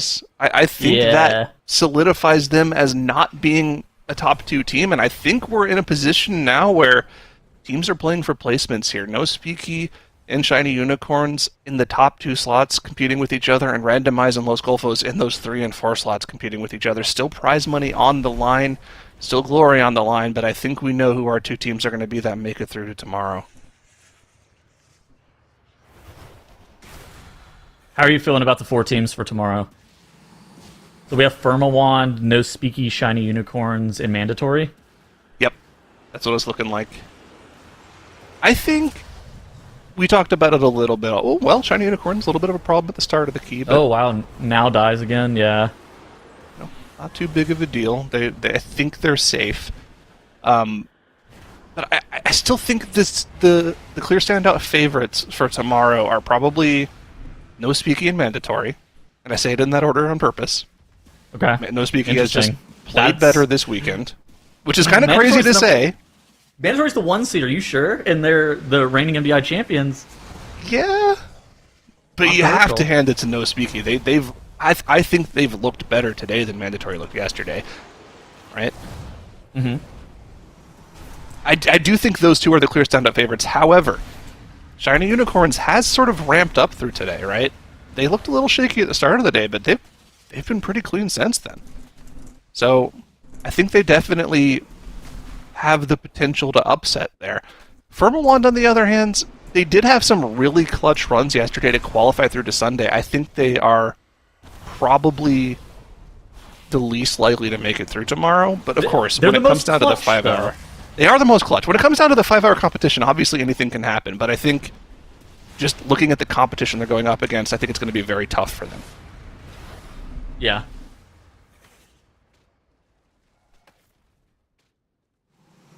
All right, bottom right, Shiny Unicorns, ready, checking it up. Gonna restart this 20 Arakara. They've had... How many attempts have they put into this dungeon, Lyro? Into this 20? Oh no, you're right. They were trying the 19 earlier, they were trying the 19, and now they're in the 20. I prefer this. I think I prefer to see them try the 20. I think it is smarter to go. Well, I think they can do whatever now, but just for like a confidence check and seeing how you measure up to the teams you have to beat tomorrow to make it through to the global finals, going for the 20 is definitely the thing that'll help you out. I think they had like 4 or 5 resets sub 15 minutes in the 19, and now they've had 1 resets sub first boss in the 20. But ultimately, I mean, the first 15 minutes of this dungeon are the hardest as well. So I think it's fine. Like if you're having the mistakes, you'd rather have them early, especially in this dungeon. Like if you wipe later on to some nonsense, like you can wipe to the last boss, and that's just completely over. If you miss a kick on the Venom Bolt volley, that just feels terrible as well. I mean, there's a lot going on in those middle pulls, and everything's kind of figured out to a T. AoE's easy, very, very important for keeping those pulls on lock. I like the sap as well. The sap to set up this first pull. So there are Venom flyers that are attached to that attendant. So that mob's always going to be in combat with you because we're grabbing those jabbing flyers into that mini boss. But the sap allows you to kind of have some extra leeway where you're not going to have enough interrupts to be able to kick the mini boss, kick the first attendant, and then kick that second attendant. And so having it sapped, you kind of are able to slow play this trash area and make sure that you're not going to overwhelm yourself with too many interrupts that are required. Yeah, and going back to what their death was it just a tank damage, or did they actually let a cast go through? I think there was a tank death, and it could have been to a bunch of different things. I didn't exactly see what it was. There's always the tried and true ground effect from that mini boss. I've seen it happen hundreds of times where you just like randomly die to the ground effect. You could get clipped by the frontal. You could have got bolted to death. It could have been. I think reasonably, those are probably the three most likely situations of what he would have died to. But ultimately, I think that one thing is true is that tanking this season is just honestly the hardest it's ever been, and having your most consistent player be your tank is actually a big deal. That's definitely a very important point. Yeah, the tank is probably amongst the most important people in the group. You know, we were talking about this earlier with the dynamic of, you know, now going to a new team when we were talking about Shiny Unicorns, and how one of the things they said in their you know, questionnaire we sent out to the teams was, I think it was Shelly that said dealing with Robin without Genji is probably the hardest thing for their team. But like, that's an interesting point to bring up in terms of overall shot calling for a team, because there's a big dynamic shift from a lot of teams where, you know, I think in North America a lot of teams have their tank shot call, which is a little bit weird. Yeah. Because the tank is like probably the person that's constantly under the most stress in the group. You're dictating what the pulls are. You're, you know, making sure you don't die, because if you die, the group dies. Nobody else in the group really has to deal with that. The healer, to some extent, does. I've noticed in Europe, though, a lot of times it's the range DPS making the calls. You got people like Dr. J making the calls. Shelly makes the calls a lot of the time. Genji makes the calls. It should always be your DPS. I know that your DPS don't want to hear this. Your DPS would rather sit there and just like do damage and payphone and not really speak. But I promise you, if you can actually be that voice in your keys that's telling people who's kicking what next, setting, you know, making sure that people are going to get dispelled or just all on the same page, it's actually a really big deal. Because, like you're talking about, the tank just has so much individual responsibility of just keeping themselves alive, like making sure that they're rotating defenses perfectly. It's like a huge deal. And if they pay any survivability penalty, then they're likely to die. However, if, say, your damage goes down by 5% or something like that, it's, you know, while it's not great that your damage is going down, it's not like somebody's going to wipe. Like, you're not going to have that repercussion of, like, a tank death, which is, like, a fail case for pretty much every single situation. It's a good explanation for it, yeah. It was always really weird to me that it was just so different between the regions. You join I think it depends on the tank. Like, it really depends on the tanks. Yeah. Some tanks are, like, very... They want their group to run a very specific way, I think is the best way of describing it. And it involves them being that main voice calming pretty much everything. Mm-hmm. But I think that the way that you reduce the stress the most on the tank is you just tell them what they need to kick next, and you kind of let them play.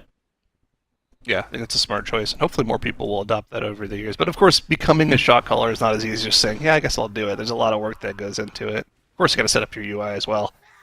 There's a lot of different things that go into being the shot caller for a group. AUG is the best spec to shot call on. Oh, I agree with that completely. It also loses the lowest amount of damage if you make a mistake rotationally, so it's like it's pretty chill.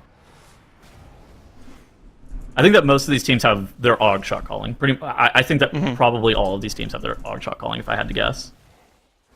It wouldn't surprise me. Hey, by the way, in the top left, I want to point this out because you were talking about this earlier. Good boss kill time in that dungeon for the first boss, sub 6 minutes. We're back. No speaky second time around, no problem there. 5:56. Looks like they got plenty of time in this key, as long as they're able to make it through that second boss. Yeah, the last wave of ads, the last Eye of the Queen that they're going to have to kill is going to be a little bit difficult for them, so they're not going to actually have the Ascendants.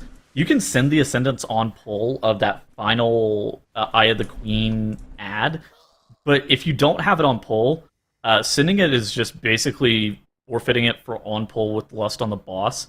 And so Boomy's going to have to hold that Ascendance for basically a minute, which sucks, and it's going to make that pull last a little bit longer, but this is totally fine. This trash pack is actually very dangerous for the Priest. This next one that's coming up on the top left for No Speaky, because there's a Pursuer in it.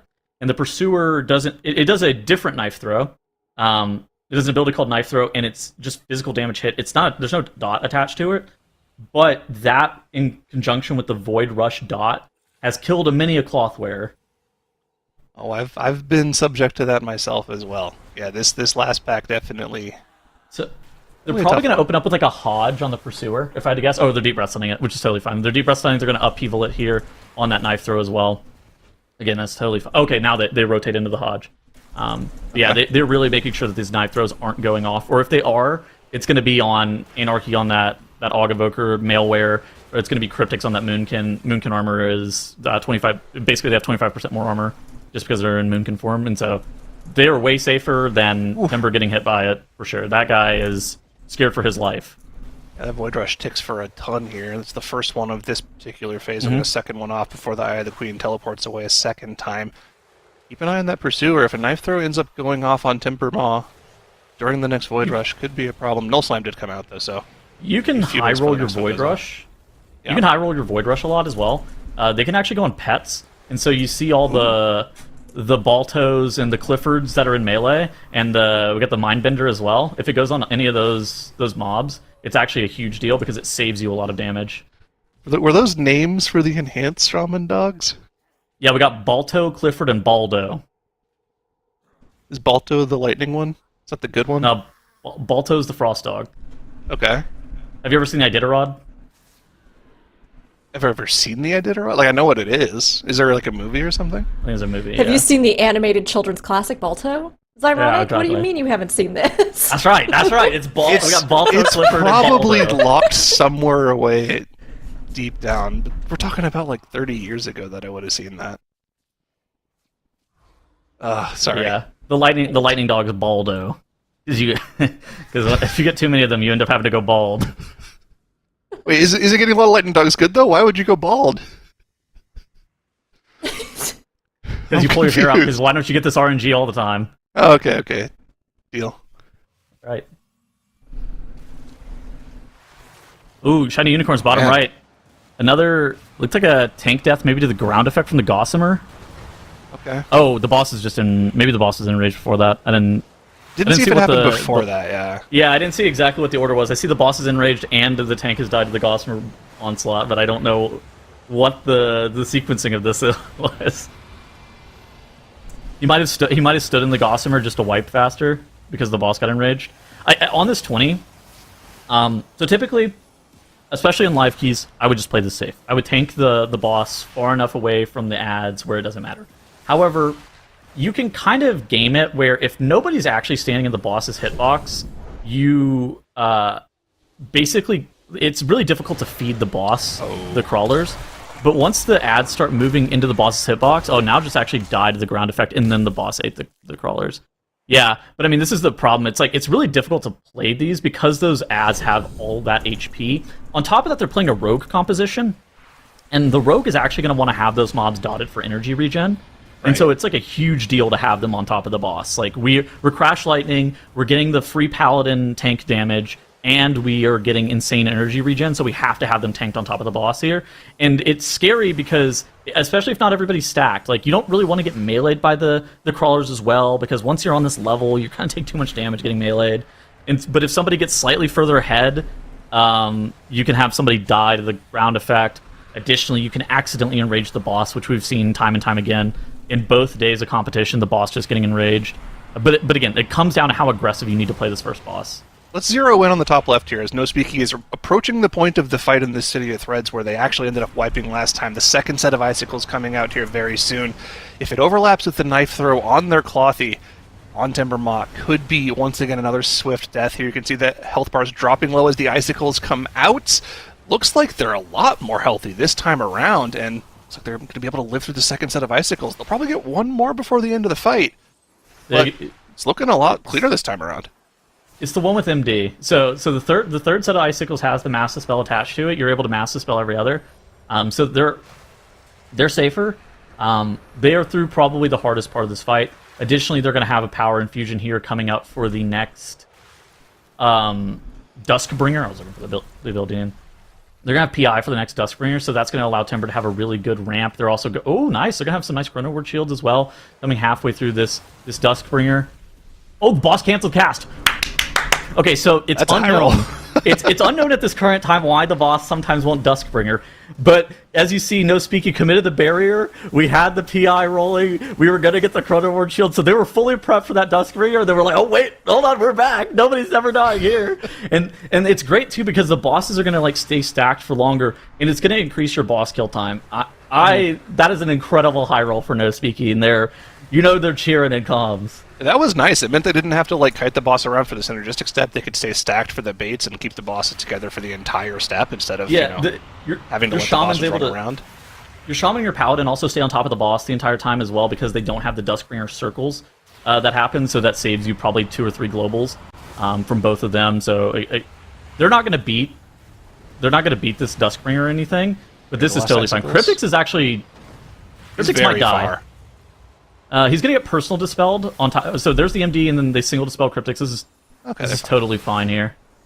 Looks like Anarchy got lay on hands. Dude, this is fast. I was talking earlier. I think like an 1830 is what you like. That's like worst case scenario. You can probably time it with like an 1830, but we're not like a great spot. 17. I mean, no, it's gonna be 1720 is like a crazy fast split. Beating this Rhyme Dagger is very rare, and the fact that they almost did it was crazy. Yips unfortunately has to commit his bubble, which sucks. But you kind of expect that you're going to have to commit your bubble there. The reason that you really don't want to is because these conscripts in this next pull, they stack up an increased damage taken debuff on you, and you normally bubble like so. How this pull works is like you get PS'd on pull, and you'll bubble halfway through the pull and reset all of your stacks, and that's actually an insane way to keep the pack just grouped up a lot easier for the Moonkin Cleave, for the Enhancement Shaman Cleave, and that's like a really big deal. So not having the bubble here kind of sucks. He's just going to have to kite more, and so this pull is going to take a little bit longer. But watch out for the Pursuer's Knife Throw. You're basically pressing your defensive on pull here, because once the pull gets gathered, you can like Vigil and AG through it, but you got to watch out for these Pursuers. They do have one Pursuer outside of the group there. You can see it in the bottom right-hand corner of the top left screen. Thank you for the zoom in there. This is a very dangerous pull like you're talking about. Each one of those knife throws can do a ton of damage. If a bunch of them stack up on top of Timbermaw and they don't have an AoE CC for it, it could actually just be a straight up one-shot. Yips is just tanking the pack in melee. The whole time? Okay. Is he gonna rotate back to his bubble? He's got his bubble in 35 seconds. You do get CDR on it. Okay. It looks like he actually doesn't need to kite that. The pack is just dead. He's him. He's literally him. So you do have 40 stacks by Masters here. Like, Cryptix is doing an insane amount of damage. The pack died rather quickly, but Yips, he made it look effortless. I swear any other tank is dying there 10 times out of 10. That is insane that he didn't need his bubble for this pull. Interesting. Yeah, I wonder if there was any extra tech they used to get through that. Maybe we can delve a little bit into that. Maybe he just is him. You never know. Yeah, I think it's a combination of pain suppression and him being him. Yeah. Meanwhile, in the bottom right, Shiny Unicorn's back at it again in the 20-hour car. A third attempt at the dungeon here. Haven't gotten through the first boss yet, but I mean, it's to be expected, right? This 20 is, it's the highest level of the key done on live. It's a very difficult key to get done. It's not really something you're expecting to go in one shot. And I mean, no speaky, we're able to do it earlier today, but I think that just kind of is more of a testament of how insanely well they've been playing today. I think that it's the consistency from No Speaky has been very telling, and I think that they excel a lot in a format that's like this. Like a day one format where you have a decent amount of key pushing, and it's about time efficiency while also being efficient at putting up like a run that's going to stand for the remainder of the day. That's like a pretty big deal. And No Speaky, they've only had one mistake. They wiped to the second boss of 19 City of Threads, but the second time they've ran it, I mean, they're so fast. The 17-21 second boss split, Yips not having to kite that pack, so they actually saved a lot of time there. There's only so many more spots that they realistically can wipe. It is on the third and the final boss, but I think that No Speaky has looked dominant. The difficulty of this pull is pretty high up there as well if you aren't able to keep everything quite stacked together, right? The second Venomous Spray, if it does end up coming out, could pose an issue, but I'm sure they've got everything planned out for that. So they're actually kind of chilling. I think that this comp actually has enough Poison Dispels where it doesn't matter. So you'll go Poison Cleansing Totem first, recall it, Poison Cleansing Totem second, and then you'll go Timber will dwarf himself, Yips will dispel himself, Yips will use Sack Dispel on Boomy, Anarchy and Cryptix then solo dispel themselves. So they mass Poison Dispel basically all 5 people with that sequence. And so it's fine for them to get a third. If they get a fourth, then we're dead, probably. But a third is totally fine. This is the third one right here, and like you said, they've got it dealt with, so they're chilling. No issues there on the Hulk Shell. And so they just used over, but all good. They just used totem recalls and stuff. That was totally fine. That was very chill. Like, We look had a at the death on the timer. bottom left for randomize, a death on the bottom right for casual addict to call the brood. I think it's the second time I've actually seen him die to the AoE from this mob. I wonder what's actually.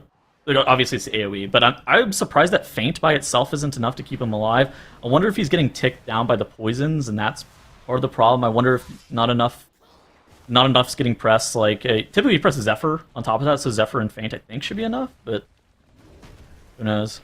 Feint's not what it used to be, bro. It really isn't. Back in my day, feint was an immunity. They still didn't press it back then anyways, though, so, you know, what can you do? Some rogues, man. Bro, it doesn't even cost energy anymore or whatever. Or it's off the GCD. What did they changed something about it? I don't know what it was. Oh gosh. Yeah, I think it costs energy. I think it's off the GCD now. I think is what the change actually was. They'll come up with some excuse regardless for not pressing it. It's not a damage button, bro. I gotta press my damage buttons. That's what every rogue sounds like. That's what you all sound like. I mean, one quick look around the board while we're still here. I mean, no speaky, heading into the coagulation, making quick work of the trash in the room. We're too fast. They're actually too fast. Yeah, they probably want this bloodlust on pull, right? Are they just going to sit on their hands here? You probably don't sit on your hands. I think you hold your offensive cooldowns. By sitting, by holding like all of your offensive CDs, it's actually not the end of the world because Timber is now going to have the lust during that first AoE, and so it's fine for it to be too fast. It's a little bit weird, but you're going to have the PI, you're going to have the bloodlust, and that I think that allows you to maybe get away with not having to drop the barrier and maybe only have to press the Zephyr during that first AoE from coagulation because you have the increased ramp power on that disc priest. Yeah. Well, this gets popped on CD and everybody was basically holding their cooldowns. You're also going to be able to have a really juiced AG in Nature's Vigil as well, since we're in Lust, and so I think you'll be able to just heal through it. We have a few other people who can weigh in on the discussion as well, as Zyronic, sadly, will be taking his leave. We'll see you tomorrow. Bye. But we have Dratnos and Makes coming in. We are obviously in the last 30 minutes, so for anybody just tuning in, the teams today, we had 4 teams in our Division 2 of Group A. I know it's a lot, we've got little micro divisions, but this has allowed us to focus in on these 4 and watch as in this 5-hour period they have gone head-to-head to determine who will be our top 2 moving on tomorrow. So we have 30 minutes left. Things seem like they've pretty much shaken out in a way that we know who's going to be top 2. But Dratnos jumping into the action here, what are you seeing? Yeah, so we pretty much have our top 2 and our bottom 2, which means that we know who's going to be tomorrow and who's not. But what we don't have determined yet is which team is first, which team is second, and then which team is third and which team is fourth. Those are actually all still up for debate here. No Speaky currently have a 2-point advantage over Shiny Unicorns, but if No Speaky fail to get this point here in the City of Threads, which is looking increasingly unlikely, then Shiny Unicorns will have the opportunity to actually get 2 points with this 20 Arakara and then move it to a time tiebreaker. If they're fast in that 20 Arakara, that time tiebreaker could actually go their way. Meanwhile, at the bottom end of the leaderboard, Randomize and Los Golfos are fighting between third and fourth. Randomize having just put that 18 Arakara there, or they're in the 18. Yeah, that they are currently 1 point ahead of Los Golfos. Los Golfos can get a point here in the 17 Grimbatol soon, and then they'll have time to start one more key. We have 28 minutes left in our day, so there's not an awful lot of time left, but the way that our rules work is that you can finish any key that you've started by the hour, by the top of the hour. So they could finish a key and then quickly start one right before that mark. Not a lot of teams in position to do that. It's maybe Shiny Unicorns that could, in theory, finish this 20 Arakara and then quickly start another key right before the end of the day. So even if No Speaky get this 19 City of Threads, Shiny Unicorns could answer with the same. In theory, obviously, that would require one-shotting some very difficult keys. I think the best case scenario for Shiny Unicorns to actually come in first place during today is No Speaky depletes this key, they don't time this key on a 19, Shiny Unicorns finally time this 20 Aura, and then they rerun their 18 and get a better time because they also have the time tiebreaker for GB. But it doesn't really matter as long as you get top 2. Like, Yeah, I actually think that it kind of doesn't matter at all whether you get first or second, right? Because either way you're going through to tomorrow. The difference between third and fourth is more substantial. Yeah, that's prize money. So that is it's an interesting quirk of our format that we have here. But either way as well, these teams will get to display what they've got in these very high level runs of these keys, which is super important as no speaky. Anarchy dropping extremely low on that stomp on this coagulation. Coagulation is one of those bosses that is the most terrifying in terms of just group damage for a plus 19 key. Yeah, it absolutely is, but thus far they've been making good progress through that boss fight, and there's only 10% more to go. Maybe they can even kill it before it goes into the next poll. Polls would be very good.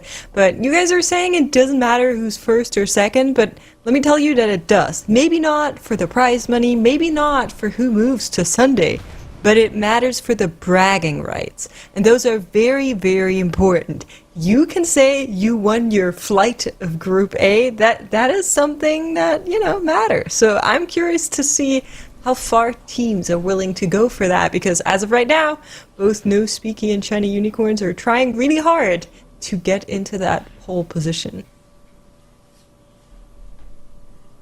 It's actually important in the top left that No Speaky skipped that AoE. It looks like they didn't have basically any defensives left available. So I think that they knew that they weren't going to be getting it, so they burned their Zephyr last time. Because Timber didn't even have Rapture, there was no barrier. All of that stuff is actually coming up for this next mini-boss pull, which is, I would argue, probably more dangerous than the Pulse on Coagulation. But, so they need to basically have every single button for it, and I think that No Speaky is in a great spot here. Assuming that they don't wipe to the final boss, I think they should be okay. Because this War Shell, they have enough defensively, and they know, they basically have scripted defensives for this mob, that they should be fine. Yeah, unfortunately, once again. Wipe? Okay. Yeah, this dungeon is hard, man. They did kill the boss this time, at least, but unfortunately, that's the boss has killed them as well. So Shiny Unicorns have to... Actually, do they have to reset? I mean... It is a plus 20, but the timer in here, with the 5 deaths, 30 seconds of running back, it's maybe still okay for Shiny Unicorns. Either way, they don't have to make that decision just yet, because if they reset now, or if they reset in 20 minutes, either way, they can only do one more dungeon at this point. So, no problem. They can attempt this key kind of for free for the rest of the day. Can we get a replay on that? What happened? Well, while we work on that, the question is, are you okay with having the 20, even though it's slower than the 20 that No Speaky put up, right? Because it does come to the time tiebreaker if they are that able would to hurt get your time the same dungeon tiebreaker levels. But they seem determined to push on. Yeah, the thing is, even if you wanted to improve the 20, you could still just do that after you finish this run, right? You could literally just come right back here and do it again. Whereas if you hearth out and start another 20, that's going to be your last key of the day. So this is sort of a free dungeon for Shiny Unicorns at this point because of the way that our time rules work, right? 25 minutes left in our day. They can finish this key and start another, but they can't hearth out of this key and start 2 more. Mm-hmm. So they're heavily incentivized to finish. Okay, so so here's the end of this. I saw the boss start eating the ads. What? Oh, okay. So now is Yeah, your tank is So your tank is He dies to the alarm shrill. Oh, and he takes the shaman with him, tempered in battle. Love it. We died to temper. Shella, the only person left alive, manages the to Og Evoker solo. Death. That's right. Wow. Wowie. Didn't even proc his cheat either. Didn't even need it. That was crazy. I've never seen Temper... Okay, I see Temper kill people. I've never seen Temper be the last hit on a death log, though. That's nuts. Oh, I see that from time to time. It's whenever I'm tanking, that's a common occurrence. Yeah. All right. Well, we just saw, right before we started this shift, we saw Randomize overtake Los Golfos, because they were able to get that 18-hour Kara in. Los Golfos now in a position to maybe get back into that 3rd spot. They're on their way to finish this 17 Grim Patrol. I mean, not to be dismissive, but who cares? Look in the top left here at No Speaky. No Speaker in a 19 City of Threads here, and they are deathless. They're going to be having their Bloodlust coming up in 3 minutes, and this is the hardest, most intense healing check probably of the season. Timber is able to... He's afforded this luxury of playing in the middle of the room and just getting freedom basically every single time the Void Wrap root comes out. So that actually allows him to plant and cast. But things like this happen all the time. If you're not perfectly topped for those special abilities, even if you go into bear form, you can still die to that Tremor Slam, and you can still die to that Web Wrap, because, like you saw on screen, it did 8 million damage to Cryptics. So you need to make sure that you have your sacrifice perfectly placed on your Shaman. Your Evoker has to be able to rotate... Rescue, Renewing Blaze, and Blistering Scales perfectly. You're also going to have to make sure that the Rapture, the Power Word Barrier, and the Zephyr are used at appropriate times as well. And the splice damage on this fight is just completely nuts. And so Timber has a very monumental task ahead of him of keeping this Moonkin alive. Moonkin is very, very scared on this boss. Lay on Hands comes out to keep Timber alive there on that one, but that's a resource they won't have now for the next few. And yeah, that Tremor Slam after those splice dots finish ticking is so nasty. They're going to be placing this barrier ahead of where they're moving and move into it, slowly kiting. Here comes that Umbral Weave. Yeah. Again, a big hit, but not as bad as that Tremor Slam. I like how they're moving here as well for that Umbral Weave. They're actually able to keep the Umbral Weave stacked on top of the boss, allowing the Crash Lightning, allowing the Moonkin Starfire Cleave to be able to hit both the boss and cleave on those web wraps. Because especially if you're on Artivoker, it's actually kind of difficult to get out of these sometimes, so you actually are reliant on the rest of your group. And so you need to make sure that they're stacked underneath the boss, that way you can get effective and efficient cleave. Okay, Lust is soon. We're going to have PI Lust coming up in a moment. So this is the last scary splice dot for us for a little bit. We're actually committing the rescue here, and now... Next up, we're going to be pressing the Lust. We're going to be pressing all the offensive CDs. And so Timber's going to have an insane amount of healing for the next 45 seconds for that splice effect. Oh, Boomy down to one of those shifting anomalies for No Speaky. It's okay, Lust hasn't been pressed yet. So yeah, we're actually nothing saving... too big lost. Slam This is does come smart. in. They survive this one. This is actually And smart. So dies. they're not pressing it halfway through the phase. They're actually pressing it like right at the start of the next phase. That way you can cover both of the splices that Timber has to heal. Yeah, this is going to last through still 2 Ascendances and 2 Power Infusions. If they can... Well, they need to press that Power Infusion right now. I guess it's okay. We're only going to need 1 more potentially to kill this boss anyways. 40% and dropping so quickly now. But those offensive CDs will not last all that much longer for No Speaky. Actually, it looks like they held the PI and the Ascendants for the later half of the Lust here. Important to not die even while doing all this damage as well. That sacrifice keeping them alive. 25%. Will there be enough time? 1 minute and 47 seconds. I think they're okay if they can continue to survive here. But yeah, you can see almost all of those resources now at the top of the screen are on cooldown. 1 more charge of pain suppression. Still going to be available here. That's Zephyr, used on the Slam this time. Not a lot left, though, besides that. Bubble is available for Yips, maybe on this next process of elimination. Yeah, there it is. 17%, 1 minute and 15 seconds. Last Breath of Eons comes out. We're going to get 1 more Ascendance and 10 seconds of Power Infusion to accompany it right at the end of this dungeon. But I think they're going to kill this boss before they get there if they can survive. This Tremor Slam, though, they're not all topped. Cryptics in serious danger does manage to get topped just before the Slam comes out. And the Ravenous Scarab spawning, being carefully kited away. 9% on the boss now, just 50 seconds remain. But I think they are well ahead of the DPS check now. Barkskin coming out as they move into the barrier. Again, beautiful kiting. The Umbral Weave going to be perfectly stacked up. 4% on the boss. And it looks like No Speaky have managed to do it. They are going to stamp their mark on the day today with a 19 City of Threads, 24 seconds to spare, 57 points on the board, dominating performance. Where do you even go from here? 21 Arakara? What do you do? You've capped out all 3 dungeons. I mean, for fun, you could. Just try to show it a little bit. Yeah, maybe do some hate watching of the competition. Always an option as well. I was watching Yips' stream earlier, and he was just in his own Twitch chat singing popular songs. just vibing, so I think their mood is probably good. They're having a fun time. If so their they mood could isn't just good do after a whatever day they like want this, wouldn't be a good sign. Yeah, this is a perfect day for that team. So, meanwhile, Shiny Unicorn's a little bit less of a perfect day. They are on this run of the 20 Arcara that featured the wipe early on.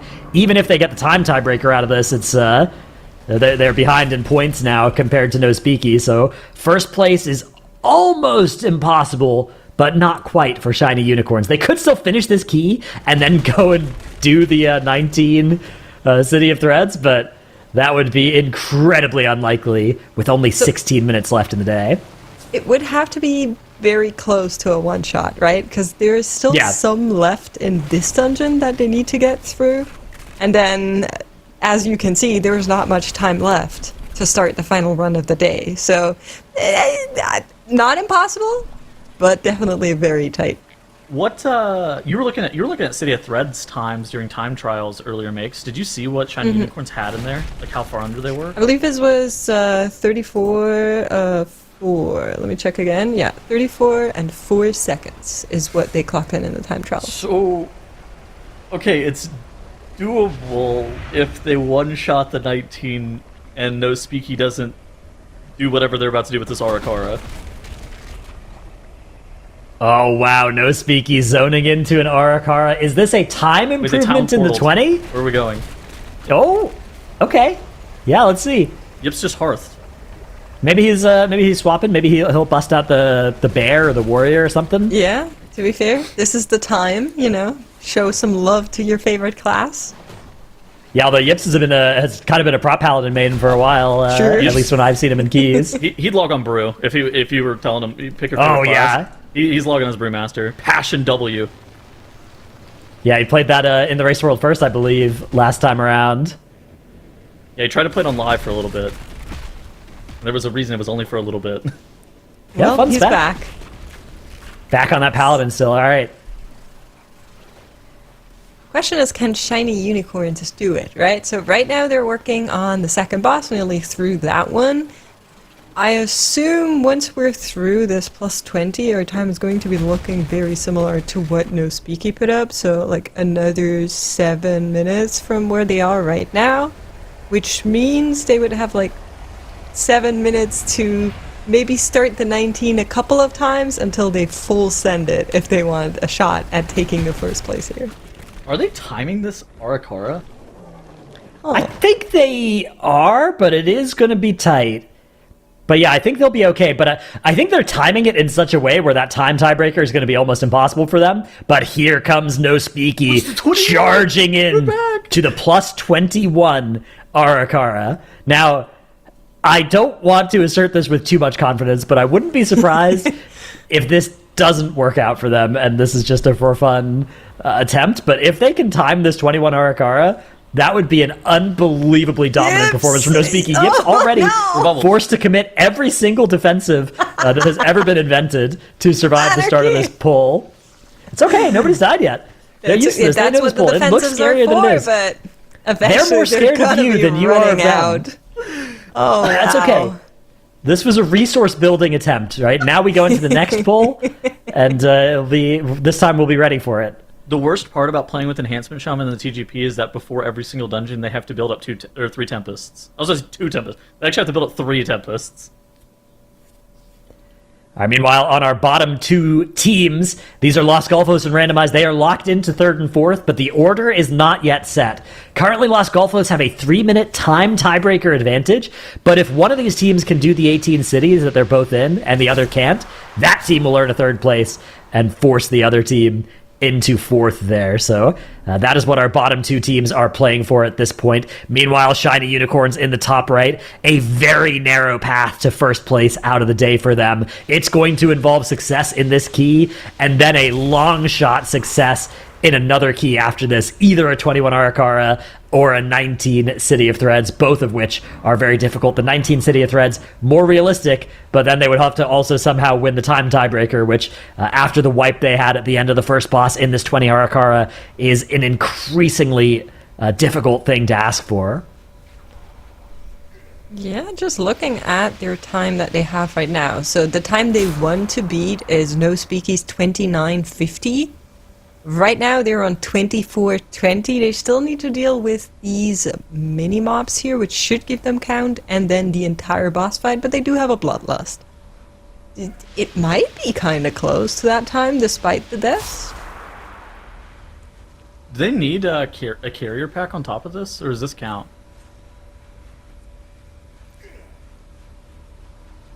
I think they'll be okay with this. Yeah, I'm pulling it up. Let's see. I think they're. I will trust I think they're set. whatever you figure out tells. No Speaky, running it back. That's the 21 again. This time around, we at least made it to the first mini-boss. No deaths. Yeah, so these two mobs are 28 count, 5.77%. Yeah, that's good. That's all they need. Perfect count even for shiny unicorns. Yeah. Okay. So yeah, they don't need the wing carriers, which is great. Yeah, they are into that last boss. They have a ton of time as well. They're actually fine. Even with those 5 deaths, as long as they can survive this encounter, they should be all good here. Now, unfortunately, oh, nice, a spell warding actually and a bubble committed to allow the paladin and the shaman to both stay in on that first cosmic singularity. It's a little bit aggressive to commit spell warding there instead of if somebody needs it to help survive, but I think it makes a lot of sense, especially given how much damage can be done by that shaman at the start of this fight. So Yeah. cool play there by Shiny Unicorns, as now world markers are indicating which pools are going to be assigned to which people, I believe.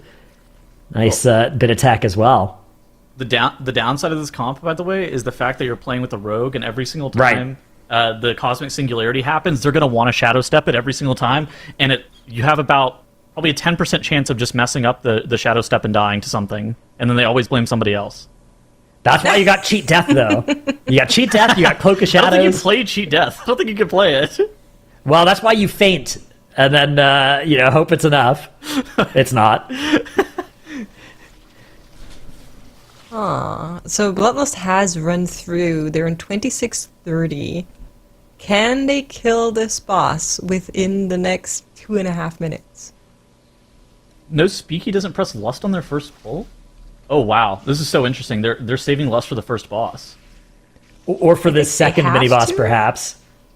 I don't know if I've ever seen somebody lost a second mini-boss. I guess it's possible? Yeah, usually you tailoring stun it, right? Yeah. You oppressing roar But maybe on 21, you don't have enough, even with that, to kill it without Lust. So you're getting the shrill regardless.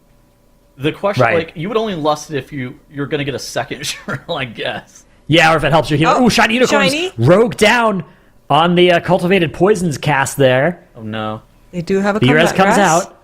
Back And up. yeah, they're definitely going to be slower than No Speaky's Arakara at the 29:50 mark, but they are 2 minutes faster in the Grim, or a minute and 30 seconds faster in the Grim Batol.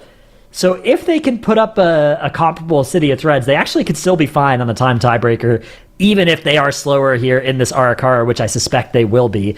But of course, that would require them going and one-shotting that City of Threads after this. There are 9 minutes left for teams to start new keys today. Not a lot of wiggle room there. It would basically have to be a one-shot.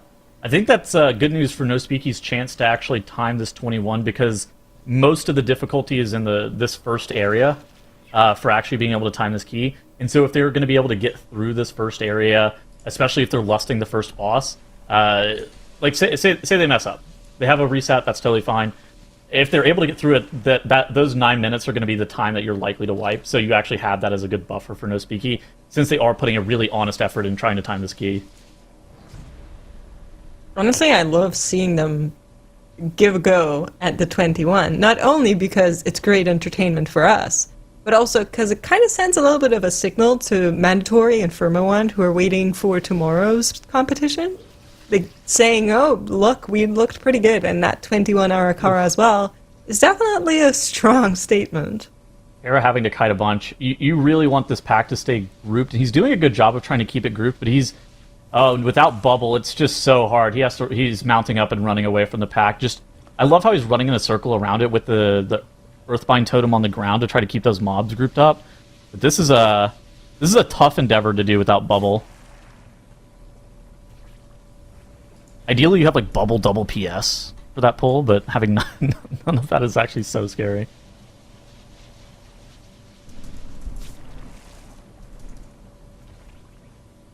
Shiny unicorns are now reaching the time at which no Speaky killed. I think with 20%, they're still within like enough wiggle room that they're not. Yeah, again, they have a lot of time in the Grim Patrol. Right? Yeah, but still, you don't want to like set yourself up to have to beat that plus 19 by like 5 seconds, right? So the more time you have as like a buffer, the better it is for yourself, and that's looking pretty good for them here. It's just like half a minute or so that they're slower. Yeah.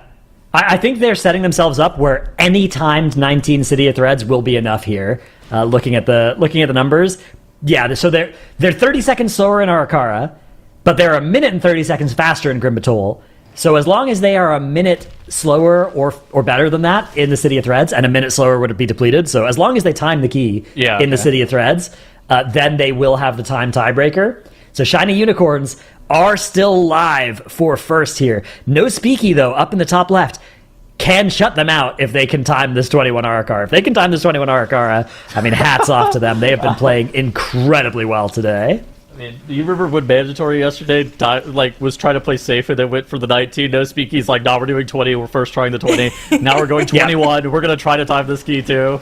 I mean, it's an important thing. Like, the comparison between No Speaky and Mandatory is looking really good for No Speaky, right? Like, Yeah. you know, obviously they don't need to beat Mandatory today. the lust. But at some point you have to beat Mandatory if you want to win TGP. I love this lust. Yeah, I mean, I think it gives us a great glimpse of tomorrow, but I have to agree, Tuttles, using the lust here, Avanox has been such a mean boss, even on the lower levels already. I'm full on board with this. it's normally obnoxious to lust the first boss because it doesn't actually do a ton for you. Whenever you're on a key this high level, it's so hard to kill these crawlers that spawn on this boss.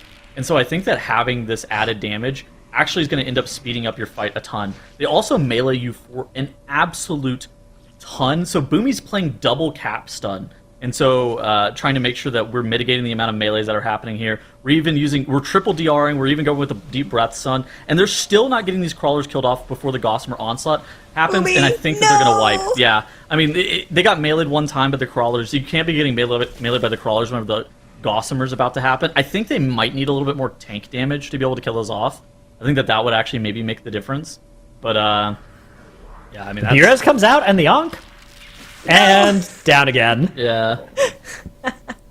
Wow, that dungeon is so volatile. Oh, we got one more chance. It's okay. They got one more in them. 3 minutes and 52 seconds until the final runs of the day are locked in. That means that this run from Randomize will be their last run unless they wipe and start another one in the next 3 minutes. But there's not enough time to finish the key and start another for either Randomize or Los Golfos. And Shiny Unicorns and No Speaky are about to start their final runs of the day as well. But here's Randomize working towards the end of this City of Threads. They need to time this to have a chance at third place against Los Golfos.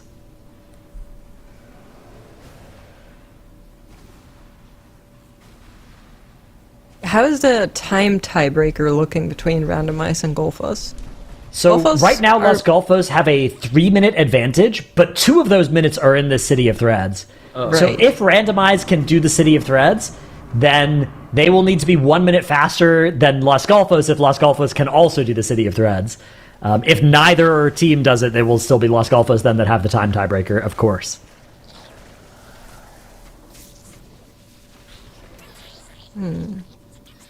All right, yeah, so as expected, Shiny Unicorns are indeed heading to a 19 version of City of Threads up in the top left. They just need to time this key and have No Speaky fail to time a key in order to get the time tiebreaker over No Speaky.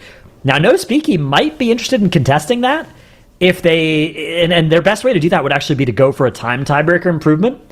But there's not actually all that much reason for them to do that because there's not really a difference between first and second today. Either way, you qualify to tomorrow and your points will be reset anyways. So they may decide, all right, we're done for now. If you want to time this 19 City of Threads and overtake us, that is your right. But we are very happy with our day. We'll see. We'll see if they head into another dungeon. There's another 3 minutes left for them to make that call. Oh, are they not trying the 20 again? Or They're 21 not again? currently in a dungeon, but they may decide to. They may rip an attempt at the 21 again. Okay, maybe they're just gonna stand. They're Yips just is gonna currently stand. offline. Okay, So- they're not. Here's the thing: 21 aura has been done on Chinese Oh. time trials. Shiny Unicorns having a death here on these Heralds on the Herald of Manserek. This is... yeah, this is going to be a reset. It's okay. There's time for a reset. We just die all quickly, and we reset, and we try one more time. Town portals instantly coming out from the Unicorns. 2 minutes left to start another key. So I mean, that's the they're perfect okay. time to get that redo, right? Better now than in 3 minutes, because then you cannot do this anymore. But taking a look at randomize here, as they are moving through this plus 18, this has been a pain point for teams. They already used that bloodlust as well, so they're gonna need to deal with this boss in an efficient manner. 2 deaths already on the board. Timer looks good. Yeah, they're chilling. Avoiding a wipe here will guarantee a timed key, which is exactly what they need. Unfortunately, they've been eliminated already for tomorrow, but fighting for that third place spot. No Speaky, we have confirmation, are bowing out for the day. They are done. They are locking in either a first or potentially a second if Shiny Unicorns can clutch the 19 City of Threads, but either way, incredibly impressive day from No Speaky. Meanwhile, what will almost certainly be their last attempt at City of Threads for Shiny Unicorns begins in the top left. We are closing in on the point where these keys will all lock in. So if any team needs to wipe, they got to do it now if they want to try and start another key.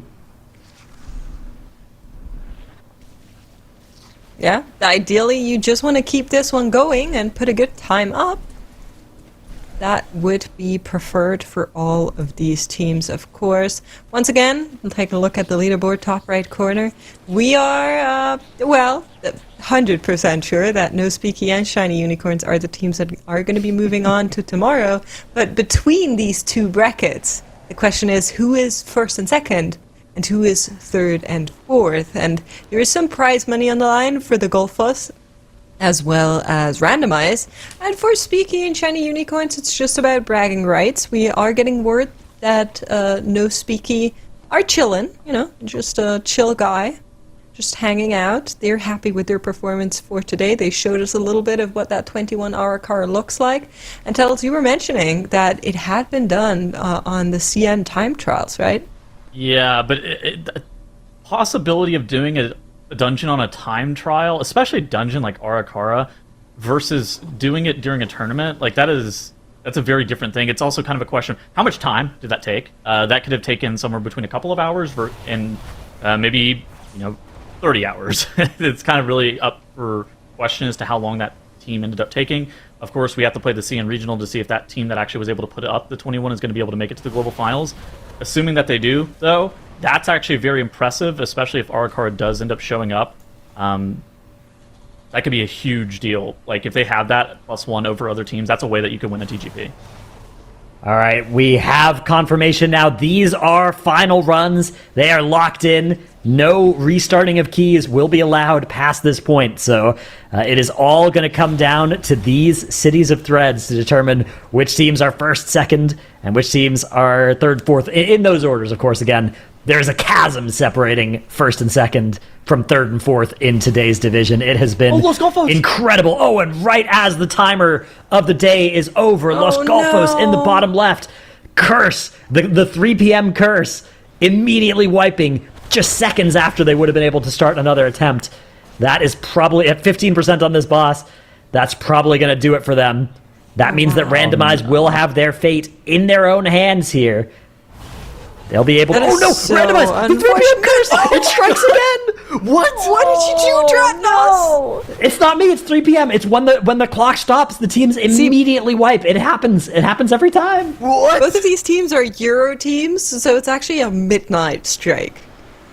Ah, yes, the 12 or 24 0 0. Yeah. Yeah.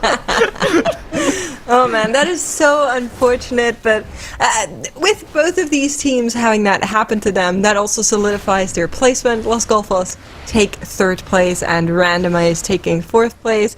I personally loved seeing some of the Sloth players coming back in a new constellation, and hopefully this is not the last we've seen from the French team Randomize, but let's take a look at whether or not Shiny Unicorns can maybe get back into that 1st place here. They need this plus 19 to be timed.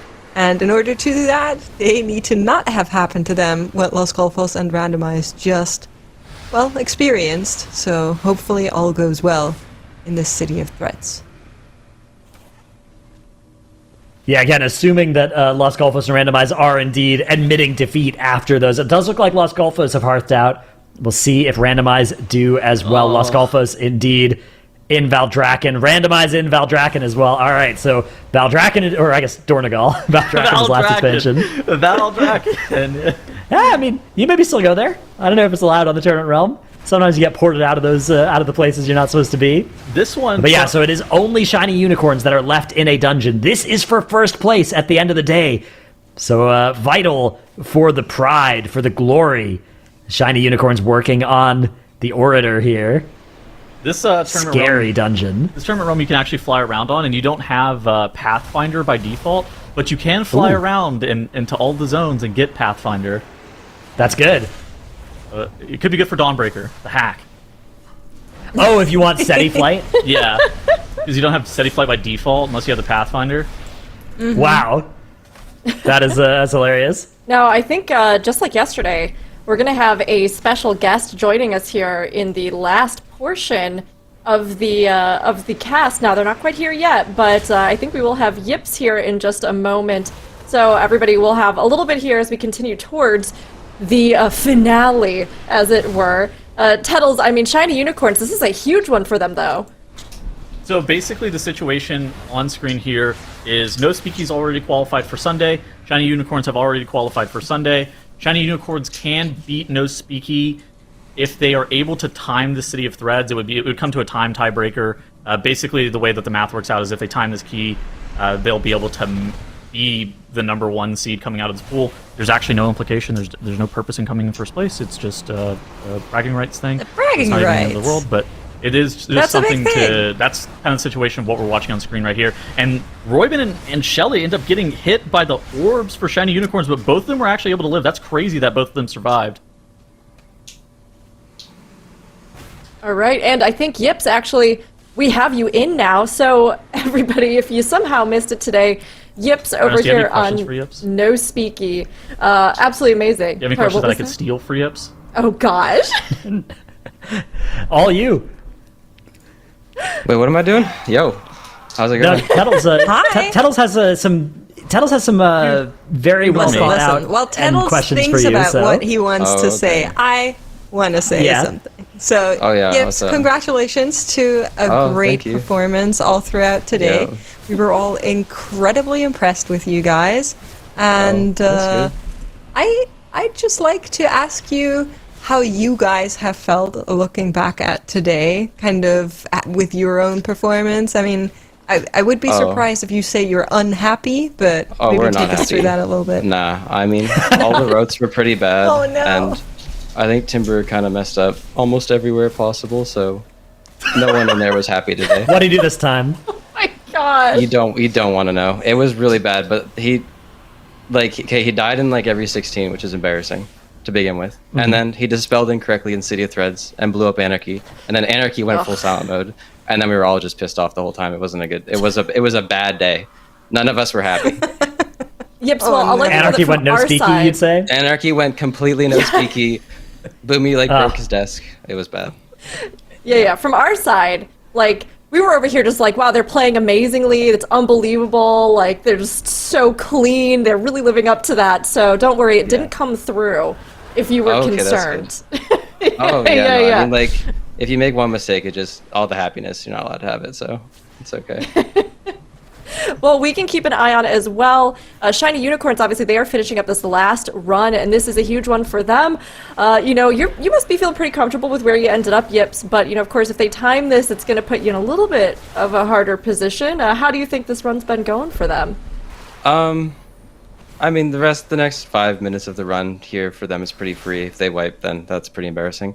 But the boss is kind of tricky. So the second boss does a lot of throws, does a lot of damage. It's a lot on the priest responsibility and the evoker and the prop pally to look out for them. So that'd be a place that they can wipe. And then from there to the end of the dungeon is the hard part. So I don't expect anything to happen in the next 6 minutes or so. But the second boss, third boss, last boss, and everywhere in between is a lot more challenging. So we'll see what happens. But I mean, even if they do qualify tomorrow, I've been watching them play in some of the dungeon pool that exists tomorrow, and it's been good vibes looking at that. So hopefully it comes through tomorrow and things are good, because it's an entirely different dungeon set, and the runs we had today weren't particularly fast, which is why we're not allowed to be happy. So it's all How do you feel about Wake, Borealis, and Dawnbreaker as the dungeons tomorrow? Are those good dungeons for you guys?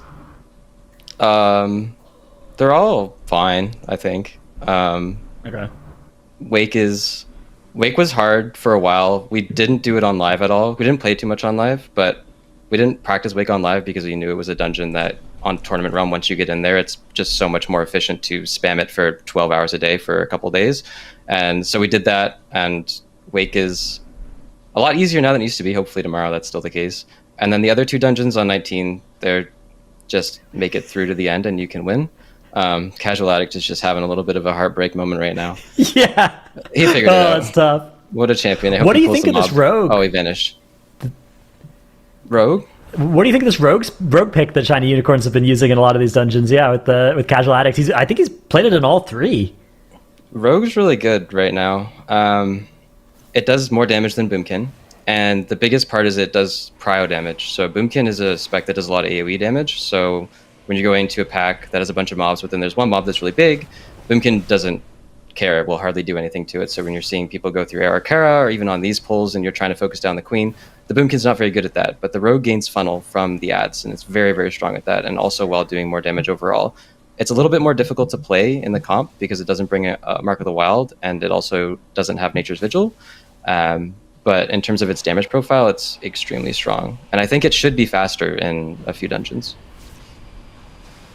I think it's interesting because, of course, it was the only, with Shiny Unicorns, they were the only ones that ran it today. But just like you were pointing out, I think there are some good uses for it. Some of the dungeons today as well, kind of showcasing it more. So it's been nice to see them bring it in, even as things look a little hairy there as everybody takes damage for a second. Yeah, they'll be fine here for the next 2 minutes, and then maybe on the boss it'll be a bit of a struggle. But I expect to see Rogue more, and the teams that are in globals, I believe, will probably utilize Rogue more as well. It's really strong right now. People just haven't played it too much, and you also have to have someone that can play Rogue and Enhancement Shaman as well, which not every team does have. So I have a little bit of a question. Of course, with the announcement of the dungeons today, Yips, you already know what's kind of waiting for you guys for tomorrow. How are you feeling about the day 3 dungeons? I like all of them. They're all, well, like is a strong word. They're fine. Wake is a lot more enjoyable than I thought it would be. Wake in the past was a very not enjoyable dungeon to do because of the strength of the weapons in there. The spears used to be very strong, the hammers were really strong, the orbs were really strong, and that kind of carried you through the dungeon, whereas now it's more of a control game, which if you're pugging Wake, it's definitely not enjoyable, but when you're strategizing with a team and you have a lot of time to go through strategy like that, then that makes it a lot more fun. Dawnbreaker and Siege, they're just dungeons. You just play them, you go through them, and it works out in the end, and you just have to play well. But Wake is a cool dungeon that has some stuff you can do, and I think that there's even different routing options in Wake, whereas the other dungeons, I think it's a little bit more linear, and you won't see too much of a difference between most of the teams. But Wake, there could be some stuff that people could be doing in there. Not us, we're not creative, but other people, maybe you could see. Okay. Hypothetically, of course. I'm glad that you differentiated there. Yeah, we won't be expecting anything of you guys. That's not our specialty. Like expectations. figuring stuff out, like using our brains. Nah, we can play the game okay, but trying to solve any situation, like nah, we're not sorting that one out. We'll let no. Go ahead, Travis. We're moving in now to the Fangs of the Queen boss, right? This is a really hard one. You highlighted this is a lot of healer difficulty. A lot of tank Yep. challenge as well, though, for some of us mere mortal tanks I've found on this fight. Oh. What is your strat for like living on this boss? Was this ever a challenge for you guys, or was that never the hard part? As a prop paladin, or as just the group in general? Yeah, I guess as a prop paladin, you have the bubble for every other Rhyme yeah. Dagger, right? Which Right. that goes a Yeah, long way. So prop paladin is kind of ridiculous right now. If temper didn't exist, this season would be very funny.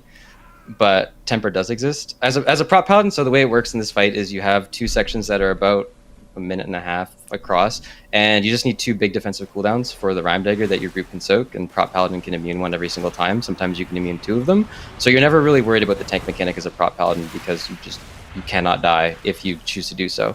It does get sketchy at the end because you want to save cooldowns for the pull after. So there's the third set of tank mechanics where you get the double Rhyme Dagger. You can skip it if you have the damage, but sometimes the way that the fight works out, you might miss a little bit and you'll have to eat them both. And if you do that, then the next pull can be really difficult. Oh no! Oh, yeah. Roybin was there, in one of those but- Dustbringers there. Yeah, they look like they're okay Yeah. because she did get the MD off, so they'll be fine, and they got the B-res out.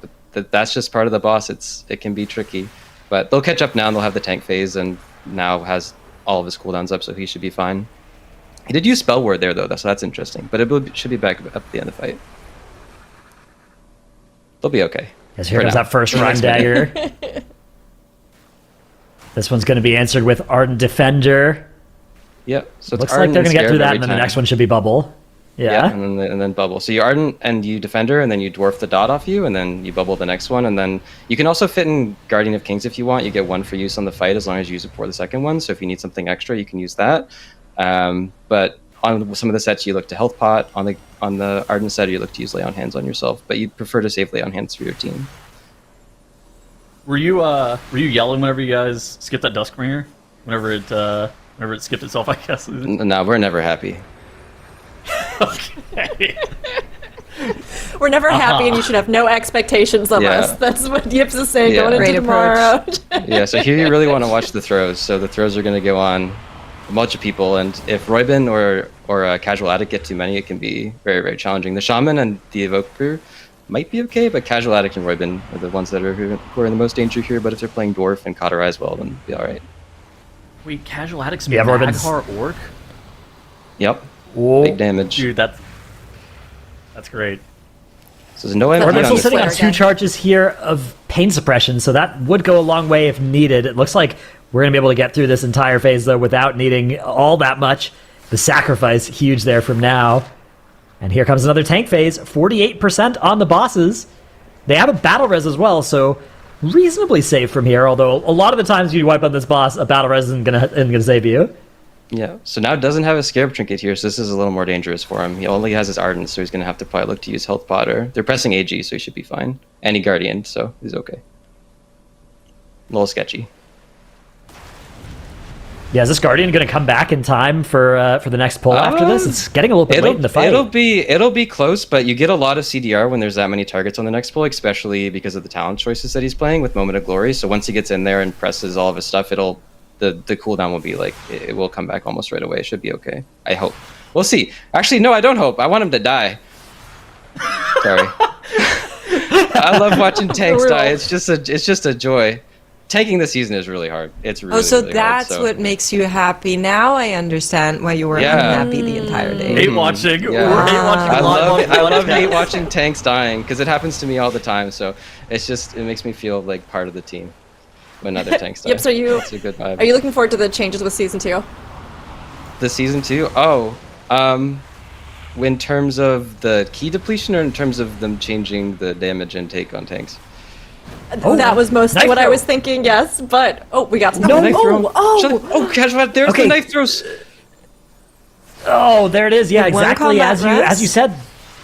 So 1B res, it has to go on the non-Og Evoker, right? Because your Og Evoker Yeah. is going to be a lot less useful if you res them and you have a DPS player already dead. So 17% on the boss. It's still okay, right? But is the timer going to be all right now? Their timer, if they kill it within the next minute, it should still be technically doable because the timer on TRs, you would kill this boss around, or on time trials, you'd kill the boss around 17 and you would still have time. You time it with over 2 minutes left. So if they kill it before 19, could be a chance, but the boss is very healthy, so the Shaman's going to have to send again maybe. which is very hard. Oh, That was no. down. And now my goes down. God. Oh my goodness, the tank death. What a joy. The hate watching. The hate watching one. No! It's love hate Oh, I feel watching. And the bad. town portals. He looks so sad right now. It's okay. Oh! Oh, you I die all have the his time. stream open? Yeah, sure. So Yips can watch him suffer in real time. Yo, it's just Wow. tanking is he rough, looks man. so Tanking sad. it's not easy. Okay, tanking this season is the most stressful thing. Like maybe it's because I'm getting old, but my eyes are getting tired because I'm focusing so much. I've never felt this way before. Maybe it's just like a age thing, but this has been hard. I mean, it's been a really rough time for tanks and healers, that added responsibility, all of those kicks, everything else. But of course, here with that, we're Yeah. going to see our final rankings shake out.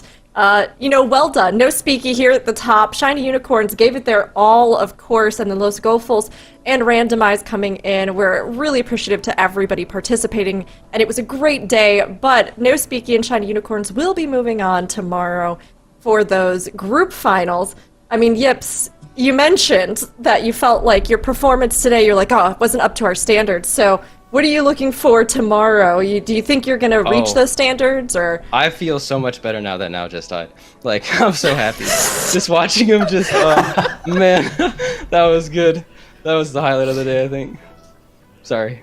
That's This is a little good. toxic. So you're all set then. You're like, you're riding the high. Oh my god. Skylark died yesterday too to the boss. His Shield of Righteous dropped and he got one shot by I felt that. That happens to me too. It's just such a joy. Sorry. It's good. No, you're empathizing with one another, but also Oh, I know. experiencing a It's sense because of I go in that gloating. key. Yeah, and then I blow up on the first boss. My team's like, "What happened?" And then it happens the other time. I'm like, "Look, it's not just me, you know." Maybe I should just You be keep in a, here like- tomorrow, and I can just hate watch, and then everyone will feed, and it could be good. Yeah, there you You're go. You welcome can keep to. like a list of everyone that's committed Yeah. the same mistakes and then show it to your team anytime it happens, right. you know? Yep. Well, okay, obviously, we've talked about a lot of stuff. We've had a lot of moments with you. We'll ask some more questions too, but I wanted to ask you a little bit too about that plus 21 Arcara that you went into. Right. Were you thinking like, we can land this? Do you think you're going to go for a 21 tomorrow? Or was that more just, hey, why not? Let's do it. We just wanted to look cool. That's Okay, it. fair. Yeah. We You had no succeeded. chance. You did. Yeah, it was cool. You did look very That's cool. good. Nah, we didn't plan the 21 era. The rest of the timer is technically fine, but you need to figure out the first boss because any sort of boss that has ads in Mythic Plus, when you scale the keystone level, the ads go with it, and then that makes it a much more difficult encounter. So it's gonna take some strategizing. Although I'm pretty sure the China team on Asia, they did the 21. But they had it for their time trials, which means you have a lot of time to focus on the dungeons. So that'll definitely be something in globals that people will be looking to try to go for. Not too sure what's gonna happen with that, but we'll see. Yeah, Definitely nice. some thoughts on what to do on there for sure. Well, it would be even cooler if you landed it, but it was awesome seeing you go in today. We were all Yeah. really excited about that. It was a- so it we were was a glad good you time. did. Yeah, it was. Anybody it was else? fun. We'll figure it out. Oh, no. Did any of you have any questions, Stratnos? Yeah. I want to ask. So you were watching something yesterday. You were hate watching tank deaths, of course. How do you yeah, feel that's about the good. other teams like Mandatory? You guys feel like you can stack up against them? You guys feel like you can make it out of this group and into global finals? We could definitely make it out of the group. I think any team can make it out of the group tomorrow. It's really easy to lose these dungeons, and it's very easy to have one mistake cascade into a wipe, and it's very easy for that to happen over and over again. In Miss, you go into the double Guardian pool as a tank, and you realize that both of them can melee you for 4.8 million, and you have a 10 million HP pool, and all of a sudden you're just hoping that the entropy of all of the things that you have stacked up together end up working. And anytime you see a tank doing a big pull, if it just so happens that they all sync melee you have no chance. You're just gonna. It's probably not gonna happen, but it could. So we'll see what happens tomorrow. Like Mandatory could very well go into Wake and go into all these other dungeons, and they could lose every single one, and they don't end up making it. It could happen to us. It could happen to Unicorns. It could happen to anybody, and it could happen in the other group as well, to any of the top teams. So the dungeons are really quite punishing, and they're very difficult at the highest level. So anything could happen tomorrow. But as long as tanks are down, I'm having a good time. So That's excellent. Good news, You they all know, died. I'm They glad all we have died. that sorted. That's right. We got the sound bits, we got the quotes, all of that is Yep. in order. But it is the first time that you guys, especially in this constellation, have been competing here. Can you maybe tell the people that are watching how that practice looked like? Like, how do you approach competitive dungeon key pushing, basically? Oh, yeah. So our team, like I said, we're really not very smart.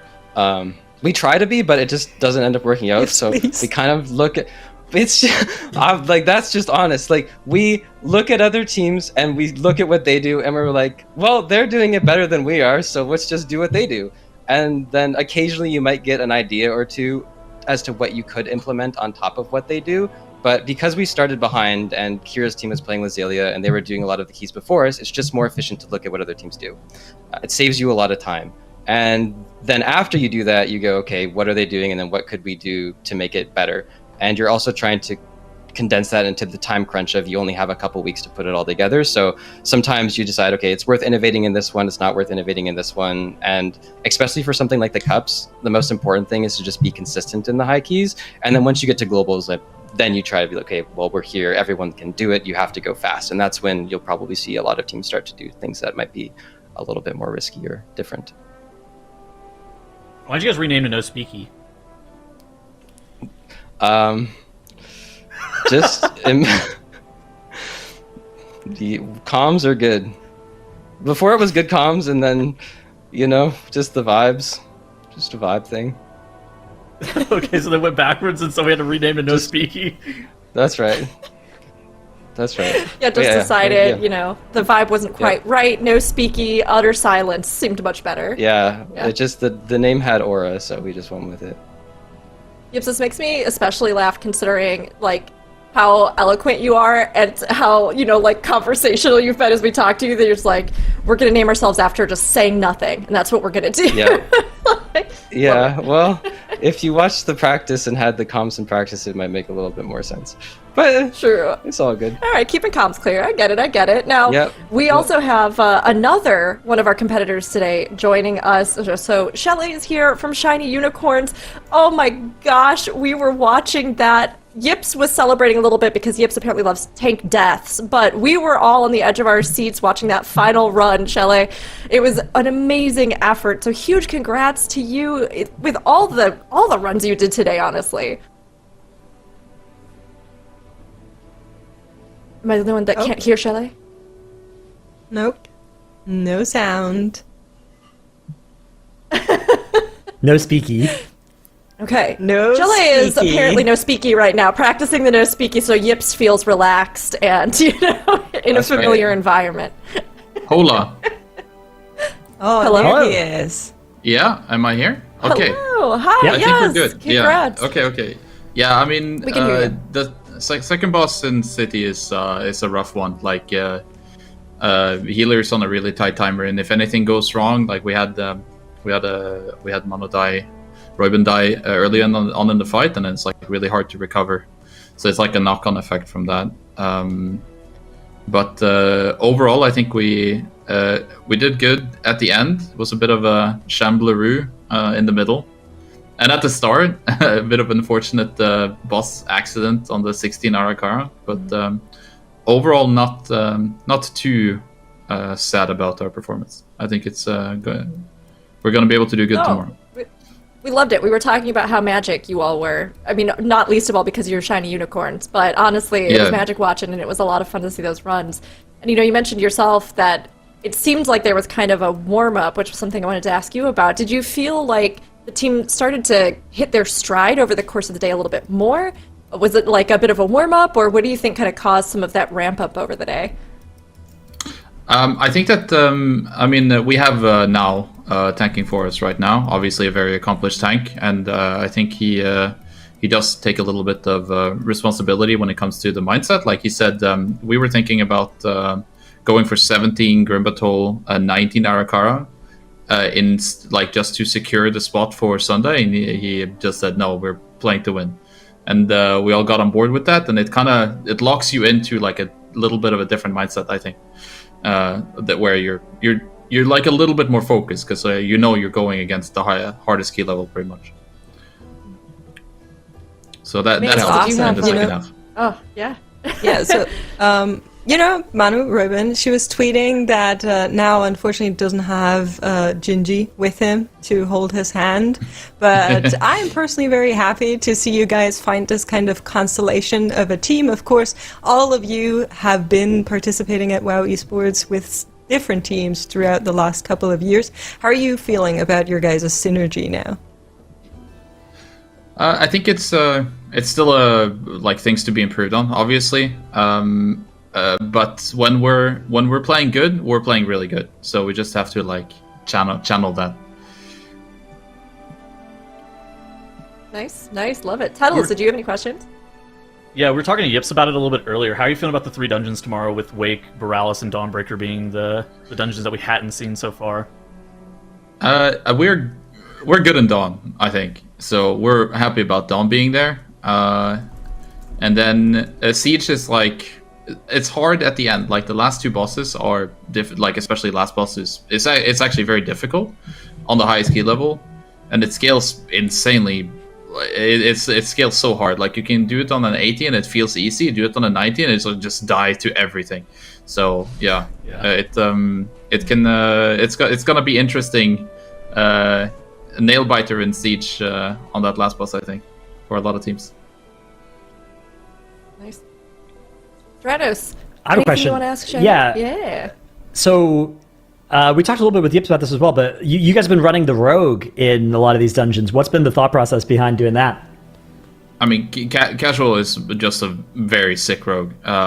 So whenever we can put him on rogue, then we perform pretty good. Like we like it in Ara, we like it in Dawnbreaker. We tried it a bit in Grimbatol as well. It was working, but we wanted like the extra curse to spell on the beam for a bit more stability in the end. But casual and rogue is just very, very good. So it's always whenever it's an option to play rogue, then I think we're like rogue leaning. I gotcha. Makes sense. I gotcha. Yeah, we loved seeing the pick, and it was cool to even talk a bit about it. You know, Yips was mentioning how it is really strong and how you can use it in a lot of situations with that funnel.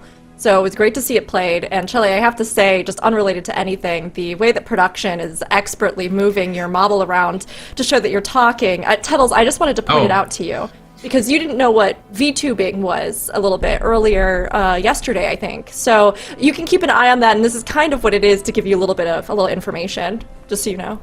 It's all good? Yeah. No, I'm gonna be I'm a VTuber after this, for sure. Great, I love this. I love this for you, Shelly. You're VTubing as a Chrono Warden lizard. Yes.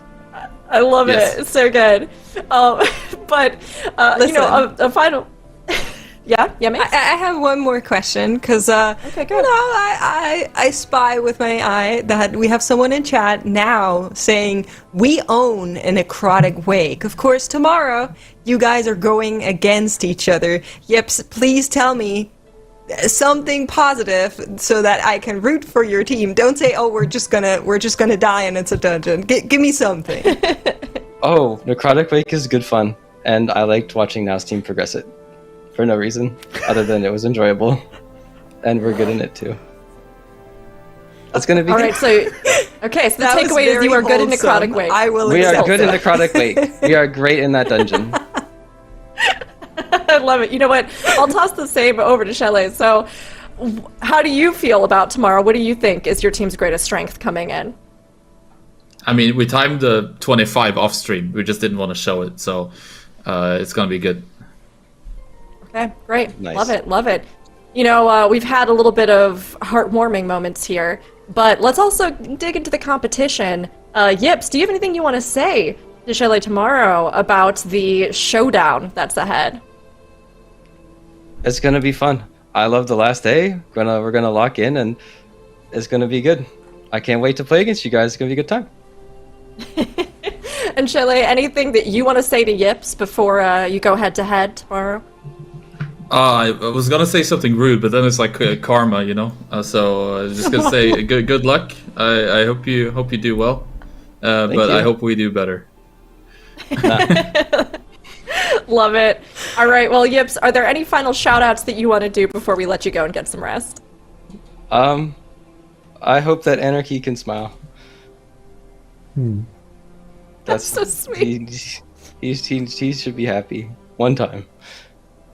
All right. Tomorrow, the real yep. prize will be if Anarchy can smile once. That would be so cool. Oh my! If Anarchy even says something remotely happy tomorrow, that means we won. I love it. All right, Yep. Shelley, are there any final shout outs, anything you want to say before we let you go? I mean, if now can stop AFKing every like 5 minutes outside of breaks, that would be nice. But apart from that, if we can avoid that, then we're good. We're good to go. All right. Tomorrow we're fighting for a little bit of joy and less breaks in the day. But both of you, seriously, thank you so much. Shiny Unicorns, No Speaky, it was incredible to see. And while No Speaky came out on top today, it's anybody's game tomorrow as our top 4 teams from days 1 and 2 will be going head to head. Thank you so much for joining us. We'll say goodbye to them now. And we will be coming in ourselves here to take a look at the way it shook out, right? So, I mean, obviously today we went through, we got to see some of the teams and, compete. Now we have our top 4. So, Makes, how do you think it's going to shake out for the teams tomorrow? Oh, I think we have a competition on our hand. I'm actually so excited to see Mandatory go up against No Speaky as well as Shiny Unicorns. And then we still have Firmawand in there who surprised us a fair bit in the first day yesterday. Arguably, I think they might not be just on that level, but wouldn't it be so great if they rose to the occasion? So personally, I'm incredibly excited. I think Goodness, you seem Firmawand like are you're- going to yeah. have they're going to have a monumental challenge to get out of this group tomorrow. The other 3 teams all looked so good across today and yesterday. And honestly, I mean, the confidence that No Speaky played with today, I think, is a really big, good sign for them. As they went straight into that 20 when Mandatory and Shiny Unicorns started with those 19s, right? That, I think, is a big sign of confidence that is really good news if you're a No Speaky fan. Yeah, I mean, Was Tuttles, Mandatory... Oh, go ahead. Go ahead. I was gonna say, was Mandatory shambled yesterday? Because I feel like Unicorns and No Speaky played better today than Mandatory did yesterday. I think they and it's did, just based off yeah. the eye test. It's like nothing tangible. It's literally just like watching the play. I think slightly I better. felt Like that- I I think felt that too. today went slightly better for those 2 teams than yesterday went for Mandatory, but they're definitely all close enough that it's going to matter just who shows up tomorrow, right? I'm curious about it. I mean, Shiny Unicorns, they had a bit of trouble standing up to the team, but it seems like they were able to kind of get their bearings and, do you think it's going to be something where going up against Mandatory do they have a shot here? Because they got pretty close today to taking down No Speaky. I mean, I think between these 3 teams, it could be anybody's game. As I said before, Firmawand definitely needs to one-up themselves or maybe even 2-up themselves. But I think they're just all so close. I wouldn't be able to say who's going to come out on top until I see it. I think Yips, what he was saying was actually super insightful as well whenever he started talking about tank deaths and how variable it can be at times, especially if your melees get synced and you just have those paladin deaths. And I think that there is some variance as to whether or not, like, if your tank is able to stay alive in those key moments, that can actually save you a ton of time over the course of the day and over the course of each and every single dungeon. And I think that could actually make a huge difference between Mandatory, No Speaky, and Shiny Unicorns, just where the tank deaths lie and like how impactful that ended up being. Agreed. I mean, we'll keep an eye on the tanks. We'll see what happens tomorrow, which of them fall, which one make Yips laugh, It'll be a good time, honestly, all around. So everybody, make sure that you tune in. Tomorrow, Mandatory, Firmawand, No Speaky, and Shiny Unicorns clash as they try to determine a Group A champion. Of course, it's not just here that they're competing for this weekend, but also looking ahead to the Global Finals and needing to secure their spots there. Thank you all so much for watching today. Thanks to our production team as well. And while our top 4 teams of Group A are decided, we're looking ahead to see who has the stuff of champions tomorrow. The Group A Finals of the Mythic Dungeon International The Great Push start tomorrow at 10 a.m. PT, 7 p.m. CET, so be sure to tune in. You won't want to miss it.